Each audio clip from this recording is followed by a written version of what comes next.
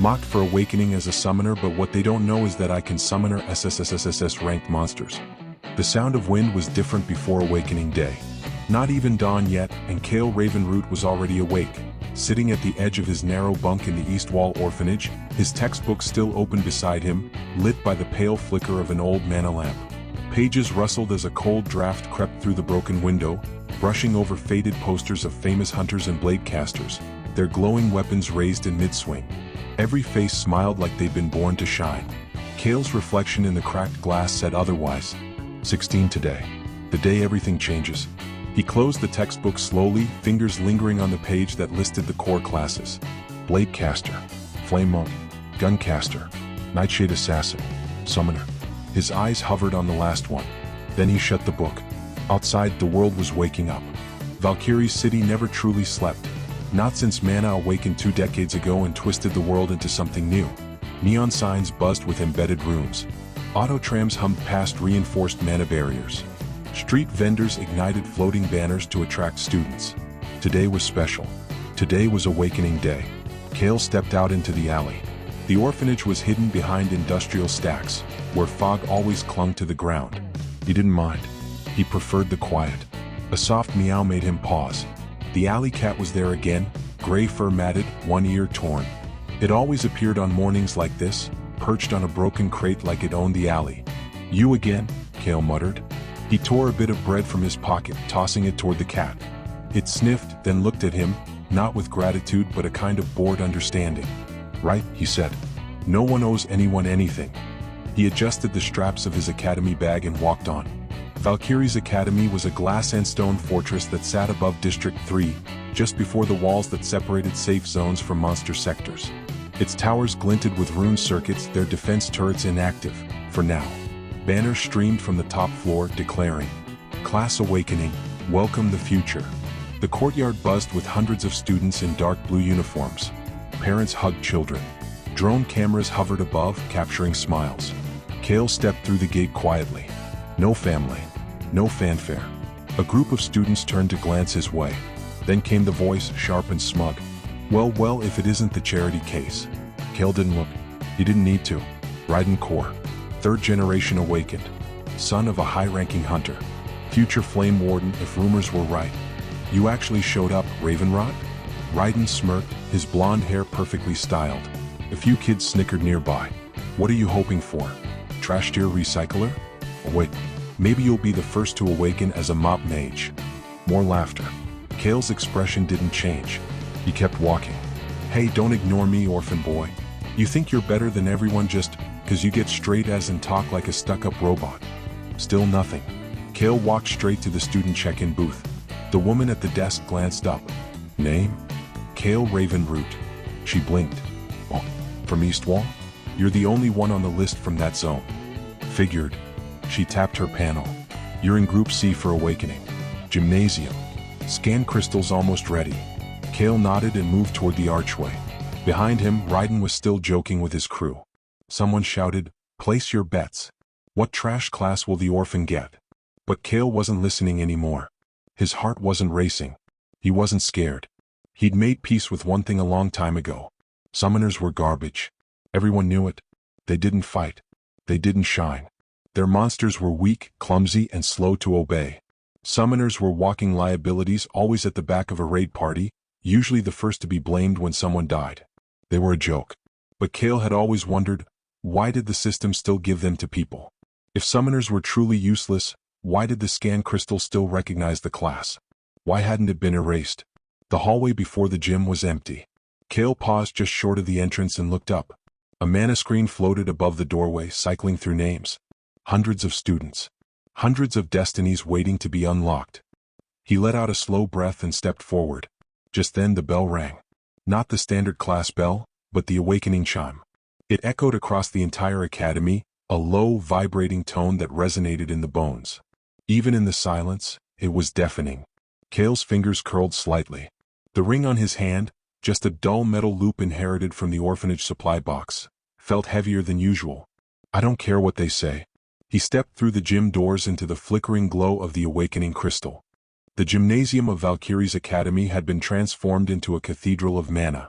Soft blue light pulsed from crystal columns lining the walls, casting elegant arcs across the floor. Floating mana screens hovered overhead, broadcasting a real-time feed of the awakening process. Teachers and officials sat on the far end, cloaked in dark robes, while parents crowded the gallery above. The massive awakening crystal floated center stage, 12 feet tall, translucent, and alive with rotating symbols. It shimmered in tones of silver and violet, like a living heartbeat in glass. Group C, a voice boomed through a mana amplifier, "Please step forward." A row of students rose, excitement and nerves mixing in their steps. Kael walked among them, silent. The ceremony had a rhythm.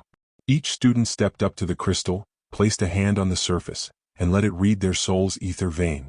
Then came the projection, the class title glowing above the crystal for all to see. The higher the rank, the brighter the light. The rarer the class, the louder the cheers. The first girl approached. She placed her hand on the crystal. A second passed. "Class, Windstep Assassin, break." Cheers exploded from the gallery. Her father stood, fist in the air. "That's my girl." Next student. "Class, Paladin of Dawn, rank." Applause. Someone shouted that the kid's mom was from the Royal Enclave. Third student. "Class, Guncaster, rank." More claps. Even a low-tier Guncaster could join a guild. Then came Raidenkor. He strutted up, throwing a wink at the hovering camera drone. His hand touched the crystal with theatrical flair. The mana flared gold. The crowd gasped. "Class, Flame Warden, rank." Not just rare, prestigious. The Warden classes were elemental defenders trained for elite task forces. Raiden bowed mockingly. "Guess some of us were just born superior." Kael heard snickers ripple down the line. Then it was his turn. He stepped forward. The room didn't quiet, it hushed. A subtle, collective awareness passed through the crowd like static. Kael approached the crystal slowly. His boots echoed across the floor. He placed his palm against the glass. A pulse of cold went up his arm. The crystal flickered. At first, nothing. Then the mana ignited. "Class, Summoner rank." The projection appeared, plain and unimpressive. The text was gray. Not even color-coded. No flair. No effect. The laughter was immediate. "Summoner? No way. Even the system hates that class." Raiden let out a high, fake gasp. "Oh, spirits, protect us." He might summon a squirrel. Kael's expression didn't move. But someone in the crowd wasn't laughing. Professor Halion, seated off to the side with the academy officials, leaned forward slightly. His eyes narrowed. On the master tablet in his lap, student profiles updated in real time. He tapped Kael's name. The class display flickered again, so briefly it seemed like a glitch. But Halion saw it. "Class, Prime Caller? Status, incompatible/hidden protocol engaged." Prime Caller? He hadn't seen that word in 17 years. Then the system auto-corrected the record. "Class, Summoner rank. Soul Vein, empty vessel. Flagged for manual review, locked." Halion tapped the screen again, but it refused to refresh. The system had sealed it. Someone doesn't want this seen. Kael stepped back from the crystal as a few last giggles died down. He didn't look at anyone. He didn't need to. The labels would follow him for the rest of his life. Summoner. Useless. Liability. He walked back to his spot as if nothing had changed, because, in truth, nothing had. The remaining students finished their scans, most receiving practical combat or... Kael didn't speak as he descended the stairwell beneath the academy. The cheers and laughter from the gym above faded with every step. Down here the air was colder, thicker. The glow from the polished marble walls gave way to flickering rune strips on old concrete, a forgotten layer of the academy that smelled faintly of dust and burnt ozone. At the bottom was a rusted steel door. A flickering label above it read, "Summoner Registration, Ward 4B. Warning, binding equipment may malfunction." Kael stared at it a moment, then pushed it open. Inside was a cluttered, dimly lit office space, part storage room, part workshop. Shelves were stacked with worn summoner rings, cracked gem bindings, torn scrolls, and empty mana vials. The walls were covered in outdated posters that advertised famous summoners from 2 decades ago, when people still tried to make the class seem viable. Most of those summoners were dead now. The rest had quit. A woman sat at a desk in the back, feet up, flipping through a glowing tablet. A half-burnt mana cigarette dangled from her lips, puffing little wisps of lavender smoke. She didn't look up. "Unless you're a misplaced pizza delivery with a death wish, I assume you're the summoner." Kael stepped forward. Kael Ravenroot. The woman finally glanced up. Her eyes were sharp, a shade of violet uncommon even in mana-touched cities. She looked barely 30, but there was a weight to her expression, like someone who'd seen too much too early. Ravenroot, huh? From Eastwall? She tapped her tablet. Orphan file. Yeah, figured. You've got that tragic anime protag vibe. He didn't respond. She smirked and stood. I'm Arya, Assistant Registrar of Ward 4B. I handle garbage tier awakenings, system bugs, and the occasional student who accidentally merges their soul with a lamppost. You get the honor of being this year's only summoner. Kael looked around at the half-abandoned room. Not many of us. Gee, I wonder why, Arya said flatly. People don't like being laughed at and murdered on the same day. She walked over to a nearby cabinet, pulled it open with a groan, and started rummaging through rings. Let's see what's still functional. Ah, here we go. She tossed him a ring, dull silver with a small cracked gem. Kael turned it over in his hand. The gem flickered weakly, struggling to hold a glow. This is defective. No, Arya corrected. It's personality challenged. But it'll still work, barely. Don't expect to summon anything higher than a gremlin with it though. Maybe a wounded bird if the stars align. He slipped the ring onto his finger. It felt unnaturally cold. How many summoners even graduate? He asked quietly. Arya blew out a long breath of mana smoke. From Valkyries? In the last 5 years? One. And he died 6 months after leaving school. Guild mission gone wrong. His summon panicked and fled mid-fight. Sliced in half by a beast knight. Kael went still. Arya shrugged. Look kid, I'm not gonna sugarcoat it. Summoners are walking targets. No one wants to party with them. Most guilds won't even offer contracts. And the ones that do, usually want disposable bait. You really want to go through with this? I didn't choose it, Kael said. The scan crystal did. Arya looked at him more carefully now. You sure about that? He blinked. What do you mean? She waved it off. Forget it. Just be careful. You're smart, right? Got those perfect grades everyone whispers about? Then survive long enough to prove them wrong. Kael gave the faintest nod. As he turned to leave, Arya called after him. Hey Kael. He stopped. Do yourself a favor. Don't try to summon anything for a few days. That ring's unstable. Your ether veins aren't even conditioned yet.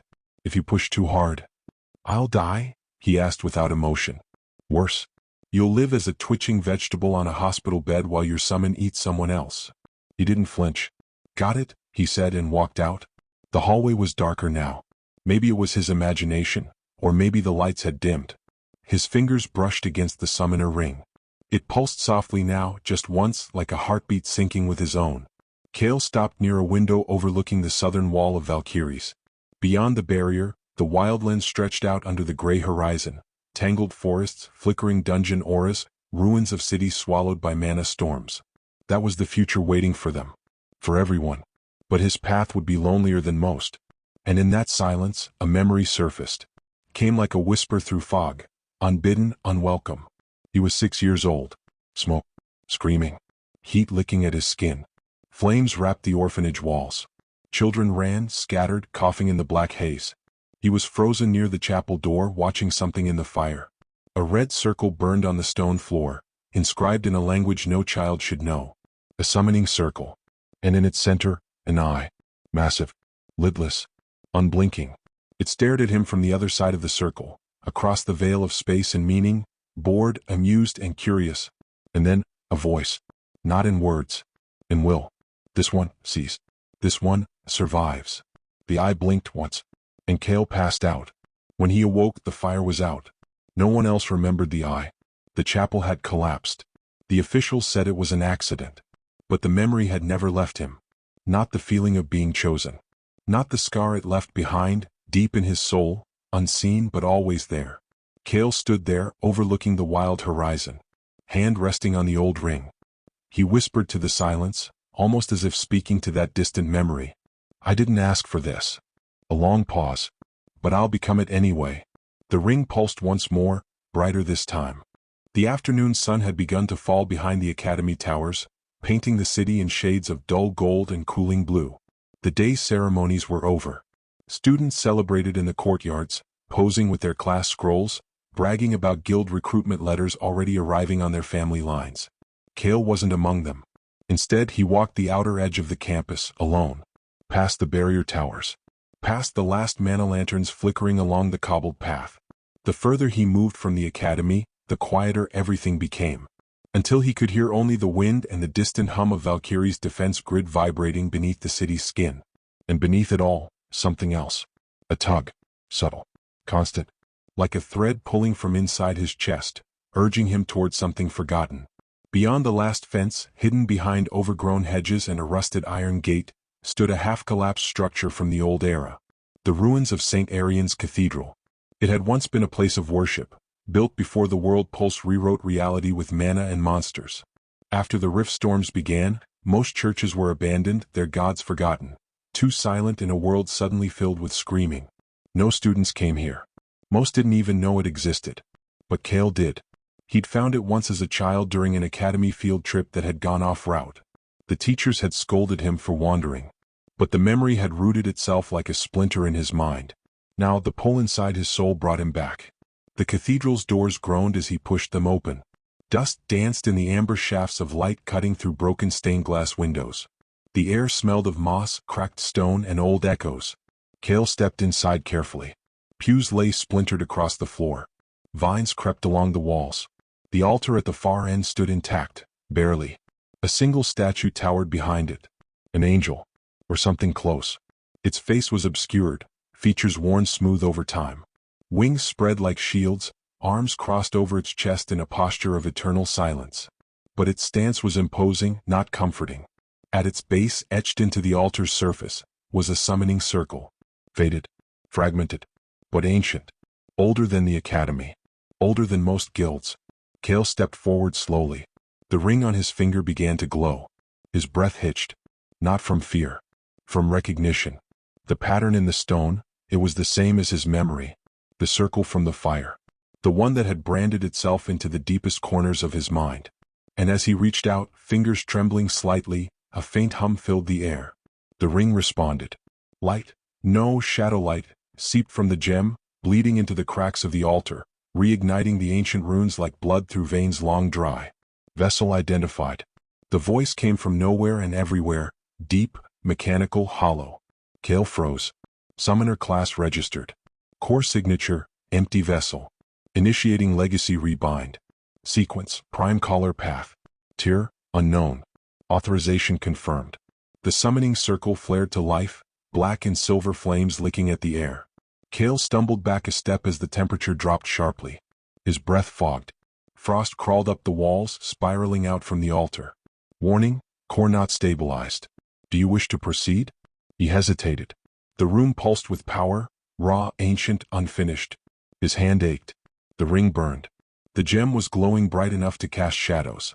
Kael whispered without thinking. Yes. The altar exploded with light. The world twisted. His body was yanked forward, not physically but soul first. Like being pulled into a current deeper than space. His vision shattered, rebuilt, shattered again. Time lost meaning. Sound folded inward. The silence. Blackness. Kael opened his eyes. He stood in a realm of endless silver mist and obsidian sky. No floor beneath him, yet he stood. Great chains floated across the space, colossal links bigger than buildings, drifting slowly like the ruins of fallen gods. This was no illusion. He was inside the summoner's realm, but not the one detailed in academy books. Not the pocket dimensions summoned students trained with.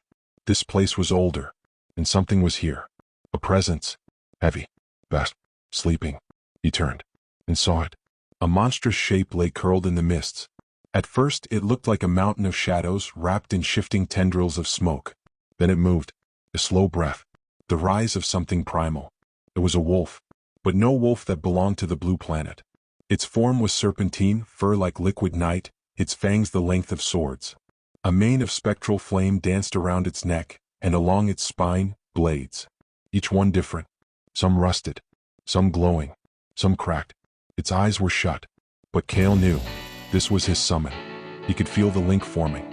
Like a chain tightening around his spine, pulling taut with terrifying intimacy. Then without warning its eye opened. Only one. Silver. Cold. Intelligent. And ancient beyond words. You called me? The voice rang not in Kael's ears, but directly in his mind. A pressure. A thought too big for human understanding trying to squeeze into mortal flesh. Kael swallowed. I didn't mean to. Yet you did. It's I narrowed. You wear the ring. You stand in the circle. You carry the scar. You are mine now. Kael's heart thundered. What are you? The creature uncurled slightly. Shadows peeled away like layers of smoke. Its body was covered in armor plates and runes that bled silver fluid into the void. I am Umbra, the silent fawn. First and last of the deep bound. Guardian of the dead gates. Devourer of false gods. Kael's mouth went dry. I don't want power like that, he said. I just want to survive. The beast leaned closer. Then summon me again, mortal. And I will teach you how survival begins with silence and ends with fangs. The eye closed. The world cracked. Light returned. Kael gasped as he was hurled back into his body. He collapsed beside the altar, chest heaving, ring burning bright on his hand. The cathedral around him shook, dust falling from the ceiling. The statue behind the altar now had a single crack running down its face. The gem in his ring pulsed once, then dimmed. Everything was still again. But the pull in his chest was gone, because something else had taken its place. A bond, alive, and dangerous. At the edge of the cathedral, behind a collapsed wall, a faint hum began to stir. Kael turned just in time to see a small rift blink open, hovering like a wound in space. A dungeon gate, unregistered, undetected. It shimmered dark blue, swirling with uncharted mana, and it was calling him. The last echoes of the summoning faded from the stone walls of the ruined cathedral. The altar's glow receded. The cracked statue no longer loomed. It simply stood, broken and still, as if the world had just exhaled. Kael sat in the dust, his hands trembling slightly. Not from fear, from understanding, from the weight of what he now carried. The ring on his finger was no longer dull or fractured. It pulsed with slow, steady light, deep silver laced with threads of darkness, like the last gleam of stars fading in the void. His ether veins buzzed beneath his skin, newly awakened. No teacher had prepared him for this. No book, no lecture, no training manual had ever mentioned Umbra, because Umbra shouldn't exist. A beast bound by no known ranking system. A creature beyond measurement. A being who spoke of gods as prey. ssss class?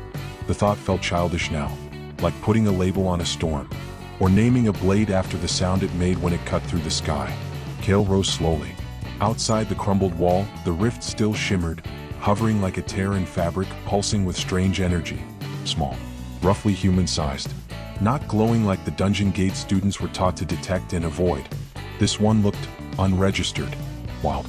A hidden gate. The kind that never appeared on scanners. The kind only opened for a reason. Kael stood before it, heart steady. The breeze tugged gently at his academy jacket. Somewhere beyond the hills, fireworks popped. The rest of the students still celebrating their awakening with food and music. He clenched his fist. They'd gotten praise. He'd gotten a whisper in the dark. A contract sealed in silence. He reached out toward the gate. And paused. You're not ready. The voice slid into his mind like silk across stone, familiar now. Heavy. Inevitable. Kael didn't flinch. I don't care. You cannot control me yet. I'm not trying to control you. Pause. Almost thoughtful. Then why walk toward death alone? Kael stepped closer to the rift. Because I don't want to owe anyone when I live through it. Silence stretched. Then, something like amusement pulsed at the edge of his thoughts. Very well. Call my name only if you are prepared to lose everything. Kael nodded once. Umbra. The temperature dropped. Not a dramatic chill, but a creeping stillness that ate sound and light around him. The wind held its breath. The rift surged. Kael raised his right hand. The ring glowed. The mark on the back of his palm, faint before, flared to life, a circle of teeth surrounding a silent eye. He felt the pull again. But this time he leaned into it. Mana surged. Black threads rose around him, wrapping his form. Not restraining, protecting. They pulled back like a curtain, revealing something stepping into the world behind him. Shadow became shape. Silence became breath. A massive paw pressed against the cracked stone floor. Then another. Clawed. Silent. Umbra. Fully formed now, his eyes gleaming with cold awareness. The beast didn't roar. Didn't posture. He merely stood behind Kael, gaze fixed on the gate, waiting. Kael didn't command him. Didn't need to. They stepped through the rift together. The air on the other side was wrong. It smelled like metal and ash with undertones of ozone, like a lightning strike frozen in time. The dungeon interior resembled a shattered underground bunker. Flickering hazard lights bathed the walls in red and gold. Long-dead terminals blinked with fractured data. Dungeon type, forgotten vault. Mana grade, C rank. Stability, collapsing. That last word didn't frighten Kael. It intrigued him. He reached into his coat, pulled out a standard-issue Academy starter scroll, a cheap diagnostics tool every student received on awakening day. He placed it on the floor. It hissed softly, scanning the space. Scan results, gate not detected. Unlinked zone. Monster activity, unknown. Loot signatures, minimal. Escape route, none registered. Kael stared at the scroll. So this wasn't just unregistered. It was invisible. Forgotten. A trap for any ordinary student. But he wasn't ordinary now. Umbra padded silently forward, sniffing the air. A moment passed. Then a whisper in Kael's thoughts. They are watching. Who? Others like me. Fragments. Hungry. Shattered. They smell the bond. They will come. Kael didn't falter. Let them. He walked deeper into the dungeon. Not a single step wasted. No fear. Only silence and a faint echo that followed him like a second heartbeat. He found the first threat 10 minutes in. A flicker of motion. Then a screech high-pitched, wrong, too fast. A blur lunged from the ceiling. A mutated crawler beast with metal hooks instead of arms. Kael didn't even raise his hand. Umbra was already gone. A black streak of motion. Crunch. The monster's head vanished. Its body hit the ground a second later, twitching once, then going still. Kael exhaled slowly. Efficient. Umbra's voice came as a thought sharpened by ice. This is mercy. The ones further in do not deserve it. By the time Kael reached the central chamber, he had counted 6 kills. None had required him to lift a finger. But he watched, memorized, studied how Umbra moved. No wasted movement. Every strike designed to finish. No roars, no glory. Just death. The final room was massive, a vault split open by time and heat. A fractured mana core pulsed weakly in the far wall. Broken weapon racks lined the chamber. Loot crates, long emptied, lay shattered. But something waited inside. Kael felt it before he saw it. A second rift. Smaller than the first. Floating just inches off the floor like a hanging tear. It pulsed red. Kael approached cautiously. The dungeon rift snapped wide. A creature burst through, unlike the others. Intact. Oh. Intelligent. Skeletal face. Rusted armor grown into its flesh. A crown of fused bone. Its voice rasped like a broken speaker. You are not marked for this gate. Kael's breath caught. Umbra appeared behind him, head low. This one is not a beast. He was a man. Twisted by a failed contract. The creature howled. It launched itself forward. Kael didn't move. Umbra intercepted. Steel claws met bone sword. Sparks flew. Kael stepped back, watched the movements. Analyzed. It fights with tactics. It remembers being human. Umbra snarled, then shifted. His body blurred, 2 forms colliding. Then a single bite. Crept. The cursed night dropped. Its soul broke apart like crystal shattering under pressure. Silence returned. Kael looked at Umbra. Is that what I could become? Umbra didn't answer. He didn't need to. Kael turned, facing the way they'd come. The rift remained open. He had done what no one expected. Cleared a dungeon. Alone. First day. First summon. And no one would ever know. Not yet. As he stepped back into the world, the gate closed silently behind him. No trumpets. No ranking upgrade. No congratulations. Just the fading echo of footsteps, and the distant howl of something ancient watching from beyond the sky. The cathedral was silent. Dawn crept over Valkyries in threads of gold and gray, casting long shadows across the cracked stone of St. Arian's ruins. Frost still clung to the edges of broken pews and vines, melting slowly under the first warmth of the sun. Kael stepped through the shattered archway with Umbra at his side. Not a single soul waited for him. No fanfare. No victory screen. No glowing loot chest. Just the distant hum of the city waking up, unaware that one of its forgotten children had returned from a place he was never meant to enter, let alone survive. Umbra halted beside the altar, his head low, eyes half-lidded. The bond is incomplete. But the path is open. Kael nodded silently. His body ached, not the sharp pain of injury but the deep, sore pressure of overused veins. Ether fatigue. It clung to him like wet clothes, numbing his limbs. He glanced at his right hand. The summoner ring no longer looked standard. The cracked gem had been restructured. Smooth. Dark. embedded with twin circles. One simple, the other woven with fangs and runes. The mark on the back of his palm, once faint, now shimmered even in daylight. 2 glyphs. Was that normal? He doubted it. Umbra's gaze never wavered from the altar. The beast was still in full form, unmoving, coiled shadow and steel beneath soft rays of light. You walk through death. Few do. Kael didn't answer. He didn't need to. The fact that he was here, breathing, was answer enough. He walked away without giving the ruin a second glance. By the time Kael reached the Academy District again, the streets had begun to fill. Delivery drones zipped overhead, trailing soft tunes. Mana paths lit with directional glyphs. Students in uniform hurried past, chatting excitedly, comparing class scrolls and scan stats. Kael's jacket fluttered in the breeze as he moved through the crowd, silent. None of them noticed him. He hadn't slept. Hadn't showered. Still wore the same uniform as yesterday, dust-stained and rumpled. But no one looked twice. No one saw him leave. So why would anyone think he'd done anything worth seeing? Meanwhile, 2 blocks away they arrived. A shimmer in the cathedral's mana layer tripped the silent tripwire in the city's detection grid. Not the academies, the guild authorities. 2 agents stood at the cathedral's edge now, cloaked in dark gray guild weave.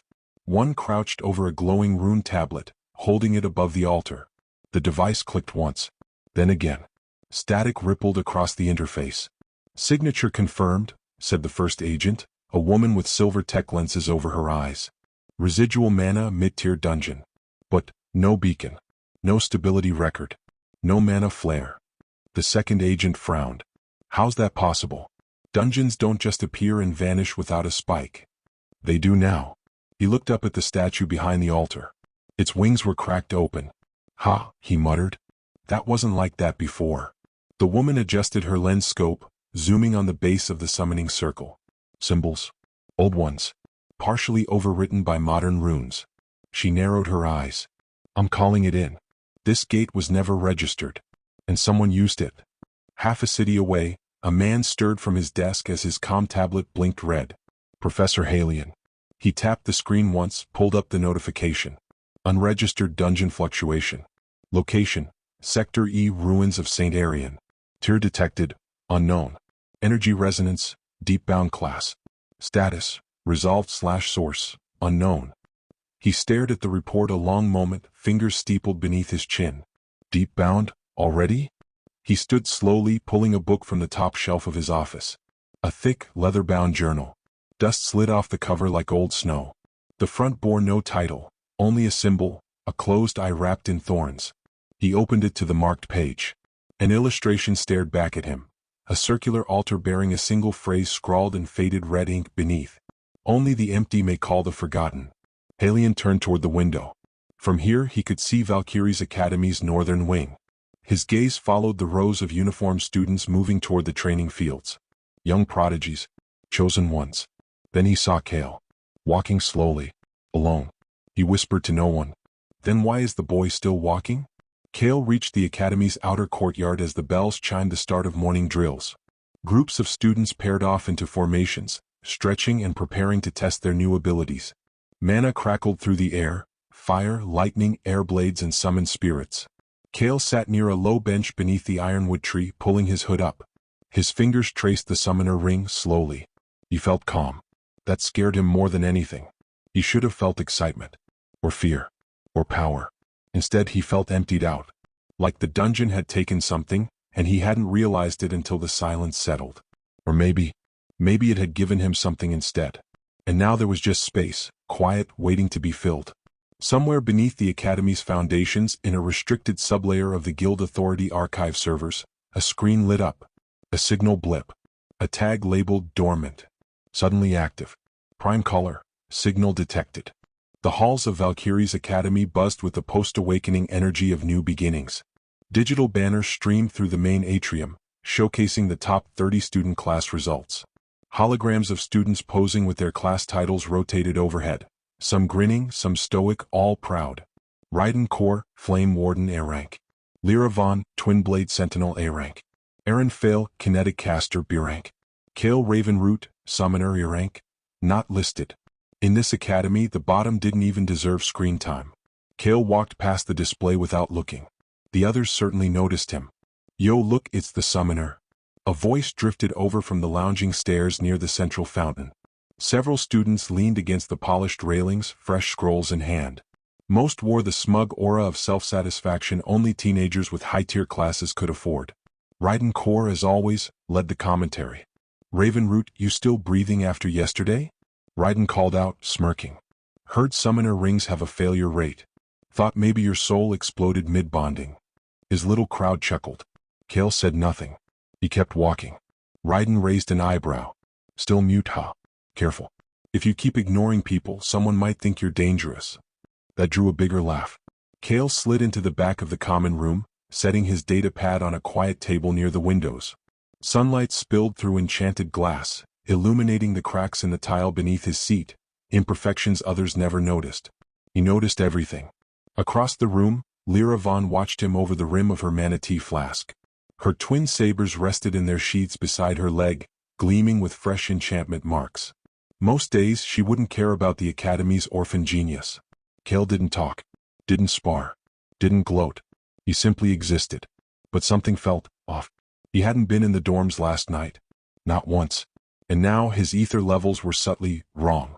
Higher than they should have been for a first-time summoner. And his ring. She narrowed her eyes. It wasn't the same dull, cracked trinket he'd been issued. It glowed, faintly, with a rhythm too refined for a broken focus tool. What did you do, Kael?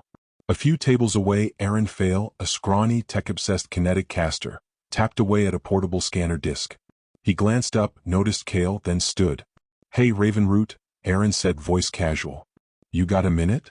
Kael looked up, expression unreadable. What for? Aaron shrugged. Curiosity. I'm mapping summon contract data for new class types. Heard you're our local summoner. Just wanted to know what species you picked first. Kael tilted his head. Picked. Yeah. You know, C-class familiar pool. Students usually choose a starter from the school's registry, right? Saw someone get a mist fox yesterday. Pretty rare. You get anything cool? Kael was quiet for a long time. Then, it doesn't obey me. Aaron blinked. What? My summon. It doesn't listen. It doesn't follow orders. It doesn't fight for me unless it wants to. Pause. Raiden, now eavesdropping from a few tables over, let out a loud snort. Doesn't obey me? Spirits, you're not even trying anymore. More laughter. Aaron gave Kael an awkward look.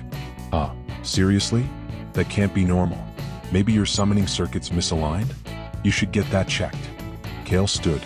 No need. And he walked out. The room stayed quiet for a second too long after he left. Lyra's eyes lingered on the door. Aaron sat slowly, chewing the inside of his cheek. You think he's lying? He asked no one in particular. Raiden shrugged, kicking his boots up. Nah, he's just trying to be edgy. Summoners have been bottom tier since the Rift Pulse. He's playing the mystery angle so no one notices he's a flop. Lyra didn't respond, because part of her agreed. But another part? The part that felt the shift in ambient mana when Kael walked past? The part that saw the flicker in the Academy's scanning pillar when he passed by it? That part wasn't so sure. Meanwhile, Kael walked the northern perimeter path alone. Every few feet, a glowing pillar stood tall, part of the Academy's scan grid. The pillars monitored student movement, combat energy, and mana stability across campus zones. A security measure, disguised as decor. He passed one. For the second time that day, it flickered. Only for half a second. Then returned to normal. Inside the grid's control room, deep beneath the western wing, an automated assistant logged the blip. Subject, Kael Ravenroot. Class, Summoner. Mana spike detected, incompatible with tier profile. Result, glitch flag / no alert issued. And just like that, the anomaly was buried in the system queue. Forgotten by all. Except for one man. Professor Halion leaned back in his chair, watching the code stream across his private monitor. His hand hovered over the call button to the guild authority. He didn't press it. Not yet. The northern training fields were empty this time of day. Most students had moved on to electives or mock combat drills near the central plaza. The northern stretch, once a main summoning ground, had fallen out of use over the years, replaced by more modern VR-based summoning arenas with safety buffers and mana-reactive floor panels. But Kael didn't need safety. He needed silence. He stood in the center of the cracked stone circle, surrounded by weeds and faded runes. The Academy had tried painting over the old glyphs years ago, but power left scars. some deeper than ink. Kael held the summoning scroll in both hands, standard issue. A pale silver sheet marked with 6 casting lines and an open contract seal at its center. Designed for beginners to call their first proper F or E tier summon. Normal summoners start with something manageable, he remembered from class lectures. A mist hound, a flame bat, a stone crawler. Bond, build control, expand the bestiary. Simple. Kael unrolled the scroll and placed it on the ground. The ring on his hand hummed. He focused. Mana gathered in his chest, traveling through his ether veins like heat drawn through wires. He guided the flow downward, carefully, just as instructed. The scroll reacted. Lines lit up. Symbols flared. And then, bang. A spike of backlash shot through his fingers, racing up his arm like molten glass. His legs buckled. He barely caught himself before hitting the ground. His vision blurred. His heart thundered, not with fear but something deeper. Wrongness. Incompatibility. The scroll ignited and disintegrated into ash. Kael gasped, falling to one knee. The glyph on his palm glowed white-hot, pulsing erratically. What was that? He clenched his teeth, trying to catch his breath. And then, fool. The voice wasn't external. It came from within. Umbra. Cold.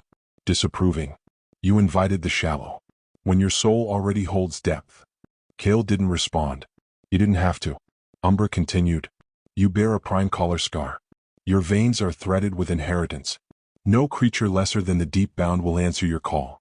And if they try... Kael looked down at his hand.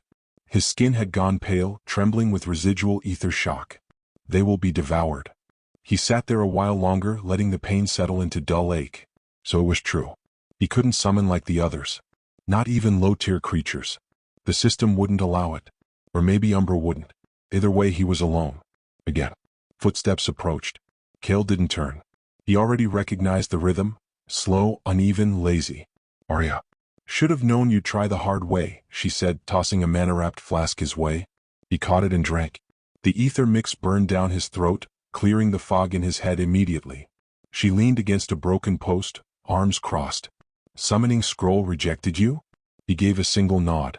Tried to tell you yesterday, she said. You're not a normal summoner. The ring you bonded with wasn't just cracked. It was broken. And it's still activated. You don't bind contracts. You don't negotiate pacts. You feed it. Kael looked up. Feed what? Arya reached into her coat and pulled something from the inner pocket. A small, square case, black leather with 3 runic locks and a sealing clasp. She held it with 2 hands like it weighed far more than it should.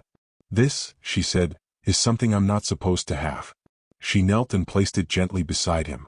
I borrowed it from a sub-level archive in the guild tower during my last, legit job. Kael arched a brow. She smirked. I've been called worse than a thief. Then her tone shifted. This was sealed by the old summoners' circle. Not the new kids. The first ones.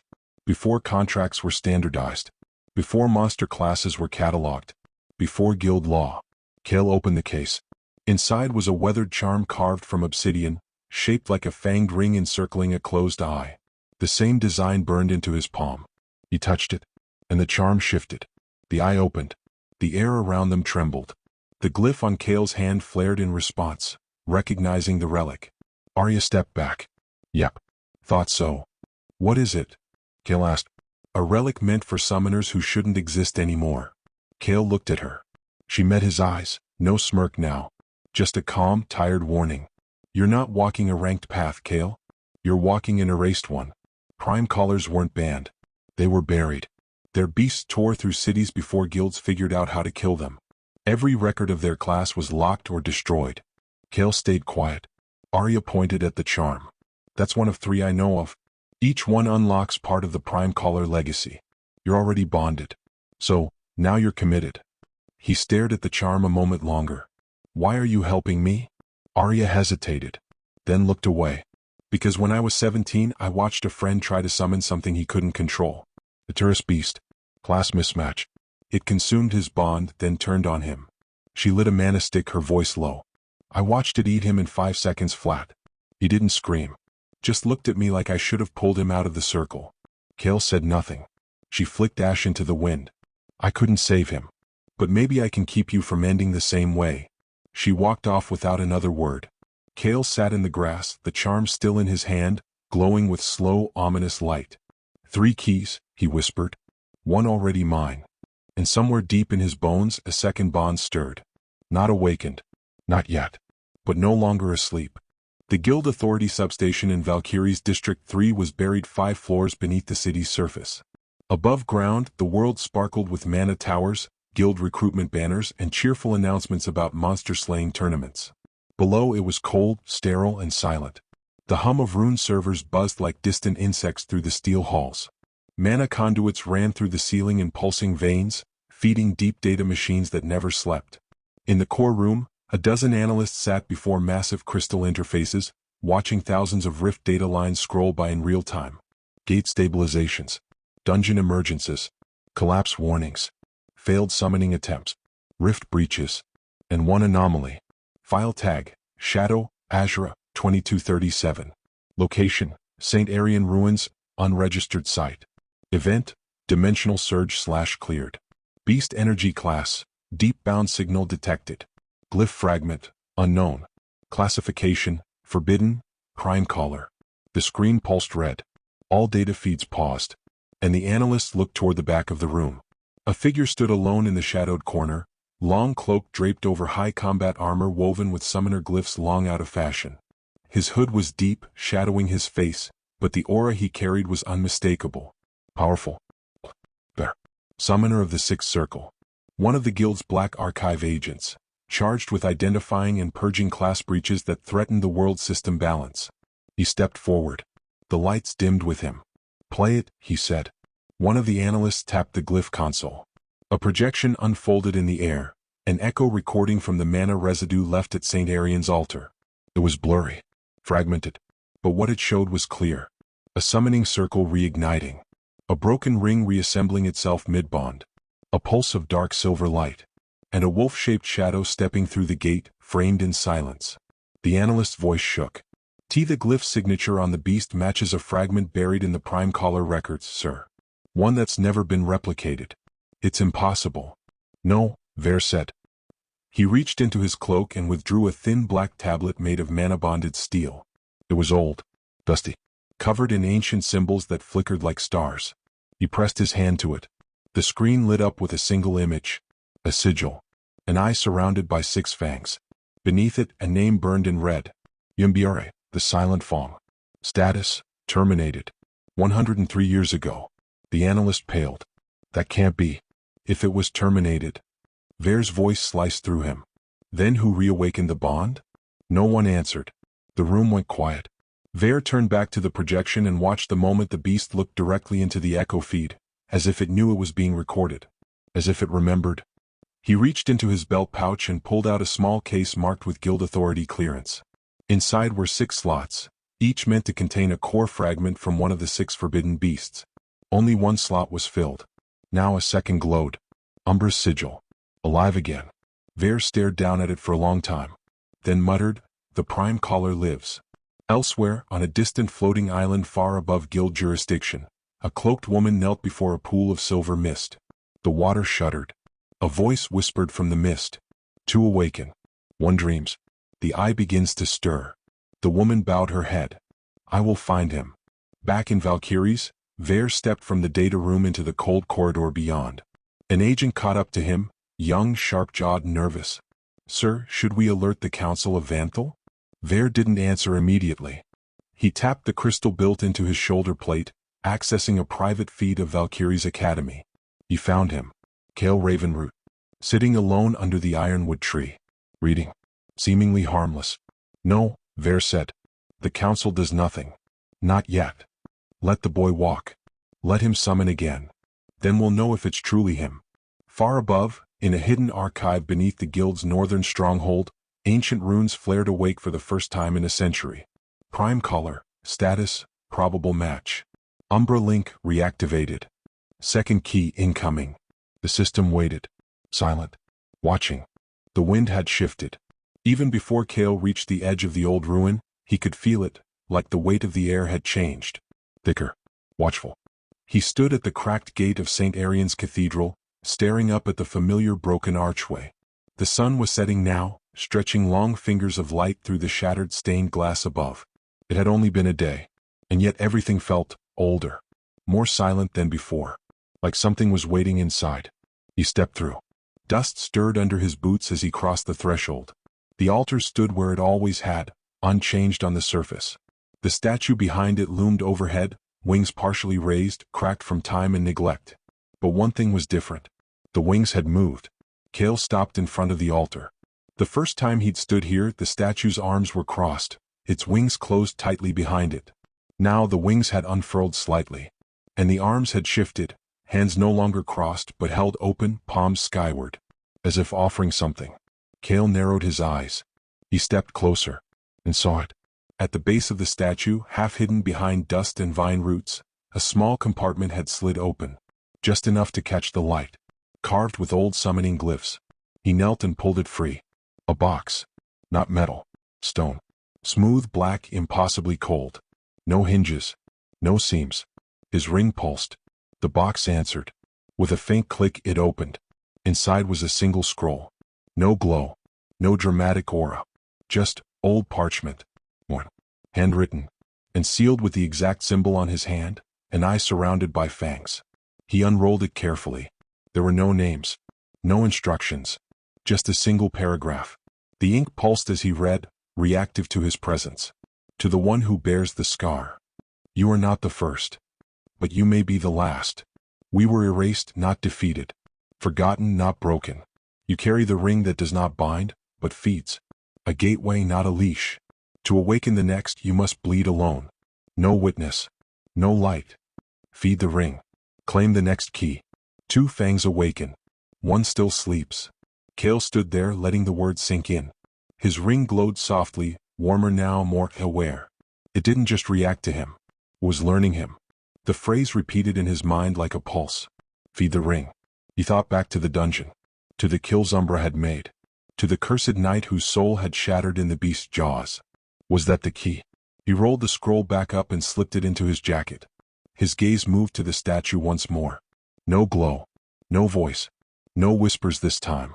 Just the soft creak of old stone settling in silence. Kael turned and left. Outside the sky had darkened. He walked slowly, his mind heavy, not in fear but anticipation. If there were 6 deep bound and he'd already called one, then the others were still out there, waiting. A breeze moved through the alley as he passed the last outer gate. A soft sound behind him. Kael turned. The stray alley cat, Ash, stood in the middle of the road. But this time it wasn't watching him with boredom. It sat tall, still, eyes glowing faintly silver. Kael's heart skipped. He blinked. The cat was gone. Nothing but leaves swirling in the wind.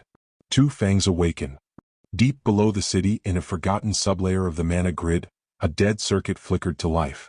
Prime color relic triggered. Second key trace detected. Summon slot 2, locked/engaging. Entity status, dormant. Name, unknown. Kael reached the academy just as the lights began to dim. He walked through the halls unnoticed again. Back to his dorm. Back to his quiet room bare of posters, untouched by pride. He sat on the edge of his bed and stared at the ring on his hand. 2 fangs. 1 open eye. And the sound of something vast shifting deep inside him. Umbra stirred. Not awake, but not asleep either. A voice brushed the edge of Kael's thoughts. Not Umbra's. Something new. Fainter. Quieter. But filled with endless, aching hunger. The first sign came in Kael's dreams. Not fire. Not screams. Just water. Endless, dark water. He floated in it, not drowning, not swimming. Just suspended. Above him, chains drifted in slow motion. Heavy ones.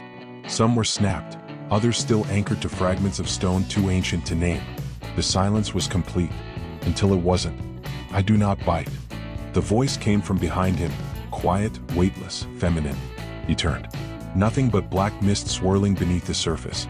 I drown. Kael gasped and sat up in bed, sweat clinging to his skin like frost.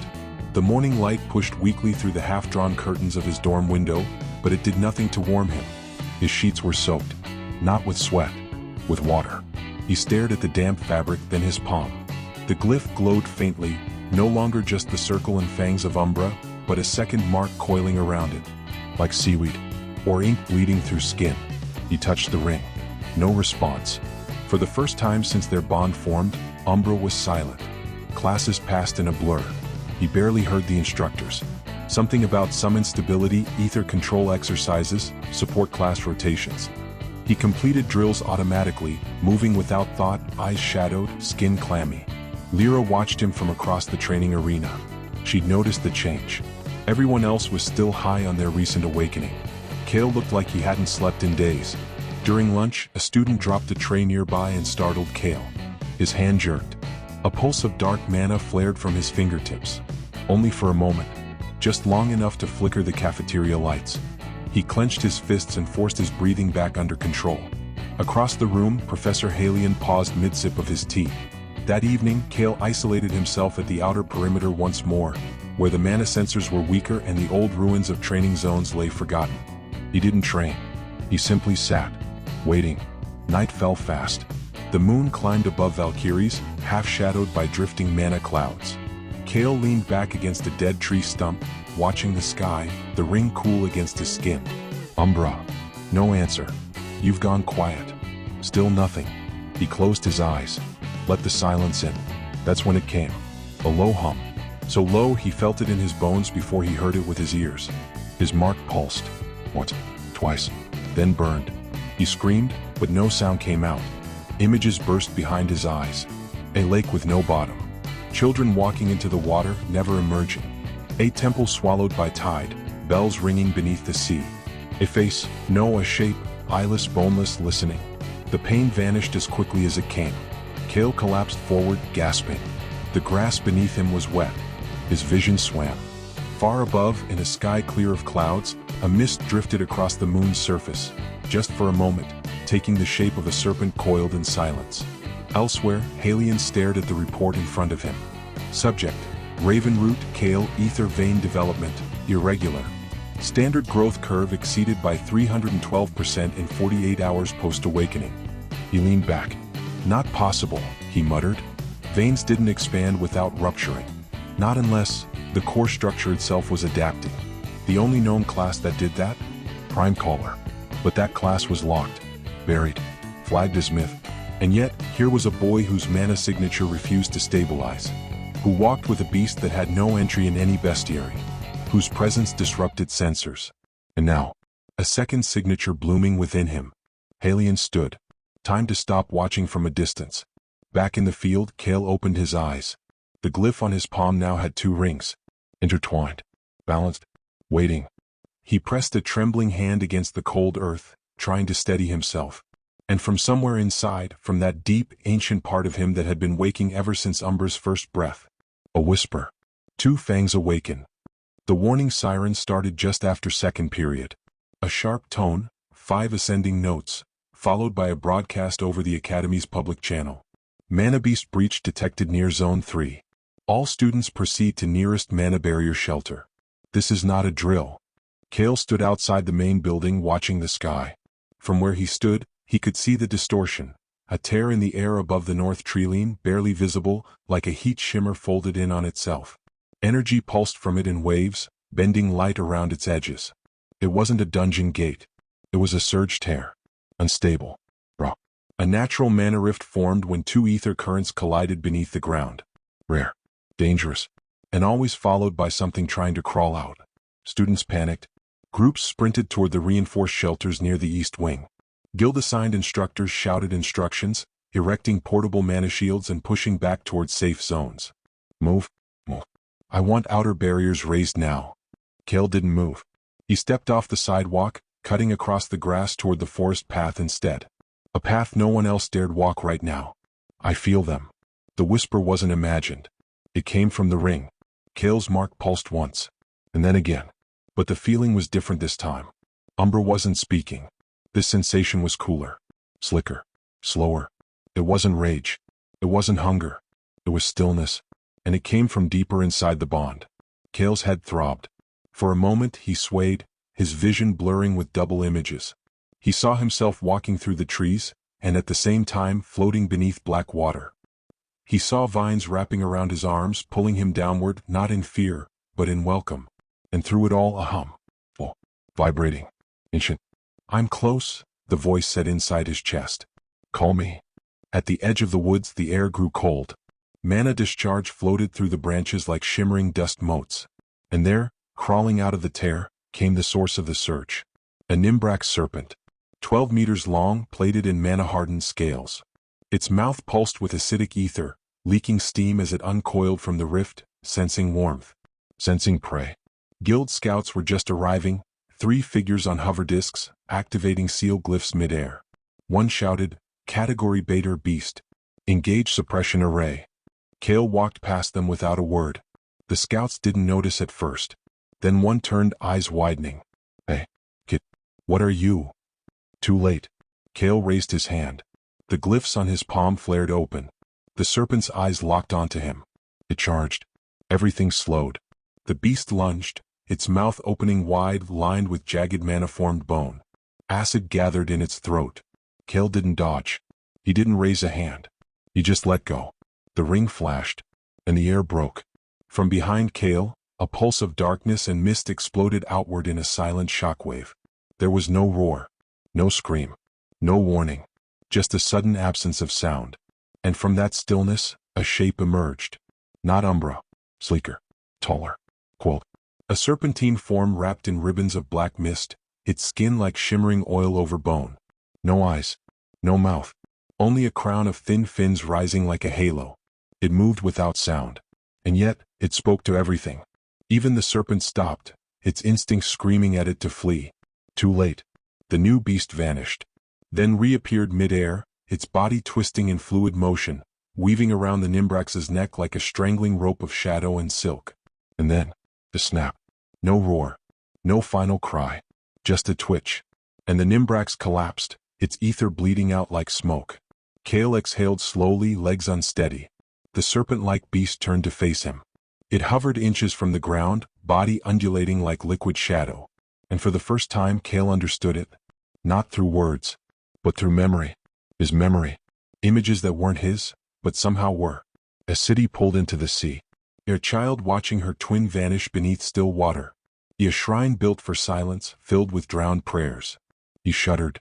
And the creature's voice entered his mind. "I am Valeth. You fed me your silence. I offer you my drowning. Speak and I vanish." Kael whispered, "Then I won't." The guild scouts stared from a distance, too stunned to approach. One finally radioed in. We have visual. Target is neutralized. Student on site. Unconfirmed summoning event. Unknown class signature. Requesting override support, immediately." Kael turned from Valeth. The beast unraveled behind him, like smoke drawn into the ring. No sound. No flash. Just gone. And now, Kael stood alone in the middle of a silent forest, surrounded by fallen mist and flickering riftlight. A single drop of blood slid from his nose. He wiped it away. Didn't flinch. Didn't smile. Just looked down at his hand. Now glowing with 2 distinct glyphs. Umbra, the first Fong. Valeth, the second. And somewhere deep within him, a third presence stirred. Faint. Restless. Waiting. Kael awoke to soft light and the scent of sterilized mana sheets. He knew where he was before he opened his eyes. Valkyrie's Infirmary, Level 2. The room was too quiet, too clean. The walls pulsed faintly with runescript designed to suppress ether discharge. Even breathing felt filtered. He sat up slowly, every limb aching like he'd run through a storm backwards.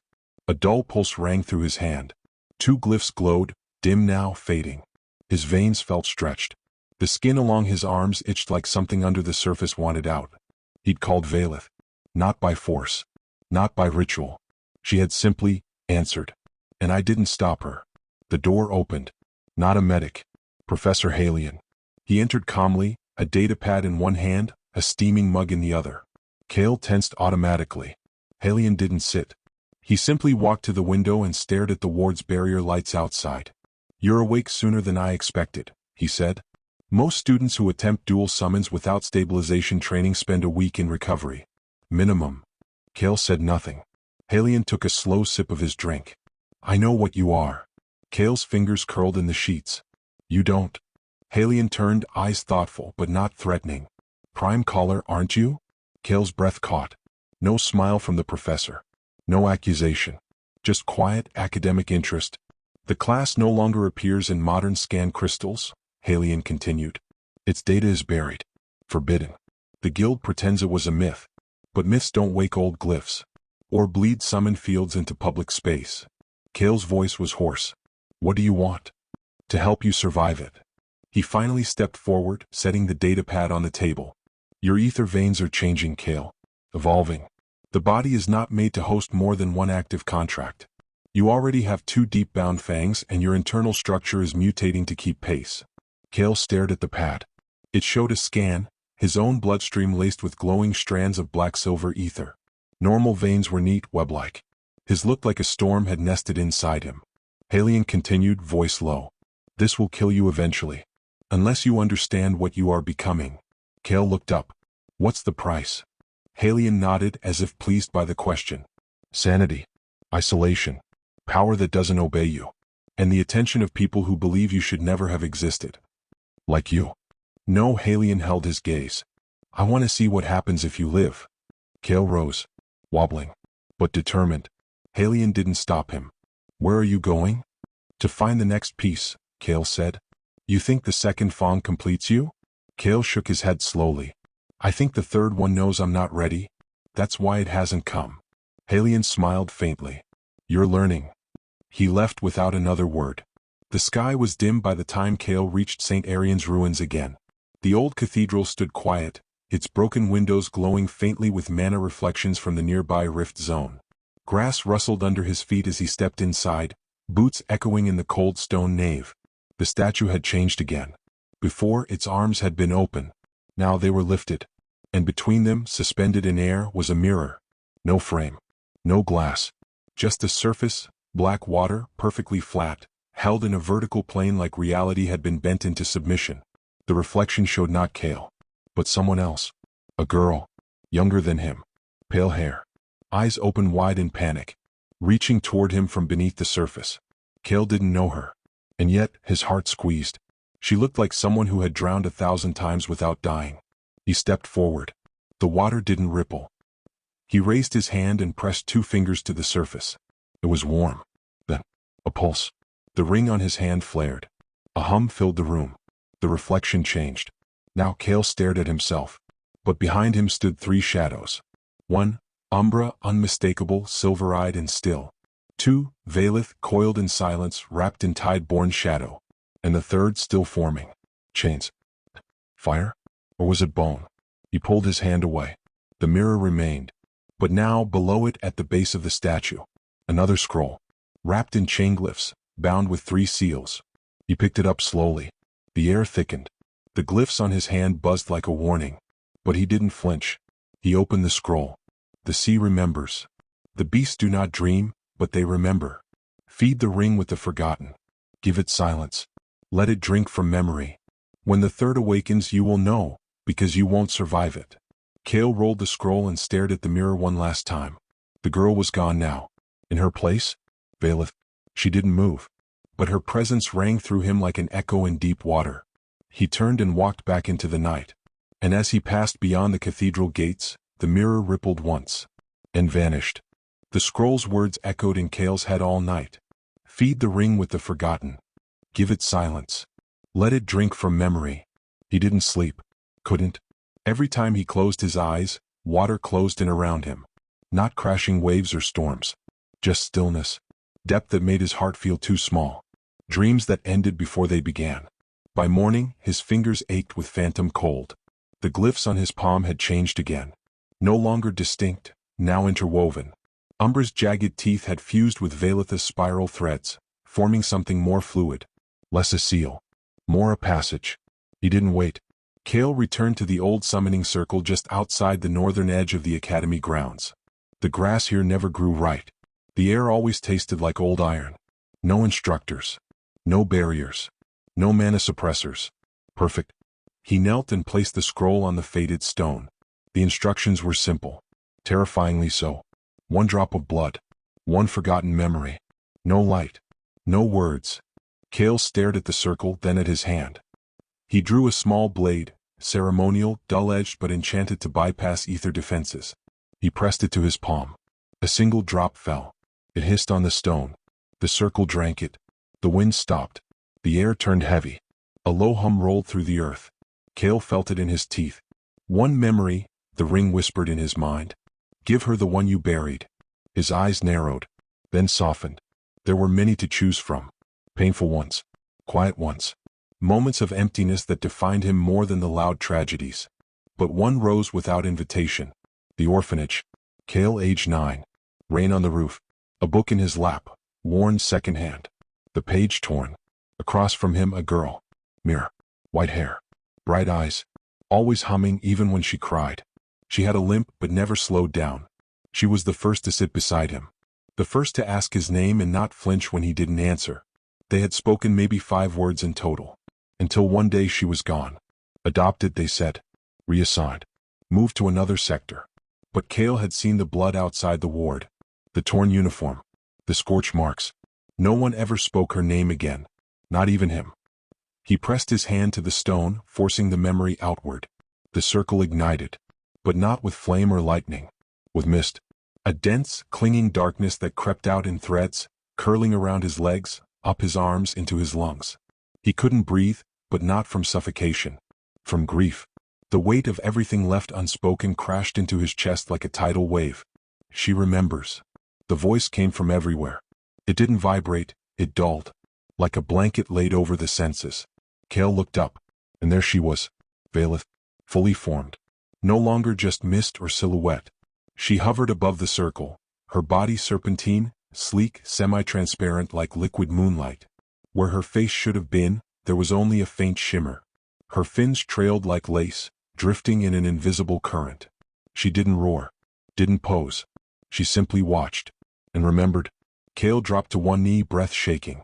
The circle pressed inward, not physically but mentally, and suddenly he was no longer there. Memory realm, Kael's mind space. He stood in a submerged hallway. Walls warped with pressure. Doors open, swinging slowly, like underwater ruins disturbed by movement. He walked forward. Behind each door, memories. Not his recent ones. Forgotten ones. One room showed Myra's laugh. Another showed his mother's back as she walked away, never turning. A third showed the fire. The eye. The summoning circle that started it all. Kael kept walking. Until he reached the end. Where Veileth waited, coiled around a monument made of bone and steel. You gave me silence. Now I give you memory. Kael stepped forward.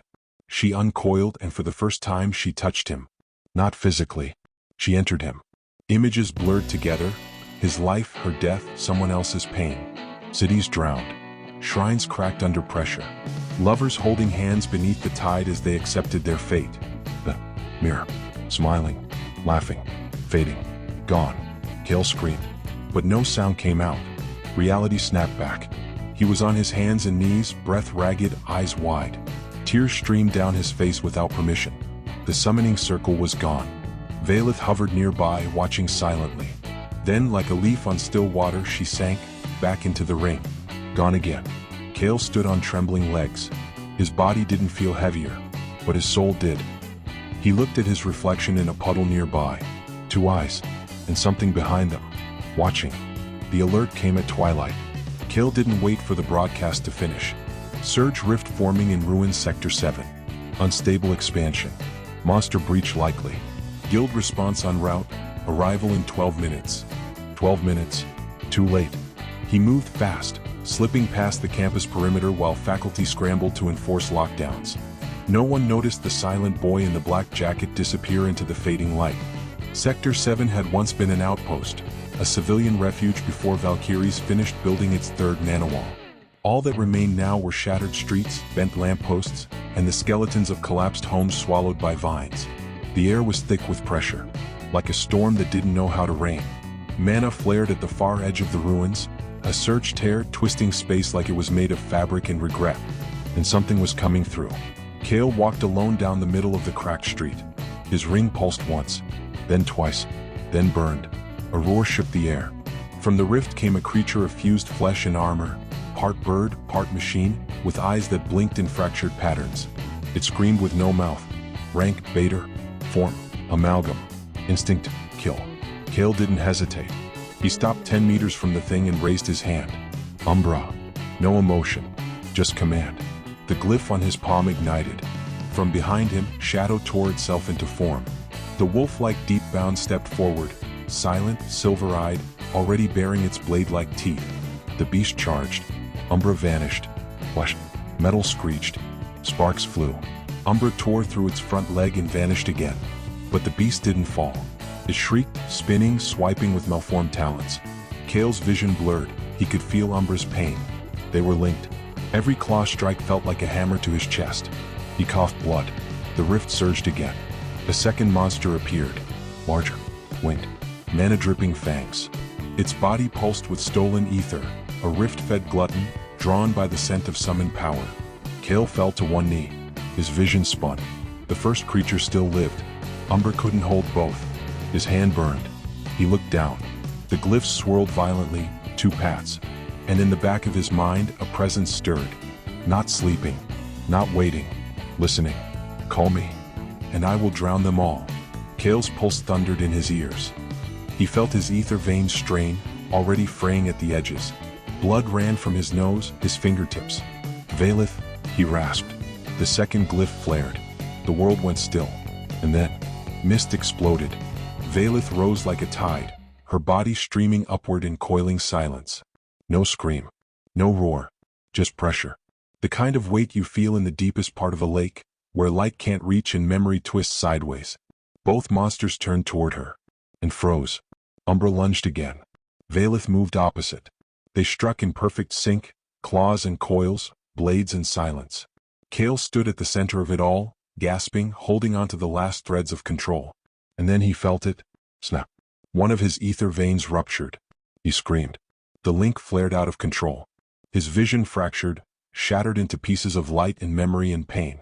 Too much. Too soon. He staggered. The glyphs on his palm blazed white-hot. Umbra roared, not in rage but in warning. Sever the bond. Kael clenched his jaw. Blood ran from his eyes now. His limbs trembled. His heart stuttered. He raised his hand with the last of his will and shouted, "Back." Valeth vanished like smoke and wind. Umbra collapsed into shadow. Silence fell. And Kael dropped to the ground. He didn't pass out. But he wanted to. Every part of him screamed. Every fiber of mana inside him quivered like a frayed wire under pressure. His mind threatened to shut down, but something held him here. Something small. Something defiant. I was never meant to carry this. His own thought. Wait, true. And then, another. So I'll carry all of it. Footsteps approached. Guild scouts arriving too late. One of them spoke into their comms. There's just a kid here. No sign of creatures. Rift closed. Zone clear. Another scout stepped closer, staring at the boy kneeling in blood and dust, breathing in shallow bursts. You okay? The man asked. Kael looked up, face pale, eyes hollow. But awake. I'm alive, he whispered. Then collapsed. The ceiling was silver. Not painted, woven. Delicate strands of mana thread crisscrossed in silent patterns above Kael's bed, glowing just faintly in the sterile light of the high-tier infirmary chamber. Each strand pulsed in rhythm with the room's arcane hum, suppressing magic, stabilizing flow, preventing flare-ups. Kael blinked once. Pain returned with clarity. His breath hitched as fire bloomed in his chest, pulsing outward like molten glass in his veins. His arms felt stiff like they were wrapped in too tight bindings. His fingers didn't respond when he tried to clench them. He turned his head. A rune drip fed thin blue mana into his body through a conduit attached to his forearm. His skin was pale. Not from blood loss, but ether starvation. The bond had taken too much. The door opened with a muted hiss. Kael didn't need to look. Alien. The professor entered without ceremony, carrying a thick data pad and a thermos. His coat had been modified again, new glyphs sewn into the sleeve. Subtle ones. Not for decoration. Kael felt the runes hum as Halion approached. The professor didn't speak at first. Just glanced at the monitors, tapped the datapad once, then finally said, "You shouldn't be alive." Kael rasped, "Thanks." Halion smirked faintly.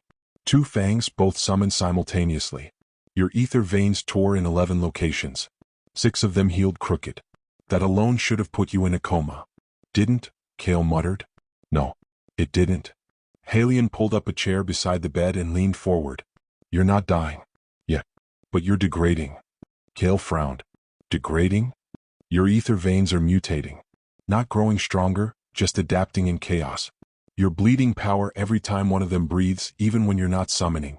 That's what your system is doing right now. trying to stitch itself together without a blueprint. Kael tried to move. His legs didn't respond. He didn't panic. He just absorbed it. So I can't fight? Not like this, Halion said. But I didn't come to stop you. Kael turned his head slightly. Then why? Halion tapped the datapad again. A diagram appeared, an ether map of Kael's body. It looked like a constellation drawn by a madman. Normal students had neat threads. Kael's looked like cracked lightning, fraying at the edges, bending around something dark at his core. I've seen this pattern before, Halion said quietly. Once. Kael didn't ask. Halion answered anyway. He died. Exploded from the inside out. But before that he unlocked 3 fangs. Kael blinked. So the third is coming. Halion stood, placed the datapad down, and moved to the wall. He tapped a hidden panel. A section of the room slid away, revealing a storage drawer filled with old equipment. From it he pulled a leather-wrapped case. Long thin. He set it on the table beside Kael. This is a thread core kit, he said. Illegal. Outdated. Banned by most modern training systems. He unwrapped it, revealing a long glass needle, a strand of silver filament, and a containment orb filled with crystallized ether fragments. Prime callers didn't use scrolls or chants, he continued. They wove. Through pain. Through will. They repaired their own threads in real time. Learned to shape their core with clarity. Kael stared at the tools. You're offering to teach me? I'm offering you a choice. Halion looked down at him, eyes sharp behind calm tones. You rest. You'll survive a little longer. Maybe learn to summon in silence. Maybe not. But your body will collapse again soon. He gestured toward the kit. Or you start now. Learn the system no one teaches. And maybe, you live long enough to make it to the third without dying. Kael closed his eyes. Pain burned inside him like coals under skin. But so did something else. Memory. Of Umbra's silence. Of Vaelith's stillness. Of the thing behind the third gate, whispering in fire. He opened his eyes. Give me the needle. Halion didn't smile. Didn't praise. He simply handed Kael the filament tool and set the containment orb near his fingers. You'll thread into the shallow veins first. Let your mana wrap the broken points and stitch a path. Then reinforce with ambient ether. Kael took the filament in shaking hands. The world blurred. Focus narrowed. He pressed the point into the scar on his arm. And began to weave. Outside the medical wing, a guild drone passed overhead. Scanning. Recording. But the room Kael occupied was not on the standard grid. Buried. Hidden. Forgotten. Just like him. You'll know when you enter, Halion said, sitting cross-legged across from Kael in the flickering low light of the training chamber. The sterile medical room was long behind them now. This place, beneath Valkyries, buried under forgotten towers and rune-carved foundations, was where the academy hid its shadows. Where the guild's unspoken rules didn't apply. Kael sat motionless, breath even, fingertips resting on the ether anchor Halion had placed before him. A smooth obsidian disc etched with concentric circles. Your core realm is not a place you force open, Halion continued. It's a mirror. Your soul reflected. Prime callers didn't create cages for their summons. They discovered they were already there. Kael nodded. And let go. It wasn't sleep. It wasn't thought. It was a sinking. Like falling through still water into deeper black. He passed through his own memories, childhood flashes, voices he forgot he'd heard, pieces of days unimportant to anyone but him. Then everything faded. And he opened his eyes in darkness. At first there was nothing. Then the sound of slow, steady breathing, not his own, filled the air. He looked down. He stood barefoot on polished black stone, surrounded by nothing but silence and a faint mist curling at his ankles. And ahead of him, 6 massive cages. Arranged in a circle around a deep pit, each cage tall as a cathedral, formed not from metal but from woven chains, glowing faintly with etched runes. Only 2 were active. One pulsed with silver shadow, Umbra's. The other shimmered like moonlight beneath water, Vaelith. Kael walked between them. He felt their presence immediately. Umbra sat still, coiled and calm, a single eye watching him from within. There was no aggression, only understanding. As if he knew Kael would return here. Vaelith's cage had no bars. It was mist, layered over spirals of flowing liquid glyphs. She floated inside, her form more suggestion than shape, her stillness louder than any roar.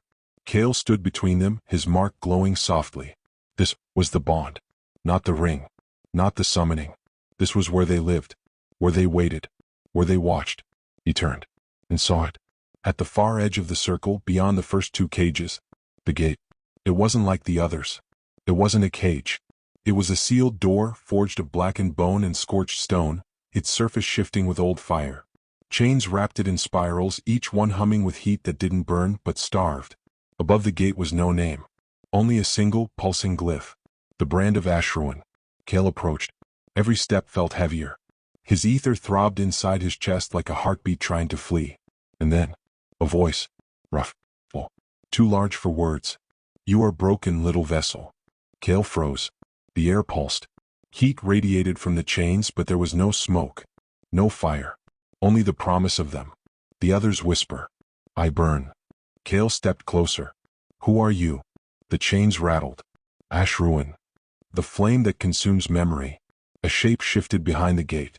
A humanoid figure, tall and thin, cloaked in smoke. Its face hidden behind a cracked, jagged mask. Runes glowed across its arms like scars that couldn't be erased. Kael's mouth felt dry. Why are you caged? Ashruin chuckled, a sound like bones cracking inside a furnace. Because you are not ready. Because I want out. And because I hunger. The chains pulsed red. Break me, and I burn your enemies. Keep me sealed, and I burn you instead. Kael stepped back. A slow heat spread from his chest up into his eyes. He could feel his third glyph forming, not on his hand, this time on his shoulder. A new brand. He reached for it instinctively. And the voice boomed again. You woke too. That means the spiral opens soon. Kael whispered, what spiral? But the world began to fade. He woke gasping. Back in the training chamber, Halion knelt beside him, eyes calm. You reached it? Kael nodded. Sweat clung to his skin. The shoulder of his shirt was soaked, and beneath it, the third glyph had fully etched itself into his flesh. No ceremony. No pact. Just presence. Halion looked at the mark. Ashruin, he murmured. Kael asked, you knew it? Halion didn't answer immediately. Then, only from records so old the ink fades before you can read them. Kael sat up slowly, breathing like someone coming out of fire. I didn't summon him. You don't summon the third, Halion said. You either survive it, or you don't. Outside the underground chamber, the mana flow across the Valkyrie's region surged slightly. A ripple undetected by most. But in the guild tower archives, a single terminal chimed. Third mark detected. Scarbearer confirmed. Prime collar progression, critical. Awakening spiral, 33%. The ether thread snapped. Again. Kael gritted his teeth as pain flared in his arm, the silver filament sparking before dissolving into harmless ash. He exhaled, sweat dripping from his jaw as he stared down at his forearm, for failed stitches already marked his skin like faint burns. Too much pressure, Halion said from across the chamber, arms folded. You're forcing the weave.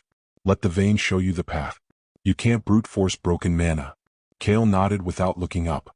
This was the 5th day since the dual summon. The 5th day since he'd almost died. His ether veins had stopped collapsing. But they hadn't healed. He could walk again. Slowly. Unsteady. Every movement sent ripples of discomfort through his nervous system, like a circuit board constantly overheating. He picked up another strand of filament from the kit. Tried again. The technique Halion taught him wasn't officially recognized. It existed in scraps of old summoner notebooks, buried beneath modern summon theory and guild regulations. Ether threading. A skill meant for those whose bodies were never meant to host monsters. It required patience, vision, the ability to visualize your own veins as a map, a current, a living thing you could sew.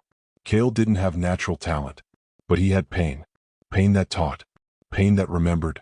He drew the thread across his wrist and focused. This time, it held. The line sank into the skin like a stitch through cloth, binding a frayed vein with spectral silver. The ache receded. Kael slumped back, breathing hard. Halion gave a slow nod. 1. Later, as night settled over the hidden chamber, Kael sat in silence beside a cooling ether lamp. His hands trembled from exertion, but his mind was elsewhere. Inside. The core realm responded faster now. Each time he entered, the fall grew shorter. He didn't walk into darkness anymore. He arrived. Umbra stood silent, watching. Valeth drifted in slow circles around her cage. The third gate, Ashruin's, was glowing now. Chains pulsed orange-red, a slow heartbeat of molten hunger. Kael approached. The air rippled. Ashruin's voice rose from within. You learned to sew. Good. You'll need it when your soul splits. Kael narrowed his eyes. You're not getting out yet. The gate shuddered. Not yet. But soon. Behind the bars, Kael could now see two hands, long, scorched, clawed fingers wrapped in burnt metal. Each finger bore a ring of flame that didn't flicker. Ashruin chuckled, low and rasping. They chained me for remembering too much. But you don't even know what they erased, do you? Kael didn't answer. He turned away. But Valeth moved closer. And for the first time she spoke. Not in riddles. Not in metaphors. But in truth. The third does not obey. Kael paused. Valeth's voice was soft, like water falling over stone. He remembers things even the deep-bound fear. He speaks in ruin, in flame, in the sound of cities cracking. Kael met her eyeless gaze. I don't care. Then you are ready. She floated backward, her presence withdrawing like a tide going out. Ashruin laughed from his gate. Yes, feed me that arrogance. Kael awoke with a start. His ether lamp had died. His shoulder burned.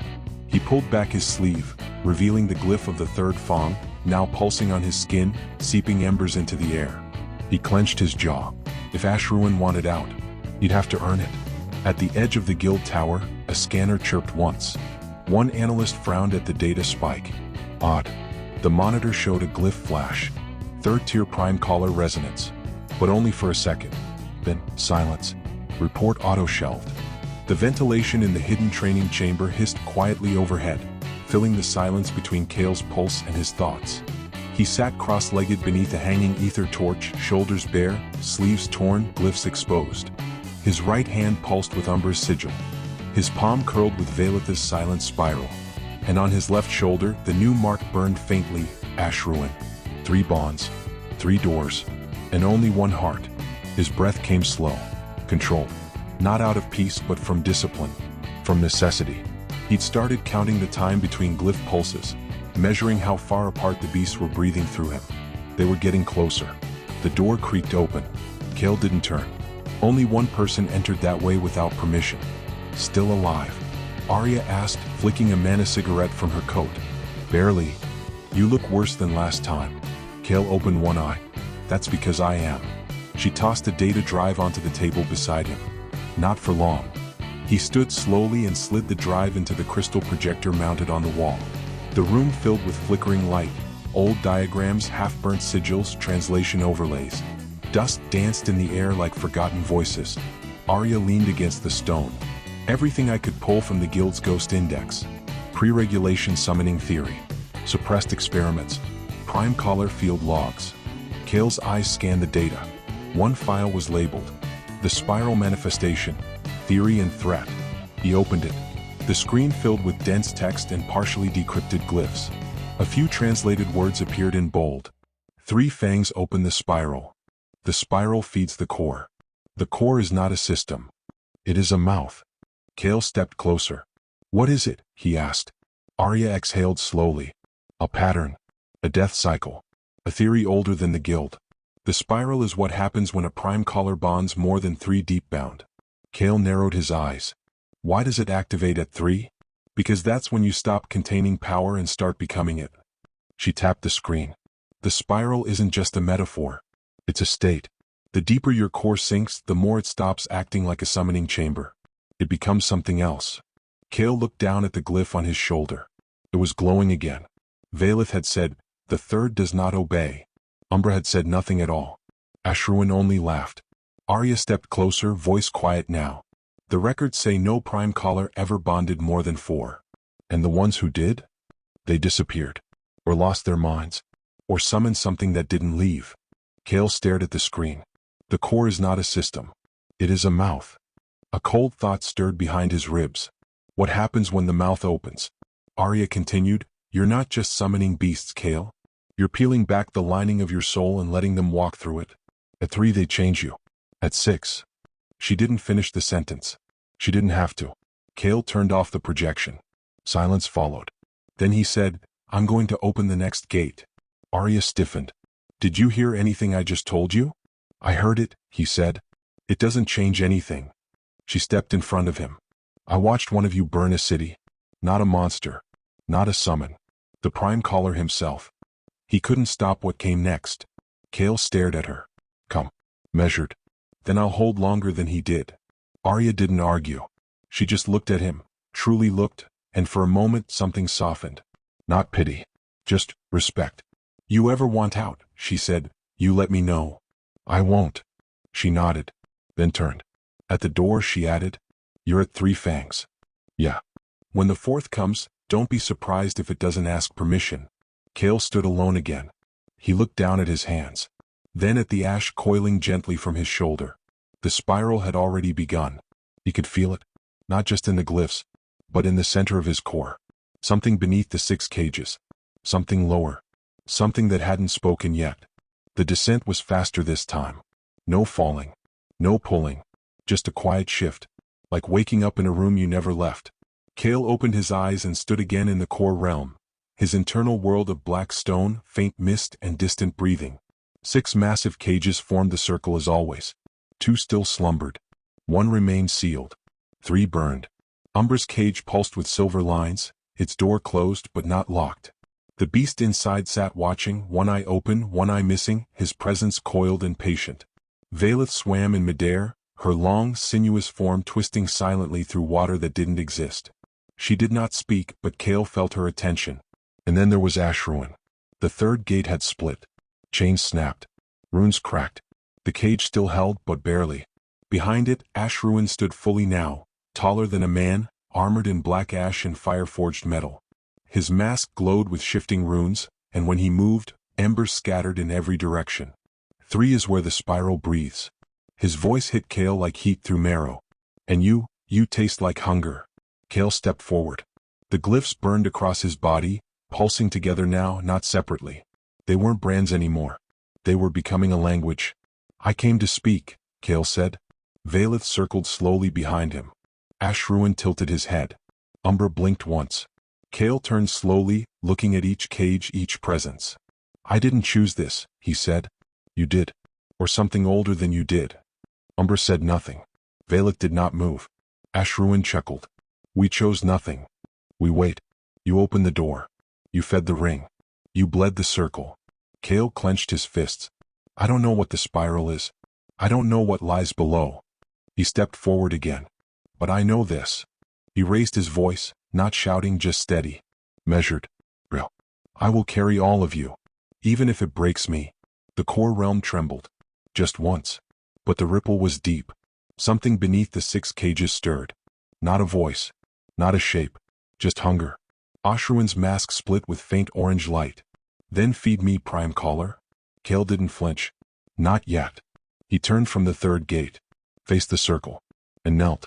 Palms open. Marks glowing. And for the first time all 3 glyphs synchronized, pulsing as one. The chain above the central pit, the unlit one, shivered. Not because it was awake, but because it had been seen. Kael opened his eyes. Back in the real world. Back in the chamber, air cold against his skin, mana thread trembling around his scars. He looked down at his hands. Burned. Marked. And he whispered, I am Kael Ravenroot. The empty vessel. And this core will not eat me. I will command it. The core realm waited. Kael stood at its center again, boots silent on the black stone, breathing slow and measured as mist crawled around his ankles like tired ghosts. The air was heavier now. Each return felt more real than the last. 6 cages surrounded him as always. But only one demanded attention. Ashruin's. The gate had cracked fully. The chains no longer sealed it in, they coiled like broken ribs around the edges, glowing faint orange, pulsing like distant coals. Kael stepped forward. And the gate opened. Heat rolled out like breath from a furnace. He didn't flinch. Inside the world changed. Ashruin's cage was not like Umbra's quiet gloom or Valetha's underwater hush. It was a cathedral of fire, ruined and alive. Stone blackened by memory. Walls half consumed by licking flames that burned sideways, upward, against logic. The sky above flickered red, not from sun, but from something buried behind the clouds, pulsing with heartbeat-like rhythm. Ashruin stood in the center, tall and masked, his frame wrapped in burnt armor stitched with fire-threaded scars. He turned as Kael entered. So, the vessel returns. Kael walked to the center and stopped just beyond reach. No blood, he said. Ashruin's head tilted. No circle. No chant. Ashruin stepped closer. Fire danced around his feet with each stride. Then what do you bring me, little Scar? Kael met his eyes, or where they should have been. A memory. Ashruin stilled. You offer me flame? Kael didn't answer. He simply raised one hand and placed it over his heart, closed his eyes, and let it come. He was 8 years old again. Cold classroom. Gray walls. Cheap uniforms. A cracked mana tablet buzzing faintly on his desk. The results had posted. The other children clustered near the scroll board, pointing, whispering. Summoner? That's not a real class. He'll be feeding pets for the rest of his life. No wonder he's an orphan. Kael stood alone, staring at his score. No one noticed the way his hand clenched until it bled, or how his eyes never blinked, or how the paper caught fire in his pocket that night, silently without him striking a match. The memory burned. But Kael didn't look away. He offered it, held it like a candle. Let Ashruin feel the heat. The fire around the cathedral surged. Ashruin inhaled, deep and deliberate. Rage without noise. Pain without mercy. Yes. You are ready. The flames didn't rise, they folded inward, toward Kael, spiraling into his chest like a reverse explosion, coiling around his ribs, wrapping through his ether veins like smoke entering cracks in old stone. Kael gritted his teeth, didn't scream. The heat was unbearable, the pressure worse. A sigil carved itself into his chest. Not a glyph. A chain of molten symbols that linked from shoulder to sternum, each mark a rune of power, pain, and purpose. Ashruin stepped back, arms open. You burn now. Asterisk, you burn true. The cage vanished. Kael awoke in the training chamber. Gasping, sweating, shaking. The room was cold, but he wasn't. The thread glyph on his chest pulsed faintly, and thin lines of smoke curled up from his collar. He pulled his shirt aside. There it was. The third sigil. Not marked. Branded. A whisper echoed in his mind. Not angry. Not triumphant. Just satisfied. Now call me. When your world needs to burn. The city was quieter at night. Not peaceful. Just tired. Kael walked the outer edge of Valkyrie's southern wall, near the cliffs where old wind towers gathered breeze into the academy's power grid. His jacket hung loose, collar high, shoulders tense. The wind here was strong, too strong for most students to wander alone. He preferred it this way. Fewer eyes. Fewer questions. Behind him, the shadow moved. Fast. Soundless. Kael turned. Too late. A bolt of null energy slammed into his back, and his vision flared white. He hit the dirt hard, mouth full of dust, limbs numb. Before he could rise, 2 more figures stepped from the darkness. One wielding twin ether knives, the other shouldering a rifle glowing with a strange blue pulse. Suppressor grade. Anti-summoner gear. Target locked. Ring disruption successful. Begin extraction. Kael spat blood and rolled to his side. The first voice came from behind a sleek gray visor, distorted by a mask. Kael Ravenroot, the woman said. You've been marked for non-sanctioned progression. Prime collar resonance confirmed. Spiral activation, 42%. Another stepped forward, taller, bulkier. No trial. No processing. Orders are final. Kael clenched his fist. The ring on his hand, silent. His glyphs, dormant. They'd scrambled him. A summon dead zone. He was unarmed. One of them moved fast, blade flashing. Kael dodged. Barely. The second fired a burst of suppressor rounds, slow but wide range, built to overload a summoner's nervous system. Kael hit the ground again, gasping. His body was moving but slow. Unresponsive. Not from fear. From ether strain. He couldn't summon. Not here. They'd known his habits. His pats. His weakest moments. They were here to erase him. Initiate pulse bind. Kill if resistance continues. One step closer, lifting the rifle. And Kael whispered, You want to fight? Then burn. The glyph on his chest ignited. The agents reeled. Their visors shattered under the sudden heat spike. Unregistered. Impossible. The jammer stuttered, then failed.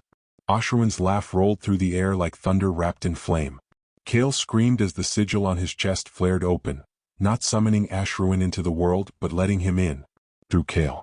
His body moved without his consent. Not a puppet. Not a vessel. A shared command. His right hand opened midair. Fire licked across his fingers. A mask of burning bone and jagged runes formed over the left half of his face. What is that? One agent shouted. Fall back. Retreat, another screamed. Too late. Kael stepped forward. His voice not quite his, spoke low and clear. You came to erase a name. Now you'll forget your own. The air exploded. A wave of searing pressure surged outward.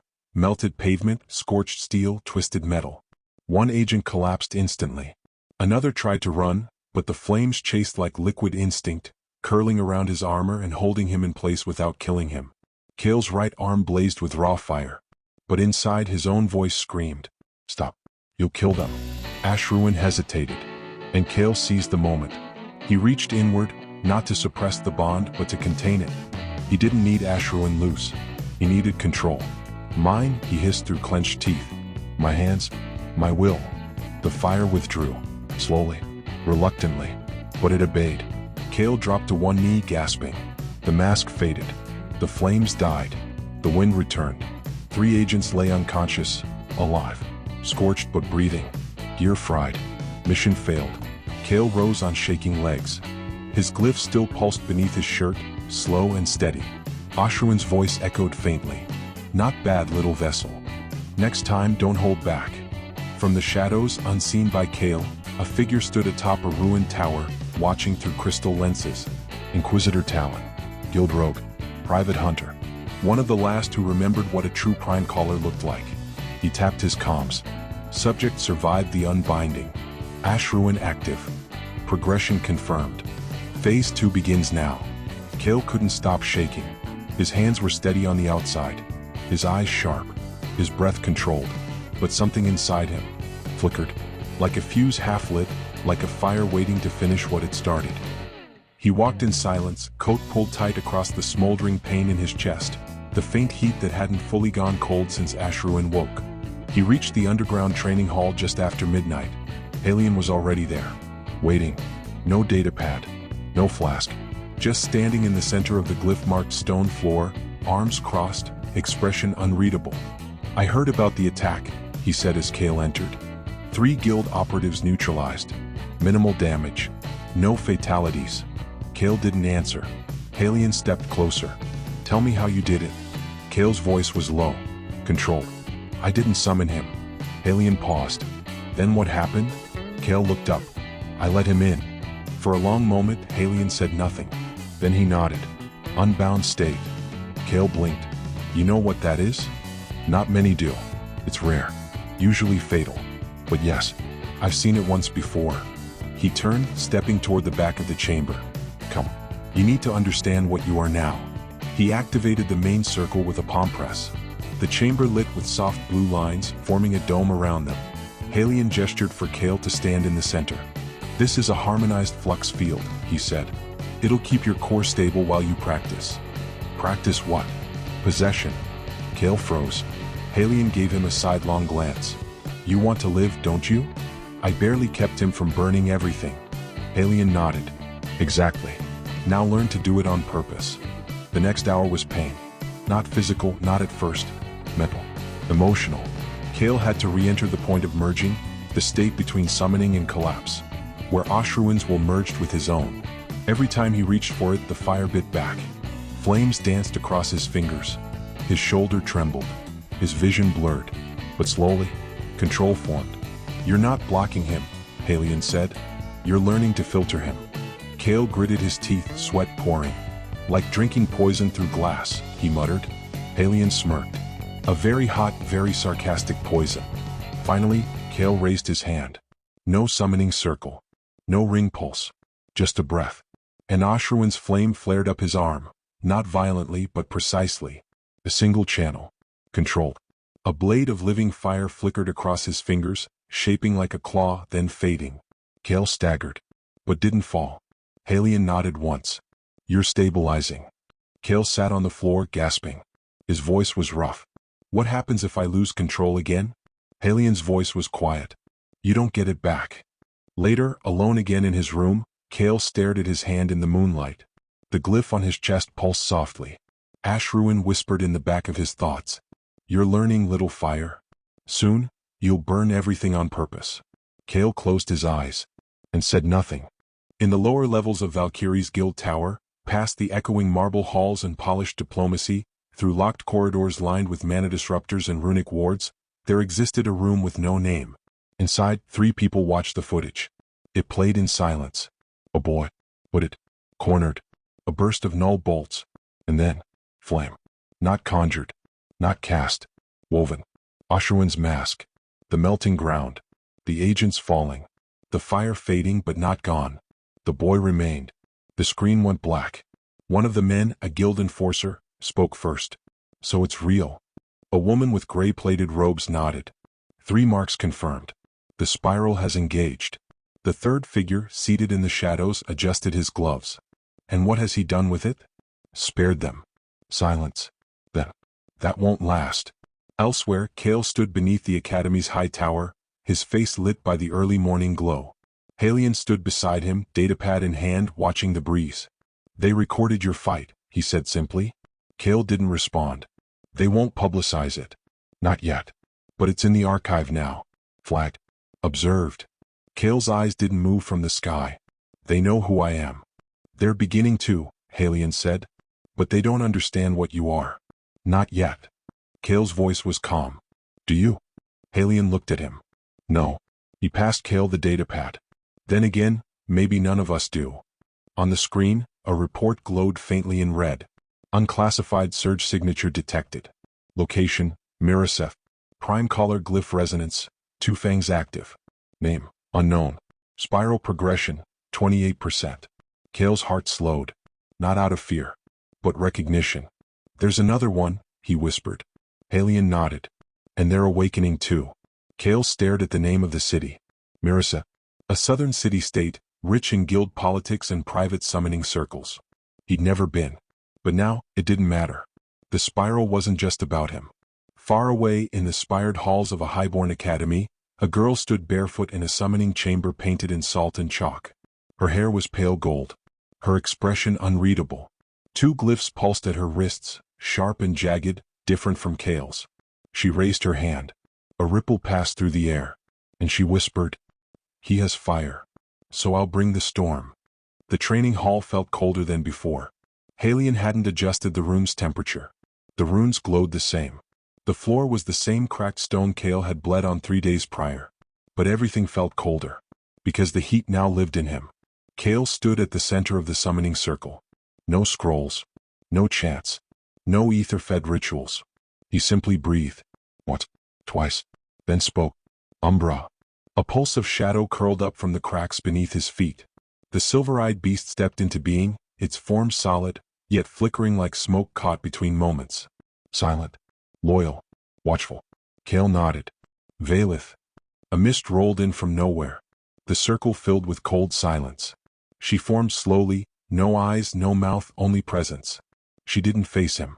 But he felt her attention wrap around him like a deep ocean's breath. Ash ruin. The glyph on his chest flared. And from Kael's shadow, a thin ripple of fire rose, shaping into limbs, then a frame, then a mask of jagged flame. Ash ruin didn't speak.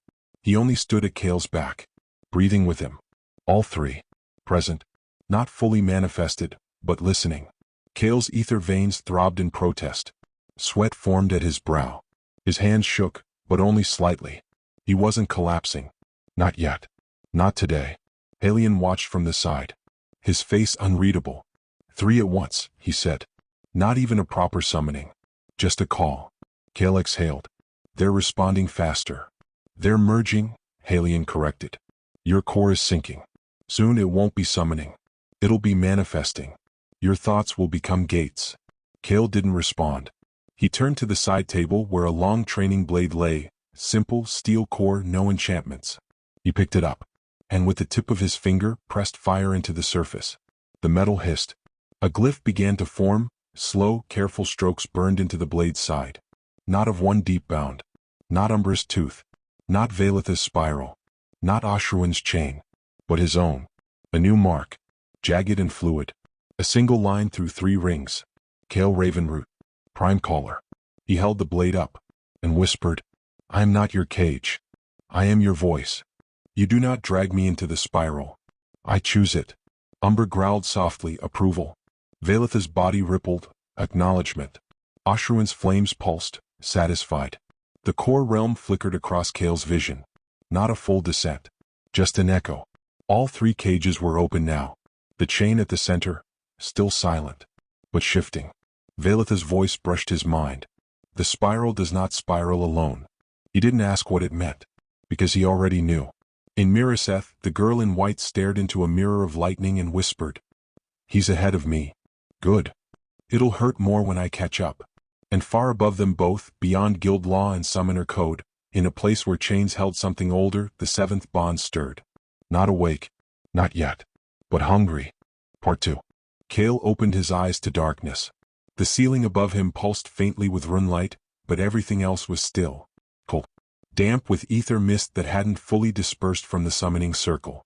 He was lying on his back, breath shallow, fingers curled around something. Cloth? No. The edge of his sleeve, clenched tight like he braced for something. The pain wasn't sharp. It wasn't even local. It was everywhere, a low, constant hum through muscle and bone.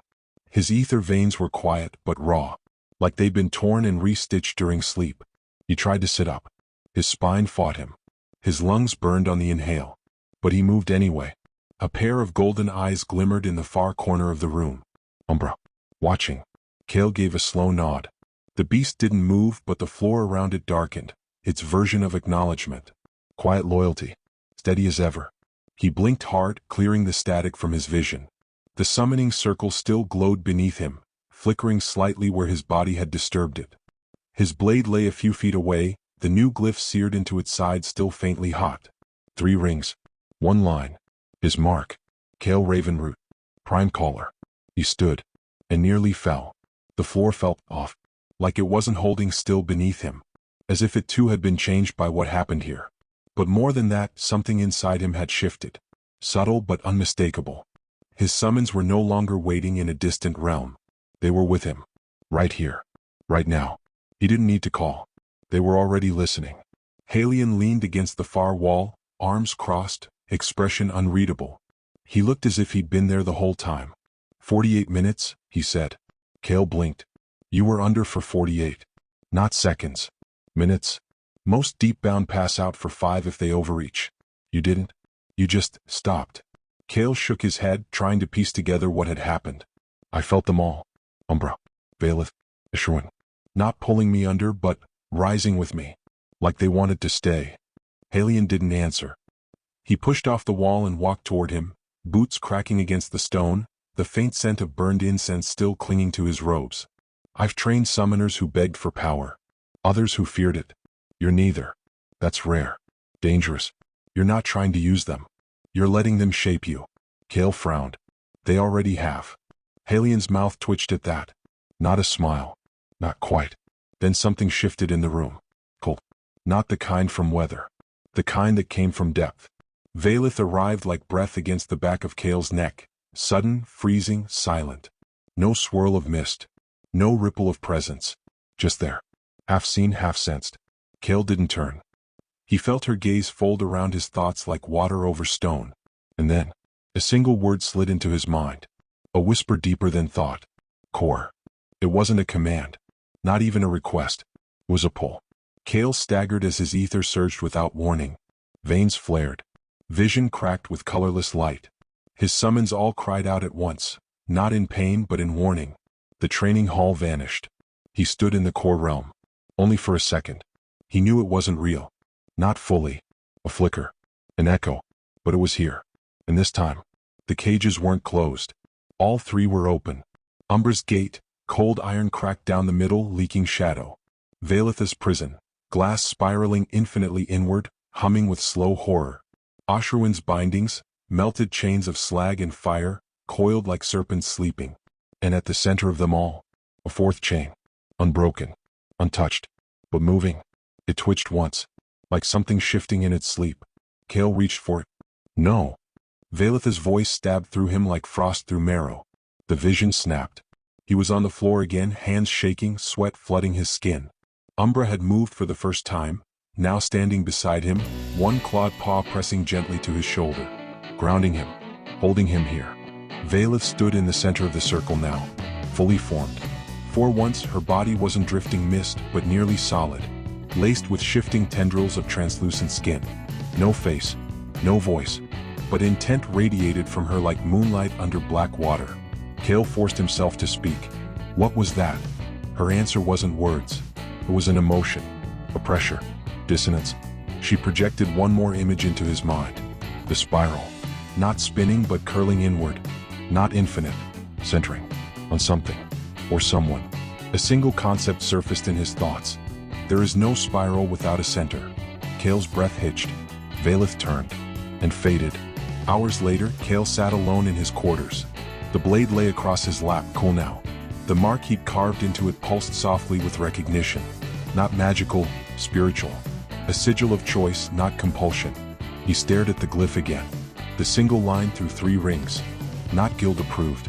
Not from any tome. Just a statement. His statement. I am not your cage, he whispered. And again. I am not yours. The ether in the room rippled once. Not in protest. In agreement. Somewhere far away, a girl in white traced lines in the air before her mirror and felt a sudden pulse of resistance. She smiled. He's pulling ahead. Then her reflection changed. The spiral blinked once behind her eyes. And something older, tensed. By morning, the world had returned to its usual rhythm. Footsteps echoed faintly through the lower halls of the Summoners Guild. Voices murmured in corners. The smell of old scrolls, burned ether, and worn leather books filled the air. From the outside, it was all order and calm. But behind one sealed door, change was already underway. Kael stood in Halien's study, the thick ironwood table between them lined with scraps of parchment, sigil diagrams, and a half-burned black scroll sealed in wax. The room was dim, lit only by blue-streaked lanterns and the soft flicker of an obsidian hearth in the wall. Halien didn't look up as he slid the scroll toward him. This came from North Sigil Post last night, he said. Guild Tier Oversight Division. Kael didn't touch it. Oversight. They've noticed your shift. Halien's tone was neutral, almost bored. 3 summons. Stable sync. Independent manifestation. They're impressed. And worried. Kael raised an eyebrow. Which more? Doesn't matter. They sent a directive. Kael exhaled. What kind? Halien finally looked at him. And this time, there was no veil to his expression. Prove it wasn't luck. That you're not just flaring out before burnout. They want you to reclaim a relic from a Tier 4 ether ruin, the Shrine of Varn. He pushed a second parchment across the desk. You leave tonight. Kael frowned, scanning the map. A series of canyons carved into the side of the Norrock Range. Depths. Unstable. Littered with the remains of failed descent rituals and fractured summon glyphs. I thought the shrine was sealed. It was, Halien said. Then someone opened it 2 weeks ago and didn't come back. That place is crawling with wild ether now. Untethered summons. Korat.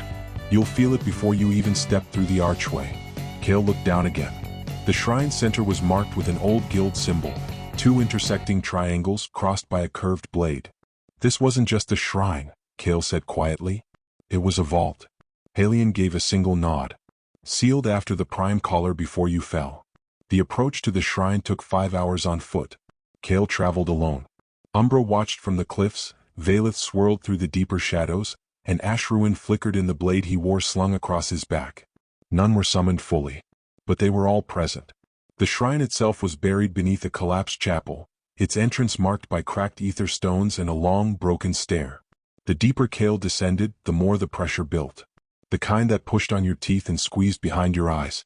He reached the first landing and stopped. A statue had been shattered here. Or burned. The outlines of a summoner's cloak had been melted into the stone wall behind it, not carved but scorched as if by flame hotter than any normal ether fire. The rest of the chamber was a ruin, dust, collapsed supports, and a trail of symbols scrawled in charcoal across the floor. Kael followed them with narrowed eyes. They weren't summoning glyphs. They were wardings. Someone had tried to keep something in.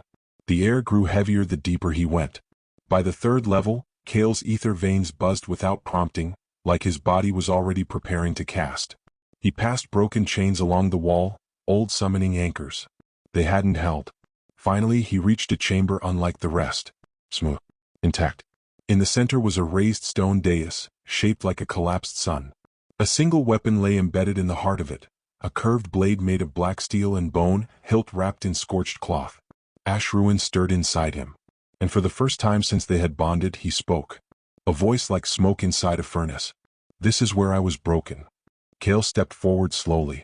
The blade hummed with heat as he approached. Not magical. Not ether-based. Resentful. He placed a hand on the edge of the altar. A sudden pulse of memory knocked the breath from his lungs. He stood in a different time. A summoner, tall, armored in crimson runes, faced away from him. 3 summons flared behind the figure. One was definitely Ashruin, whole, angry, powerful. The others were different. Familiar and yet foreign. The summoner's body cracked as their core began to spiral inward. Not descent. Not death. Collapse. And from the stone beneath them, something tried to climb out. Kael reached forward. The vision ended. He staggered backward, heart pounding, eyes wide. Ashruin burned in his mind. Not enraged. Not sorrowful. Grieving. That summoner, Kael whispered. Elrin teeth, Ashruin said. Kael knelt beside the blade, running his fingers along the old sigil etched into its hilt. 3 intersecting rings, but one of them was cracked down the middle. A failed prime caller. A forgotten one. He looked down and saw a bundle tucked beneath the altar's edge, a journal bound in fire-hardened leather. He pulled it free, flipped it open. Half the pages had been burned clean through, but the last entry was intact. They told me it would listen, that I could shape the spiral by will. But the spiral has no will. Only weight. It pulls. Always inward. Kael closed the book and stood. Night was falling when he climbed back toward the surface. The journal tucked into his cloak. The relic left untouched. Halion was waiting at the outer ridge, arms crossed. Kael tossed the book down at his feet. The shrine wasn't just a relic vault, he said. It was a grave. Halion didn't flinch. I know. You knew about Elrin. I knew of him. Most did. But they wiped him clean. No records. No trials. Just erased. Why? Because he lost control. Because his core cracked. Kael turned away. No. That's not why. Halion watched him in silence. Kael held out his hand. Ashruin formed fully beside him. No flare, no flame. Just quiet, constant presence. He wasn't destroyed by his summons, Kael said. He was abandoned. And Ashruin didn't deny it. That night, Kael sat by the edge of the cliffs outside the guild tower, staring at the stars. The burned journal sat beside him, closed. The wind tugged at his cloak, quiet and cool. Valeth appeared without warning, a whisper of mist curling over the stones beside him. He didn't look at her. But he asked quietly, "Will I end the same way?" She didn't answer. Instead, she sent a single image into his mind. A mirror. A blade. A broken cage. And beneath it all, a spiral. Still turning. The journal didn't glow. Didn't pulse. Didn't hum with some hidden power waiting to be unlocked. It just lay there, silent, charred, and nearly forgotten. Kael flipped through it for the 4th time. The pages were warped from fire exposure. Most of the writing was fractured, half-sentences, glyph sketches, incomplete thoughts. But Kael wasn't looking for answers anymore. He was looking for truth. Not the kind written in guild records, but the kind buried. The name echoed in his mind like a sealed door slowly opening. Elrin Teeth. The lost prime caller. The one who came before. Kael sat cross-legged on the floor of his room, back against the stone wall, the journal open across his lap. Umbra lay nearby, curled in shadow, silent but watchful. Valeth hovered like fog over the ceiling, pulsing faintly with that deep water stillness. Ashruin's flame flickered in the corner, low and steady. None of them spoke. None needed to. Because they felt it. Something in that name rippled backward through their bond. Kael traced the surviving glyphs again. Elrin's notes were chaotic, but some patterns were beginning to form. A sequence of symbols that didn't match any guild-codified summoning script. Old structures. Personal ones. Kael recognized one of them. The cracked ring, the fractured 3rd layer of Elrin's original sigil. The flaw that should have warned the guild something was wrong.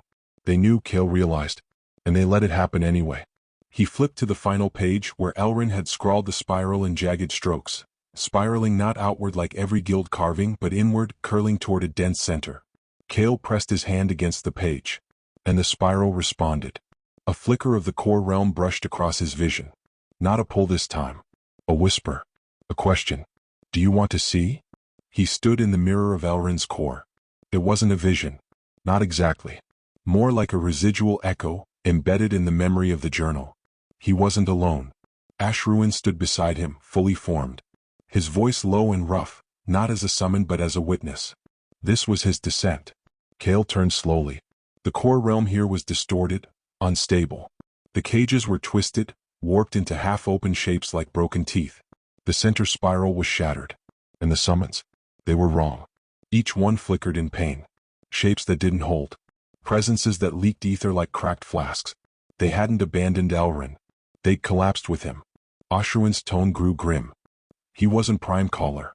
Not truly. The spiral never chose him. He forced the bond. He thought command was connection. Kael watched as the echo of Elrin staggered through the realm, hands clutched to his head, blood streaming from his eyes as his summons screamed in unison. Not betrayal. Not rebellion. Resonance. His core had tried to match too many at once. And failed. Kael turned to Ashruin. Then why was he remembered as one of us? He wasn't. He was erased because they were afraid. Of what his failure revealed. Of what it meant for the spiral's next caller. Kael's throat tightened. Me. Ashruin didn't answer. But his flame pulsed. A nod. Kael woke with a jolt, back in his room, the journal still open. Umbra stirred. Valeth dropped silently to the floor beside him, fully formed for once. Kael stood. Why show me now? He asked them. Valeth's form rippled, then pressed a thought into his mind. Because you passed the point he could not. Kael narrowed his eyes. Then why does it still feel like I'm failing?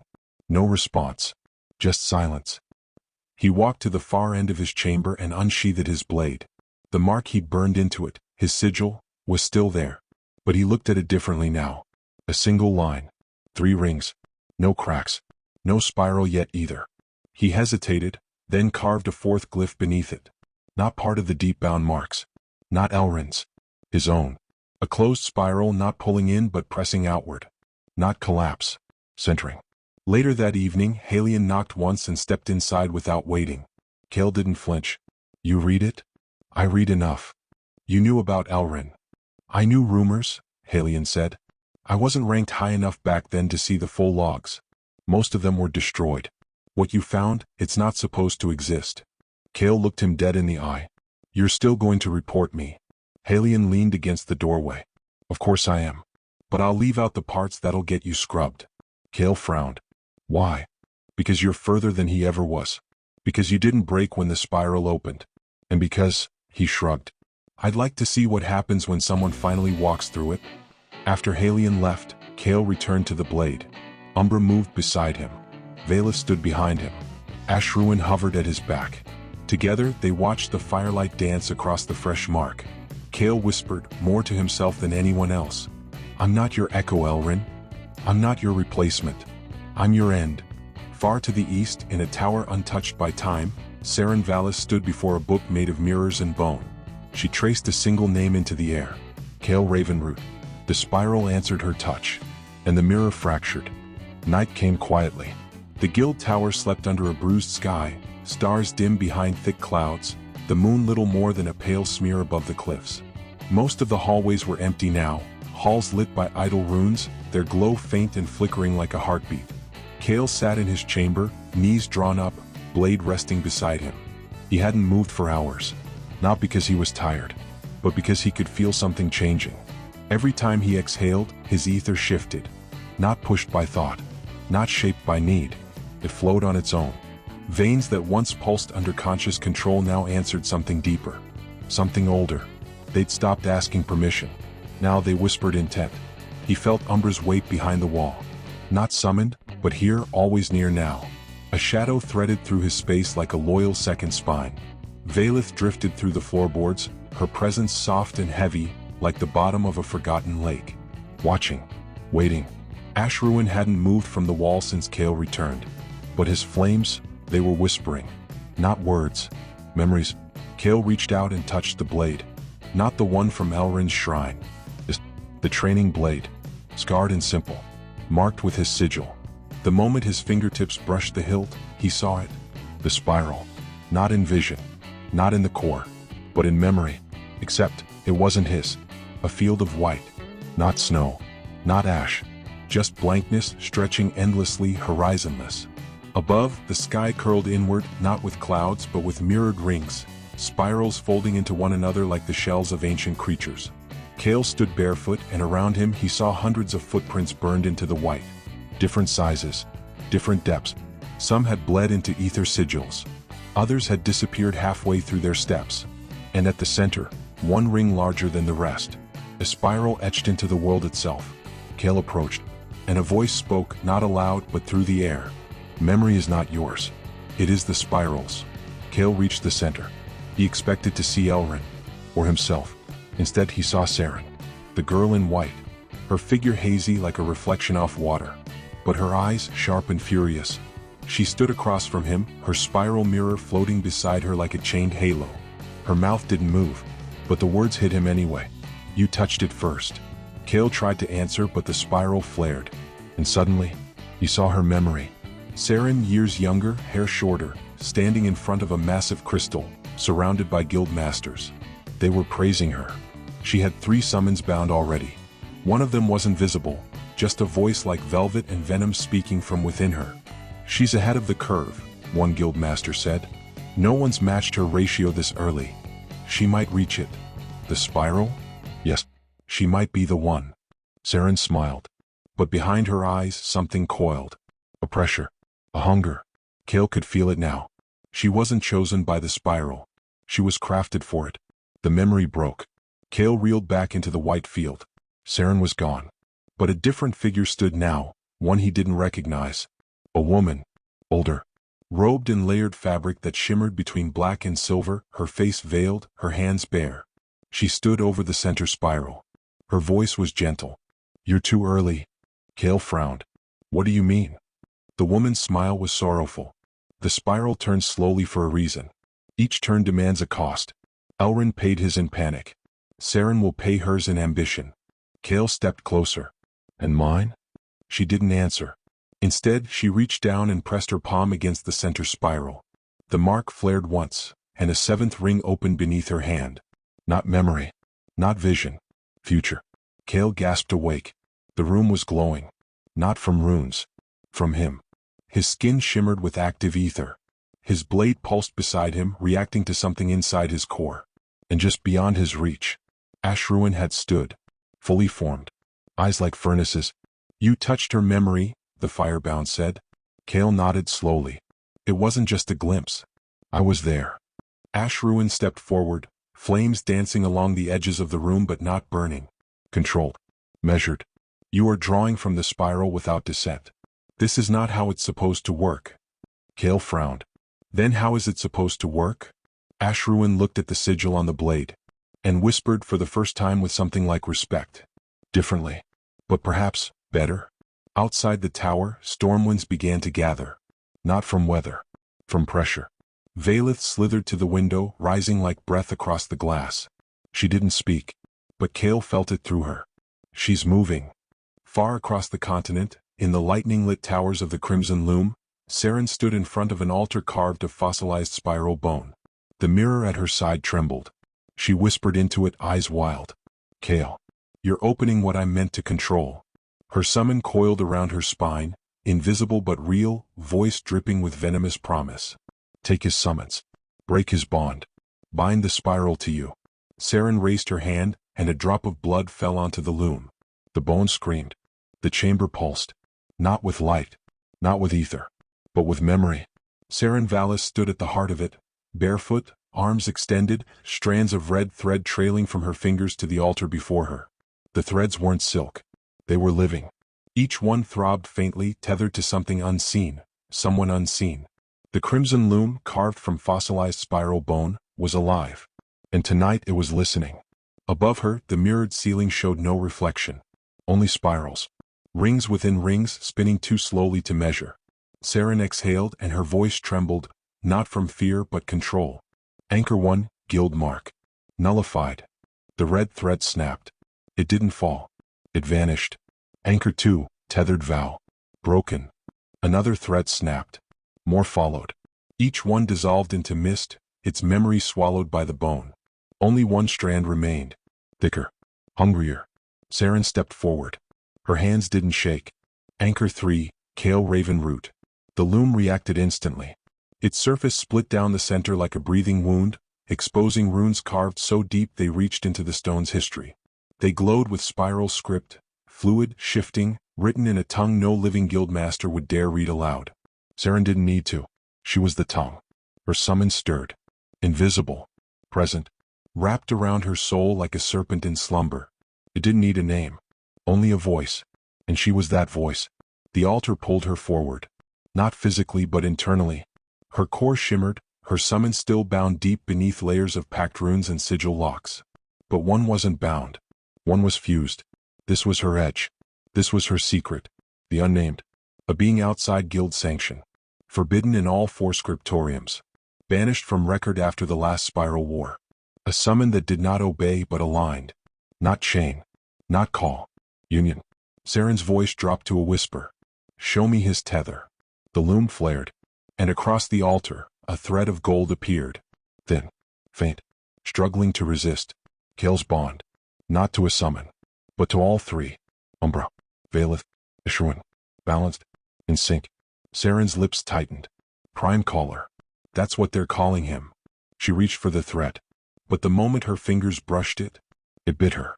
A flash of fire, shadow, and oceanic pressure slammed into her ether veins all at once. Her body convulsed. The room spun. But she didn't pull back. She grinned. So they've accepted him. Her summon stirred again. Its voice slithered through her ribs. Then break them. One by one. Unweave the center. She took a step back from the altar, blood trickling from her fingertips. The thread pulsed once more, then disappeared, severed by distance or resistance. But it was enough. She had seen the bond. Now she knew where to cut.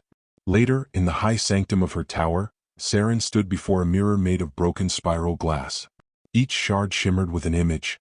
One showed Kael descending into Elrond's ruins. Another, Kael carving his sigil into the blade. Another, Kael standing in the core realm, surrounded by open cages. But one shard showed something else. A future that hadn't happened. Kael's body curled around his blade. 3 summons, gone. And over him, the spiral, fully open. Saren's breath caught. That future wasn't written. But it was possible. She turned to her wall of bound records, dozens of summoners whose summons had vanished. Each case buried. Each one rewritten as lost in core. But she knew better. She'd found their remains. What was left of them. And soon she would find Kael's. Back in the ritual chamber, her most trusted acolyte waited, head bowed, glyphs carved along his arms, eyes glowing faintly with loom fire. Your will, Lady Valis? She walked past him, wiping the blood from her fingers. Prepare a vessel. For what purpose? She smiled. Umbra. The acolyte paled. You intend to bind one of his summons? I intend to steal one. She paused at the edge of the room, voice a whisper. And when I do, he'll finally see that the spiral doesn't choose heroes. It chooses survivors. Far away, Kael woke with a sharp gasp. Umbra was already at his side, formed, tensed, claws extended. Not in protection. In warning. Valeth shimmered from the shadows, body twitching in strange, arrhythmic patterns. Ash ruin flared at the blade's hilt, heat rising. Kael stood slowly. Something was missing. Not taken yet. But reached for. He touched the mark on his blade. It burned. Not in pain. In recognition. The spiral had moved again. And someone was pulling the thread. The spiral had touched him. But it hadn't left. Kael felt it each time he reached into his core, not in the ether veins themselves but in the silence between them. A tension. A pull. A scar that hadn't been there before. He sat at the tower's eastern edge, cloak drawn around his shoulders, watching the sun creep up from behind the cliffs. His summons remained nearby. Umbra stood still as obsidian, Valeth drifted unseen through the shadows, and ash ruin crackled faintly from the blade at Kael's back. All of them were present but not quite aligned. That was the part that troubled him. The bond felt thinner. He reached toward Umbra's thread. The response came, but not immediately. And when it did, it was clouded. Flickering.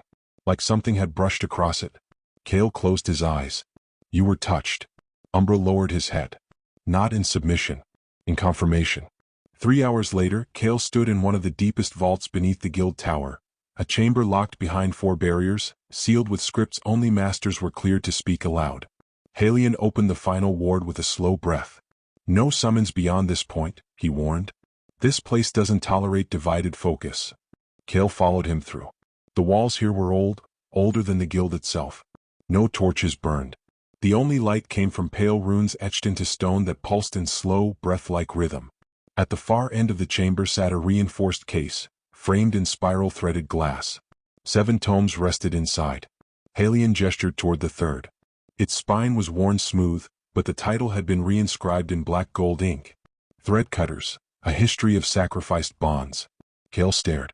You knew this was down here, he said. Halion didn't look away. I did. You should have told me. I should have, Halion agreed.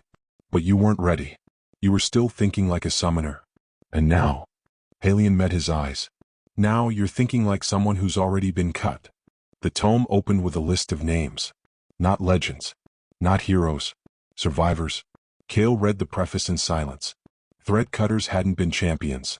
They'd been last resorts. Summoners forced to sever their own bonds when corruption, overload, or mirrorcraft intrusions infected their links. Some didn't survive. Others lived but lost the ability to summon again. A handful evolved. Those were the ones who passed into myth. Kael turned another page and saw it. Echo binding, the fabrication of false summons drawn from mirrored bond lines. Dangerous. Unstable. Often used by loomwalkers. His breath stilled. So it was true. What Saren had done wasn't theft. It was replication. She had used part of Umbra's essence, Kael's essence, to create a copy. Not a summon. A reflection. Soulless. Empty. But still dangerous. Kael stared at the ink until the words blurred. She didn't try to take Umbra. She tried to make her own. Halion spoke quietly behind him. Echo binding was banned during the Third Spiral War. Those who practiced it were called loomwalkers. Kael closed the tome. That's what she is. She's more than that, Halion said. She's spiral-marked. Born with it in her veins. That's how she reached you. Through the mark itself. Kael turned, eyes calm. Then I need to cut the thread she left behind. Halion studied him. And if it severs more than just her? Kael looked away. Then I'll heal. He returned to his chambers at dusk, the sky streaked in violet and fading gold. The journal of Elrin Teed sat untouched on his shelf, but Kael didn't reach for it. He no longer needed a mirror. He needed a blade. Kael sat cross-legged in the center of his chamber, spine straight, palms resting on his knees. The sigil-carved blade lay before him. His ether stirred, slow and steady. Not summoned, focused. Valeth formed in the corner, flickering. Unstable. Ash ruin hovered in the lantern flame, barely flaring. Only Umbra remained near. Kael reached inward and found it. 3 threads. Shadow. Mist. Fire. Each one vibrant, warm, deeply rooted in his core. And threading between them, fainter, thinner than spider silk, a line of gold. Wrong color. Wrong rhythm. Kael reached toward it. The moment his will touched it, pain flashed through his ether lines like ice raking across nerve. He gasped. Umbra flinched, but Kael held. He felt the origin of the thread. Not inside his body. Outside. Far. But connected. Saren. He stood before Halion the next morning. I'm ready. Halion didn't speak. He simply turned and led Kael down a staircase that didn't appear on any guild blueprint. At its base waited a chamber made of old bone and spiral glass. In the center sat a single chair, smooth, white, streaked with sigils long since outlawed. This is the first stage, Halion said. You'll unlock the next flow, Kael said. Widen the ether veins. Let me see more than just presence. You'll also bleed. From the core outward. Kael stepped forward. Then let it bleed. The crucible chamber wasn't made for summoning. It was made for survival. Kael stood beneath the pale archway of bone and spiral glass, arms bare, ether already prickling against his skin. The air inside was colder than any room above, not from climate, but from pressure. Wait. Like the stone itself was remembering the pain of every summoner who'd stepped foot in here. Halion walked in behind him, his voice even, emotionless. No castings. No chance. Just breath. The chamber does the rest.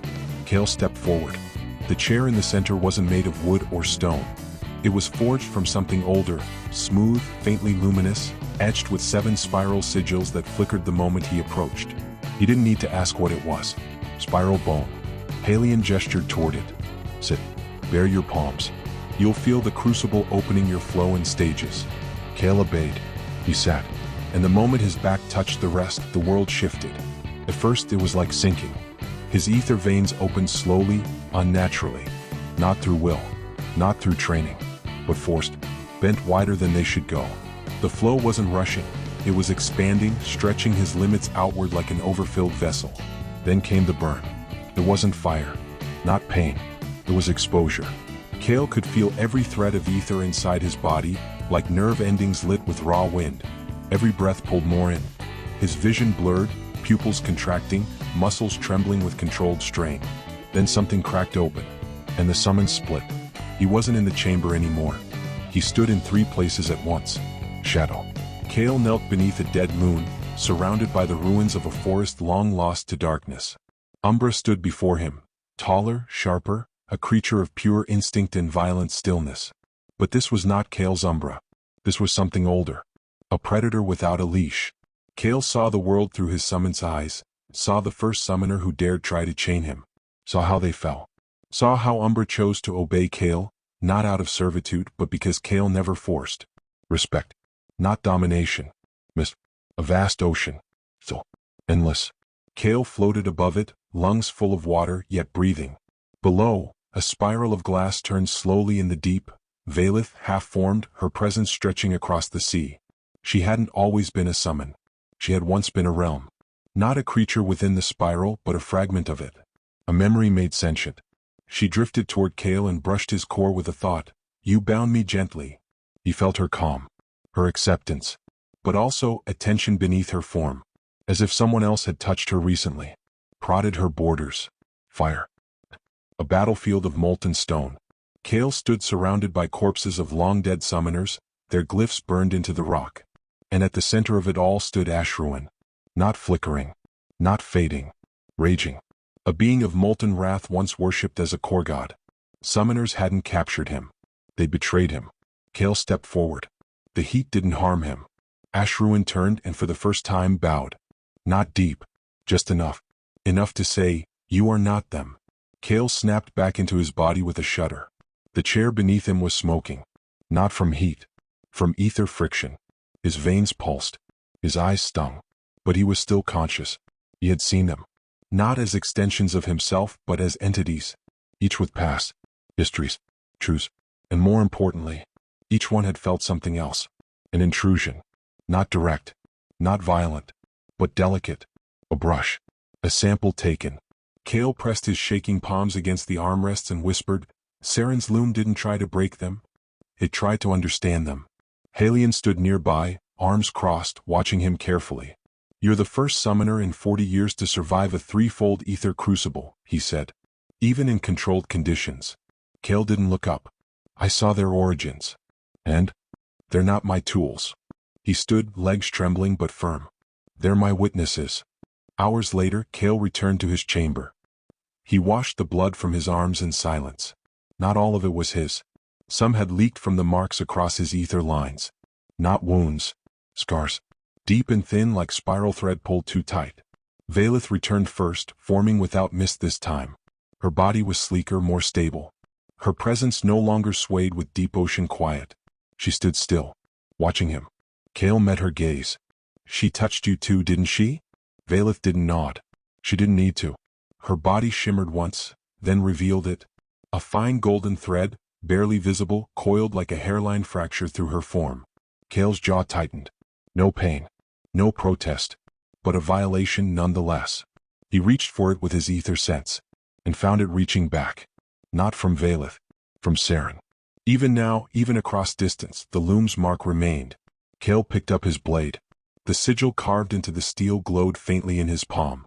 I'm not going to wait for her to try again, he whispered. I'm going to find the thread. And cut it. The first thing Kael noticed was the absence. No sound. No flicker. No whisper at the edge of his senses. Umbra was gone. Not dismissed. Not sealed. Gone. Kael stood at the center of his quarters, palms outstretched, ether pulsing along his threads, but only 2 responded. Valeth drifted nearby, her form dense with tension. Ashruin glimmered faintly within the blade's edge, heat coiled and rising. But the shadow thread, the one that always answered first, was silent. Kael opened his core wider, reaching deeper than before. Still nothing. No resistance. No pain. No trace of Umbra at all. A golden echo. Faint. Delicate. Moving. He didn't call Halion. Didn't alert the guild. He only strapped the blade across his back, locked the room behind him and followed the thread. It pulled like silk through the trees, barely touching, just enough to guide. He moved silently, every step measured. Not summoned, but anchored, Ashruin burning low at his side, Valeth folded into the mist between branches. They passed beyond guild wards, past the cliffs, into deadlands left untouched since the third ether collapse. Kael recognized the ruins up ahead, an abandoned shrine of old core worship, walls half buried in vine-choked stone, symbols eroded to near oblivion. But the spiral sigil in the center? Fresh, etched in red. The snare. The moment he stepped across the threshold, the gold thread vanished. The air warped, and the shrine shifted. No longer overgrown, no longer crumbled. It reformed around him in an instant, a shell of memory reconstructed from ether residue. A perfect mirror of the place it used to be. And Kael felt it at once. The loom. Not Saren, but the tool. Watching. Valeth appeared at his side, mist sharpening to edge. Ashruin's flame crackled against his shoulder. Then the shadow moved, and Kael saw Umbra, or something that looked like him. Same form, same golden eyes, same patient stillness. But the moment Kael reached for the bond, pain shot through his spine. His ether veins seized. Not from backlash, from rejection. This wasn't his summon. This was an echo. Saren had done it. She hadn't stolen Umbra. She had replicated him. From the trace left during her last intrusion, the loom had built a puppet. And now, moved. The false Umbra lunged. Kael drew his blade and sidestepped. The echo struck low, fangs of shadow-piercing stone, movements exactly like Umbra's real attacks. No tells. No wasted motion. Valeth surged in behind it, wrapping mist around its legs, but it dispersed immediately. No body. No mind. Only reflex.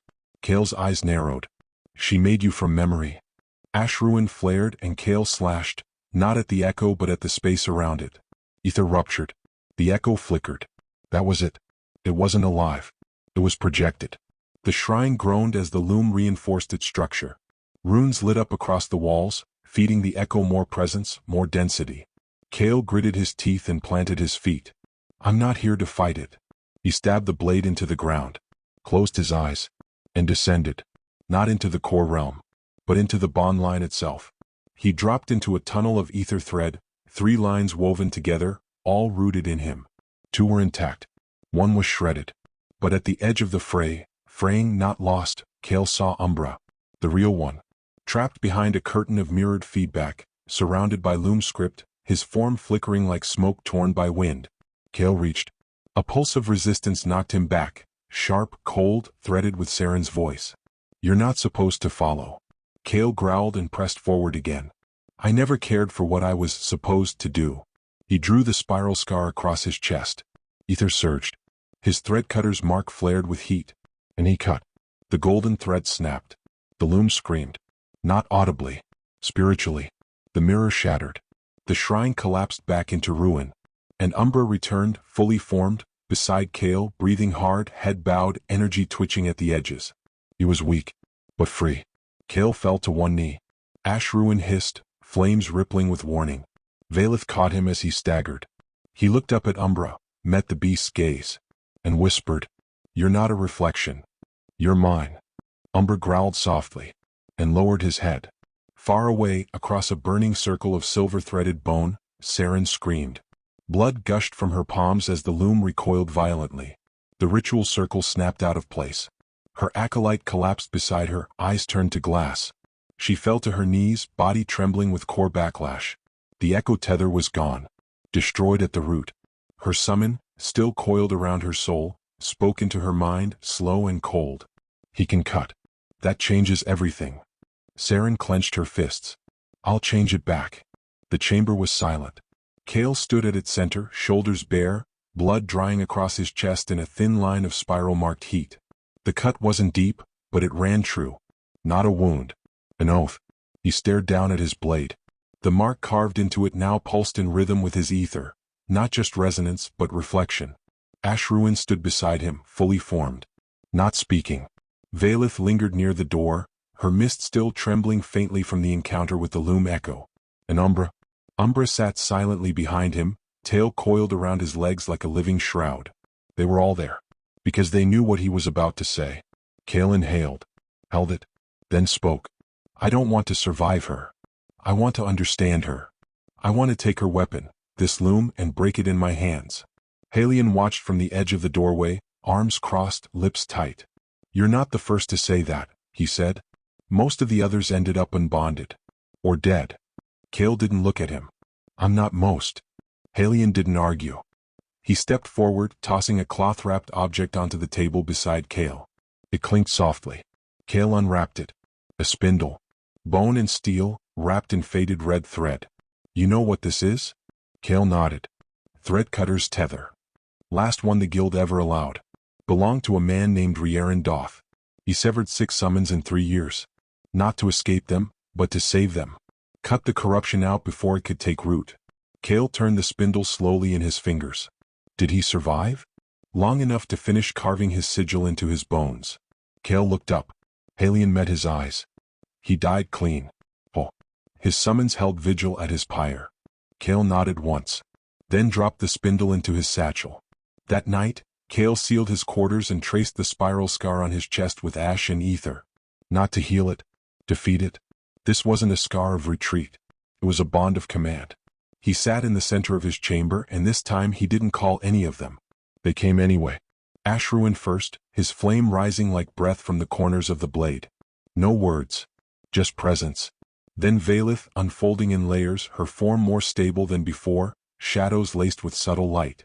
And Umbra walking in from nowhere, paws silent, eyes still bearing the ache of what was almost lost. Kael looked at each of them. You're not mine by accident. You weren't chosen by chance. I see you. I carry you. And if the spiral tries to chain you again. He drew a fresh line of ether across the air. I will cut it. Myself. No matter the cost. The spiral scar across his chest burned once. Then cooled. The room darkened. And for a heartbeat, Kael saw a new thread emerge in his core. Black. Not corrupted. Not alien. Just waiting. A thread that didn't bind. But cut. His first true threadcutter's line. Later, as dawn crept into the sky, Kael stood on the guild roof alone. The wind had shifted. It smelled of storm salt and rainlight. Ashruin hovered at his side, flickering. Kael looked out toward the cliffs. She'll strike again. Ashruin's voice came quiet, low. Yes. This time she won't try to copy. She'll try to rewrite. Then be unwritable. Kael closed his eyes. The oath flared again, heat blooming in his veins. Not pain. Clarity. Far away in the tower of mirrors and bone, Saren stood before her cracked loom. The altar still hissed with the backlash of Kael's cut. Her fingertips were wrapped in silver-threaded cloth, stained with blood she hadn't noticed dripping. She stared down at the crimson spiral carved into the bone surface. And for the first time, she hesitated. Her summons stirred behind her, unseen. You doubted. I didn't expect him to cut, she whispered. He's learned. He's changing. The summon pulsed. Then push him to change further. Until he breaks. Back at the guild tower, Kael turned from the sunrise. And whispered to the still air. Push me. Just be ready when I push back. Pain greeted her at dawn. Not in her body, she had numbed that long ago. This was deeper. Core deep. Saren knelt beside the altar, forehead pressed to the cold spiral bone. Her breath came sharp and shallow, as if the loom's backlash still gripped her lungs. The crimson circle was cracked now, faint but growing. It hadn't just rejected her echo tether. It had recoiled from Kael's cut.